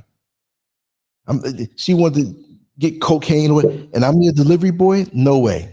And you want to use me and think I'm going to be hot and bothered hearing that? It's not like I never had that before. So come on, get out of here. You messing with a veteran. You're not going, Imagine me locked up somewhere thinking I should have stayed home in my warm bed. I was enjoying myself and about to doze off. No. And she was mad with me because I didn't call her. And she was ringing my phone off. I let it ring. After I just blocked her. And she cussed me out on Facebook in a message. You blew it. You could have had a good time. Whatever. No, you could have went and you could have got your package yourself. Yeah. So you gotta be don't careful. do This me is like being that. street smart, man. You got a lot of street smart. You're like, I'm not doing that for you. That's a setup. Of course. Well, we know they're trying to rob you or hurt you or whatever, hold you for ransom. I mean, people do all kind of crazy stuff. And people will work. Some people will get people to set you up and do stuff so their hands are not on it. Mm-hmm. You know what I mean? You got to, especially when you're online, speaking your mind freely. Mm-hmm. Some people are like, "Oh, we're gonna get him. You're gonna get him in the worst way." I was propositioned many years ago. I think it was like, I'd say like 2008, 2009. This one girl started, what do you call it? Messaging. It was on Yahoo. I still got Yahoo account, but I don't really use it. I check it every now and then. It's pretty much dead. Get a lot of spam. But then it was more active. And she was inquiring about my artwork. I didn't know how old she was. I didn't know her situation. I didn't know nothing. People would ask me things. You ask me, I'm going to tell you. A lot of times I'm sitting up at night drawing or editing something, and anonymous thing will come by, and most of the time it's legit. or I love what you do, whatever. They may say something or ask something, and I do it. Boom, I answer the question. So she's asking about the artwork, and she's, oh, can you give me some pointers? I want to sometime, I said, yeah, I'm all over the place now, but when you catch me, I'll talk with you. She says, great. Do you ever come to Atlanta? I said, not really. It's not like I go there all the time, or I've been there before. I passed through, but I was only there once or twice. Well, I want you to come by and maybe you can show me the pointers in person. Then here comes the photo of her in some mini skirt that covered half of her butt. I mean, it was more like a belt, right? And she looked so young. And there's another one who was like 16 years old. Mm. I'm like, don't send me anything like this. If you are that, and I delete. She kept sending me pictures. I had to block her. Yeah, block that, man. That's a setup right there. Don't get me to put this stuff on my computer or just me open something up and don't come at me like that. And I typed that in there too. They'll set you up. Mm-hmm. I had a pastor, female pastor, do the same thing to me. And she was live on the camera. It was funny. She was older. So I let the video roll. I'm like, I can't believe this. And yes, she was actually that. She might hear me saying this because she follows me a lot, but I don't even care. That's just what it is. I don't care, bro. I mean, there's so many avenues and there's so many things you gotta watch out for. People are it's just how deceptive people are and how cunning they are. You can deal with some really, really cunning people. There's some really smart, cunning people out there. And bold. It's crazy that somebody will stay up all night, all day, every single second, thinking how to get over on you. That's crazy. No, it's the truth though. Everything has moved online, even for the most part, prostitution. That's the ultimate host role. You can sit there from the comfort of your home, whatever age you are, in your bedroom and just use your phone and catch tricks. Yeah. They do it on TikTok out here in Africa. Girls get on with little short stuff, tight stuff, and they dance and they turn around, show their butt, turn around, and you look in the comment section. Oh, beautiful, call me, please call me. I want you. Man, a lot of lonely men out there. Say it again? A lot of lonely men out there. For real. Because everything's moved online. And a lot of these guys, I'm not knocking them and say they don't have any rap or whatever have you, but they're not going to go the normal way. It's like they're not going to go somewhere, a family function or a function, inner circle or something, and legitimately see someone. Now, when you do this, you have to take your time because you might be inviting hell into your life. You see someone, you say, hey, listen, I'd like to get to know you, whatever. Go somewhere like a museum or somewhere where there's a common interest, but just start talking. If you're legit, open up. If you can vet the woman, you got to vet her too. You can't think with the little head. You think like that, she might be a snake in the grass. But be legit. Take your time. Don't be so ready to jump into bed. Just because you see a little cleavage and whatnot, you're ready to jump into bed. You see a titty and you want to throw it all away. Yeah. I mean, I'm not going to act like I haven't looked at this woman before. I'm not going to act like I didn't subscribe to some, but I'm like, I don't do it like forever. I might just take a peek here and there. I'm like, oh, that looks good. And I'll be done, It's a different set of rules. Yeah. I mean, some of those women do look good. I mean, look at them African chicks. Some like South African women, they be looking good. Say it again? Yeah, them South African women be looking good. Oh, yeah, naturally. Yeah. Naturally. You do have some who don't take care of themselves, and you have some who don't set out to take care of themselves, but because I'll say this, a lot of women from the villages and the country, they don't have a chance to get to junk food. They're eating good food from young, sunlight on them, teeth perfect, everything. Even when a person can say, well, she's not as pretty in the face, her physicality, I'm not just talking about her butt or whatever, but the skin and everything's beautiful. It's radiant. And you have those who are in the city who are hitting KFC and McDonald's every day, who ain't thinking about eating right. And so they're marring their, beauty, but that's just physical. you have many who are untouched from the system that live up out in the country or whatever, and some of them are just so sweet. But social media is messing up the minds of everybody because of the expectations now. You know, let me just say, Truth Seeker, you wanted to come on in on the show? I put the link up there, or you want to join LanceScurvX.com. It's right there in front of you. I put both up. But yeah, but the Western mentality and the Western, all of that stuff is creeping up over here, and it's messing up a lot. Mm. It's going to snatch the natural beauty of the women who are here. You know, they want to get the weaves in. They want to bleach the skin. Not all of them, but the ones who are getting caught up in this, you know, white is better type thing. Mm. They're eating the bad food. But I mean, on a genetic level, the shapes, they're more womanly. They're just shapelier. You know, some get a little fat, whatever. But I'm just saying, some just have a natural, you know. Shape. And to give credit to the brothers that don't even realize what they have, the ones who do a lot of physical labor, eat, you know, good, clean food. Some of them look like bodybuilders, never lifted a weight in their life. Just hard physical labor. And you mentioned that before. They just in the sun, is constantly working, picking up barrels and stuff, and Yes. they got they got a 6-pack on top of 6-packs. They got muscles. It's like, dang, they never touched the weight. Right. Right. And you can see the female musculature, which is shapely and feminine. I don't talk about no hard muscle, but the shape. And that's what gives the woman the shape, is the muscle under everything and a healthy level of body fat. And you can marvel at how really healthy some of the folks up here are. Well, I have a question. What do you eat up there in Africa? Do you eat the traditional African dishes, or how do you eat? I really don't even get down with the traditional Ghanaian food because I just feel there's a lot of starch in it. Yeah. But the folks who were born and raised here who eat that, and the fufu and the this and the that, they're moving so much. They're up and down. They're physical. It kind of burns it off and just keeps it a certain way. But if you sit down on that, you will put on weight. Sometimes I have, you know, some of the way they prepare their rice or something like that. But I'm not really crazy over that. You know, I eat my fruits. And I'm not a vegan anymore. You know, I found a lot of things about that. It affected me a certain way after so many years. But I'll eat the same way I eat in America.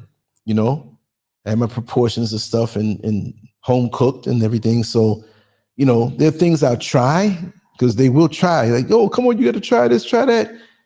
The thing is, a lot of the food is so spicy. You put a lot of spice on it. I mean, hot. And I'm like, listen, I'll try this out, but you can't put any spice on it. And they still try to slip it on you, you know? Yeah, I mean, I was thinking, like, I know them Africans, they stay lean, some of them, not all. But like, yeah, that's the only problem with African food. Like, every now and then I do like some jollof rice. Every now and then I will like some coconut rice. I like the coconut rice. But I can't Right. eat that stuff all the time because it's starchy, man. It's gonna put weight on you. It's a bunch of carbs. So Yeah. like I If you said, do when have that, you got to have it a little earlier in the day where you have all time to digest it and you know, kind of vaporize it. And yes, that is true, Mad Guns. I ain't gonna lie. That's a hush hush thing over here. yeah, they do. They eat Everybody, animals. Yeah, they eat domestic dogs, it's a dogs, delicacy. cats. I didn't know they eat that stuff. They eat worms out there too. You see the worms they eat? I've never seen it, but I know a lot of things. A lot of things are done that they know that people from the West are going to say, "Oh my God, that's nasty," you know. So they keep it on hush hush. But just like you can go in America and go to where they have chickens and pick one and have it killed, there are places out here, and this was documented. And let me see if I could find a link. Somebody's saying I'm, you know, talking bad about the place, but you can go pick whatever dog you want, man, and take it. And or they have restaurants, and I'm not saying down in Accra, but on the fringe level. You know what I mean? Like where okay, Calamunk is here. Let me let the brother in. Yes, indeed. How are you, brother? I'm all right. I'm a little bit under the weather. There's been a lot of, yeah, man. I went to Texas last week to Dallas, Texas for an early birthday present, and I was riding back on at the airport, and I noticed a lot of people coughing and sneezing, and I tried my best, to avoid it, but I ended up catching a little bit of stuff. So I just been drinking tea and everything, so I'm feeling a little bit better. But yeah, I'm just because this show's been going on for like 4 hours. Wow. But I wanted to ask you guys what is your guys' opinion on Dr. Malachi Z. York's situation? Because to me, good is good, and evil is evil. Like, people know what's right for wrong. You know what I mean? Especially when you're older. You know what I mean? Because somebody probably was telling him, like, you need to stop that, or because you guys know what he's accused of, right? Yeah, he's accused of child molestation. Yeah. What's Right, going on? right. I haven't really kept up with Dr. Malachi Z. York. What's going on? They trying to, like, is he about to be released or something? What's They going on? they are trying to release him, but when I say they, is that he has supporters, but he also has people on the opposite side that don't want don't want to release him, because Right. uh, I don't know if you know. Oh, I'm No. sorry, but I just want to interject. There's a brother who we did like several extensive shows on Dr. Malachi York, and he's a supporter of him big time. And he went into detail about a lot of stuff. I'm going to dig those old videos up and maybe repost them or make them go live. And I'll let you know. I'll put it out there when it's done. Yeah, but I have them. I found them, and I think I reloaded them to this particular platform now. I just have to find it. But yeah, it's yeah, I'm kind like of 5 or 6 of them in detail. right. Yeah. I've been researching him a little bit too, and I've been watching a lot of interviews. But I was kind of conflicted, because if he was doing that type of stuff, what would go on through people's minds, like, to be able to, I was trying to, because I would never even think about doing no acts like that. But I was just trying to figure out what would go on through somebody's mind, knowing that, this is not right in the eyes of the society that we grew up in. This is not a Well, right thing. those I'm are just just trying to figure out. accusations. Sorry to cut you. Those are just accusations. We don't know if it's true or not. I mean, they said that Right. evidence. My thing about Dr. Malachi Z. York was wrong is I think he went too far with it. He made it into a cult. And it was a cult.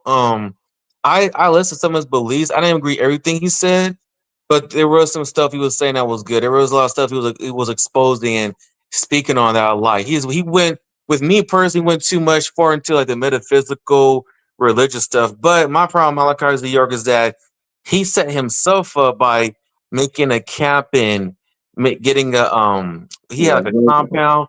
He went too far with it. He shouldn't have done all that. So he did himself in doing that. He went too far with it. And there's some things that people were saying that he was doing or that he was accused of doing, in Atlanta, Georgia, when he set that compound, he made himself look guilty. He made himself look like it was a cult. yeah. There's actually interviews on YouTube. Like, I was watching one earlier. Polite was interviewing one of the so-called victims, and the victim was just straight out with it. He said, "Yeah, these things were happening, and like the parents should have it should have got handled inside the organization, not waiting Right. until waiting until our enemies." And that's what it is, though. It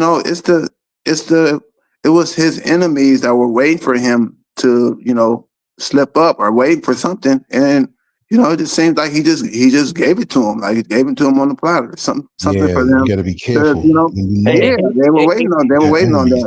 that. And with Malachi Z. York, like me and Lance were talking about, he started dipping into that Freemasonry stuff, and he was talking too much. He Yeah, started he was talking doing too too much. much. on our Freemason stuff, and he was saying things, and he was wearing their aprons, and he was combining the Egyptian astrology. He was putting too much out there, and I think he was all like, "Why should we hide it?" So that might have also been that too. He might have been dealing with certain societies that are like, "What are you doing?" And he was probably already threatened before, but because of his influence and the power he had, they're like, "Well, we can't just kill him. We gotta like accuse him of stones. We can do character defamation." So you don't know what was going on. Yeah, yeah. That's why I definitely think they had to use something. They just couldn't just outright lock him up. It kind of Right. reminds me of the situation with Jesus. Like they needed something to crucify him, I guess. And they digged and they digged until they finally got something. Yeah. I on Jesus and stuff like that. They had an agenda. And that's what I think that, like his victims, in my opinion, his victim didn't know the totality of the whole situation, and they were used to, incarcerate him and stuff like that. Now I'm not disregarding what he's accused of or what they said that he did, but I'm just saying that it could have been handled a different way because in actuality, what he was doing, his overall message was trying to create a sovereign nation and apart from us being in a system that doesn't serve us and that demonizes us. But it was just it was just confusing to me. So I like to get other people's observations and other people's input on it. That's all. But here's the problem with Malachi York and Nation Islam and all the other black separatists. You can't separate within a country you live in. You can't do that. Like those sovereign citizens. They got that from those sovereign citizens. Those are originally white people. Then they adopted some beliefs that works for them a little bit. But even with them, they go to prison and stuff too. Like you can't do that. You can't be a sovereign citizen. You look at some. Or I think they got that from the Moors. Okay, my bad. But Yeah, anyway, you can't be. It's the Mormons. Yeah. You can't do that, man. You can't be no sovereigns. The Mormons gotta pay taxes too. That's a crazy talk. I mean, I'm not trying to pin anyone down, man. But you gotta be careful with that stuff. So we're gonna be sovereign citizens. You don't hear Lance talking about he's a sovereign citizen. Lance literally moved to another country to get away from this country. Exactly. Right, Lance? He ain't talking about I'm a sovereign citizen. You can arrest me under the articles of this. What are you talking about? This is Right. So On the contrary, we do know that we were here before the so-called white man came over here, and most of us have indigenous blood in us too. We do. So that's another aspect of it. And we have a right to the land, but we have a right to the planet because black people are the original all over the planet. So right. When people argue if we were or weren't, we're all over the planet. Exactly. But they want to make it seem like, before anyone else was here, we were here. We were in America. We're in Africa. It originated in Africa, but we spread out all over the world. All over the world. Exactly. Yeah. And we have a right to do for ourselves. We can do it. And that's the thing about it though, is like, in my opinion, if some people want to dip off and just go into their own territory and just like the Native Americans have their their reservations, we should be able to do it. Why should we always be governed over people that historically has not done us right? You know what I mean? Like they're thieves. Robbers and racists. The Americans. Sorry, that's a different story. See, they were done dirty. That's more like a repatriation. Now, what's that called? What's that thing we've been trying to get? That's for the Americans. That was more of a we call it repatriation, reparations for them. What was done to them? We deserve reparations too. They don't want to acknowledge it, and we should have separate land. We can do it, just not. We just don't go the sovereign citizenship route. Don't do that. There's nothing wrong with taking bits and pieces from it. What we need to do is if we're going to do black separatists and black, independence, Just study what the Asians did. Study what they did. Like, they have their own communities. Do what the East Indians are doing. Do what the Jews are doing, and just do it like that. You don't gotta go the sovereign citizenship route. Like Dr. Malachi's New York, he was going the right way, but he did too much. But no, you're right. There's nothing wrong with us having our own. And yeah, us being in America, we're not 100% super black. We are mixed, and we are a part of this country. And we are different, you know. So we should have our own stuff. We just got to just thoroughly research it and organize and plan it effectively. Yeah.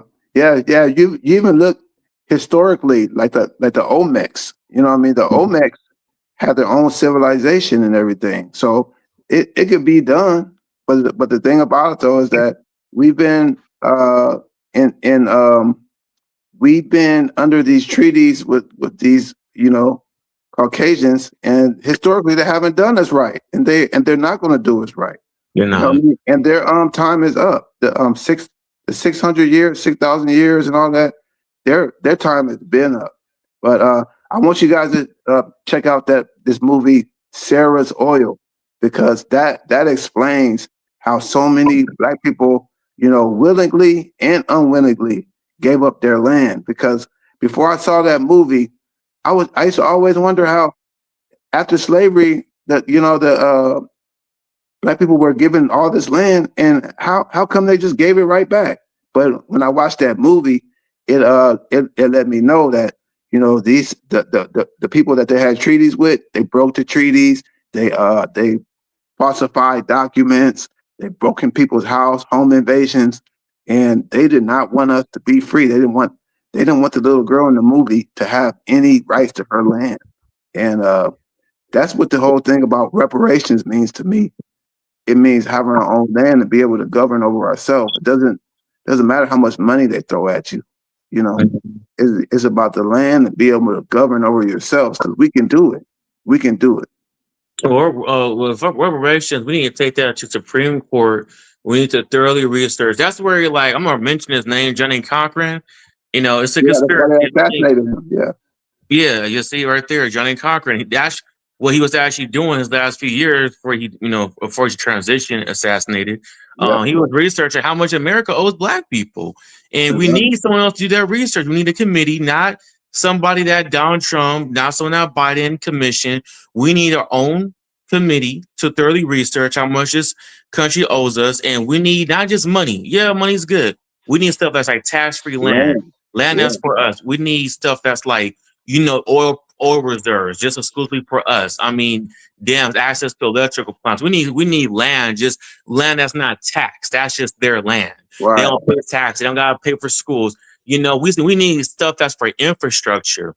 You know, that's what we need. We need stuff we need money that's never gonna run out. You know, we need infrastructure. You know, that's Truth Seeker. Sorry to interrupt you. I didn't see Truth Seeker trying to come in. Truth Seeker, you got your volume up. It's echoing really bad. Truth Seeker, can you hear me? Okay, I'm gonna have to. I opened this line for a second with Truth Seeker. You have your volume up, so you got to turn it down if you want to talk. Let me try it one more time. Yeah, man. This is just want to talk. Let me try it one more time. Okay, yeah, it's still got it up. Maybe it's just listening. But go ahead, brothers. And soon, it's over here. It's 4:07 a.m. I'm 5 hours ahead of the East Coast, and I'm gonna do more of these shows like this, where we can, even if I do a topic and I go live, we can segue into other stuff. No, we can talk for 10 more minutes or so. I just want to say the reason why I haven't been doing the actual lives where I'm vibing with everybody is because my phone was out of sync for like the last week and a half. Tried to get it repaired, messed up. Finally got a new phone, and I have to have that just in case there's a power outage when I'm running everything through the computer. I can go to the phone and continue the show. Maybe it takes 60 seconds to get on. So now I got the phone set up just in case it cuts out. Because sometimes the power will blink for half a second, but knock everything out. So that's why I haven't been doing them like this, but I'll do, now that I have the phone back, I can do it like this because that's backup for me. Well, go ahead, brothers, talk for a few more.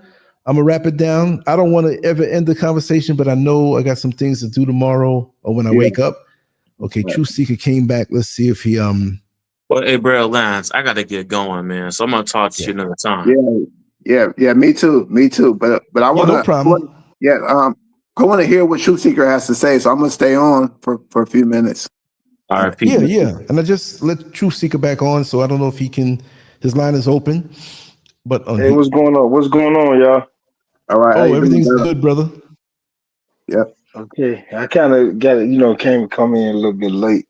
What was y'all topic? Y'all was talking. We were flowing between so many different subjects after the topic of the show was kind of exhausted. So we were all over the place. We were talking some good stuff. But this being Saturday night again, I want to make a live show every Saturday night and in the week also. But I know everybody can't always be on because of work and different schedules. And I am 5 hours ahead of the East Coast now with daylight saving time changing over in America. Here it stays the same. So right now it's probably what 11:39 or 10:39, 11:39 over there on the East Coast. So, I don't mind staying up late if it's a good show like that. So, Right. we were kind of, vibing. But anything you want to share it, because I'm gonna wrap it down soon, truthfully, because I've been on for 4 hours and 40 minutes, and I love the conversation. I just wish we can do this every day. I would, if I Right. know if folks are gonna be here. Yeah. 4 hours is a long time. So. But yeah. So what we're basically talking about is reparations and just being able to govern over ourselves again, because that's what's going on. It's like it's a no-brainer to me. They don't want us, they don't really like us, but they use us in different ways. And it's like, the solution to that would to be to separate. And they don't want that. That's one of the biggest threats is our unity and us being able to govern over ourselves. And it's like there's so much opposition against that. Yeah, and it's like it's like a no-brainer. Why won't we do this?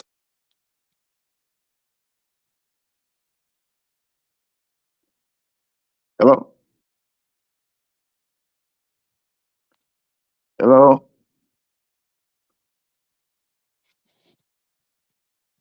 Okay.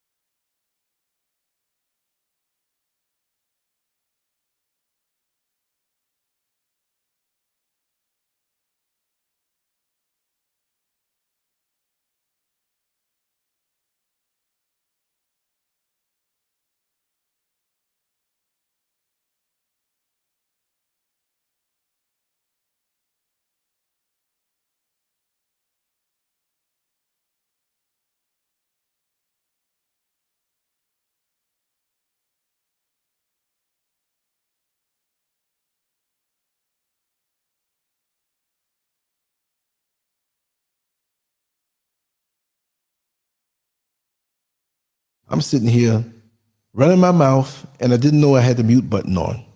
I'm so sorry. I had the mute button on because I know sometimes the echo might pick up from this side. So, but like I said, we're so divided. Yeah, I should have known. I should have known this mic was muted. I do that sometimes if I'm going to make noise over here. So, but I'm still going to wrap this down. And we've been on for 4 hours and 43 minutes, which is cool. You know, I'm long-winded. I'm known for 8-hour shows and more.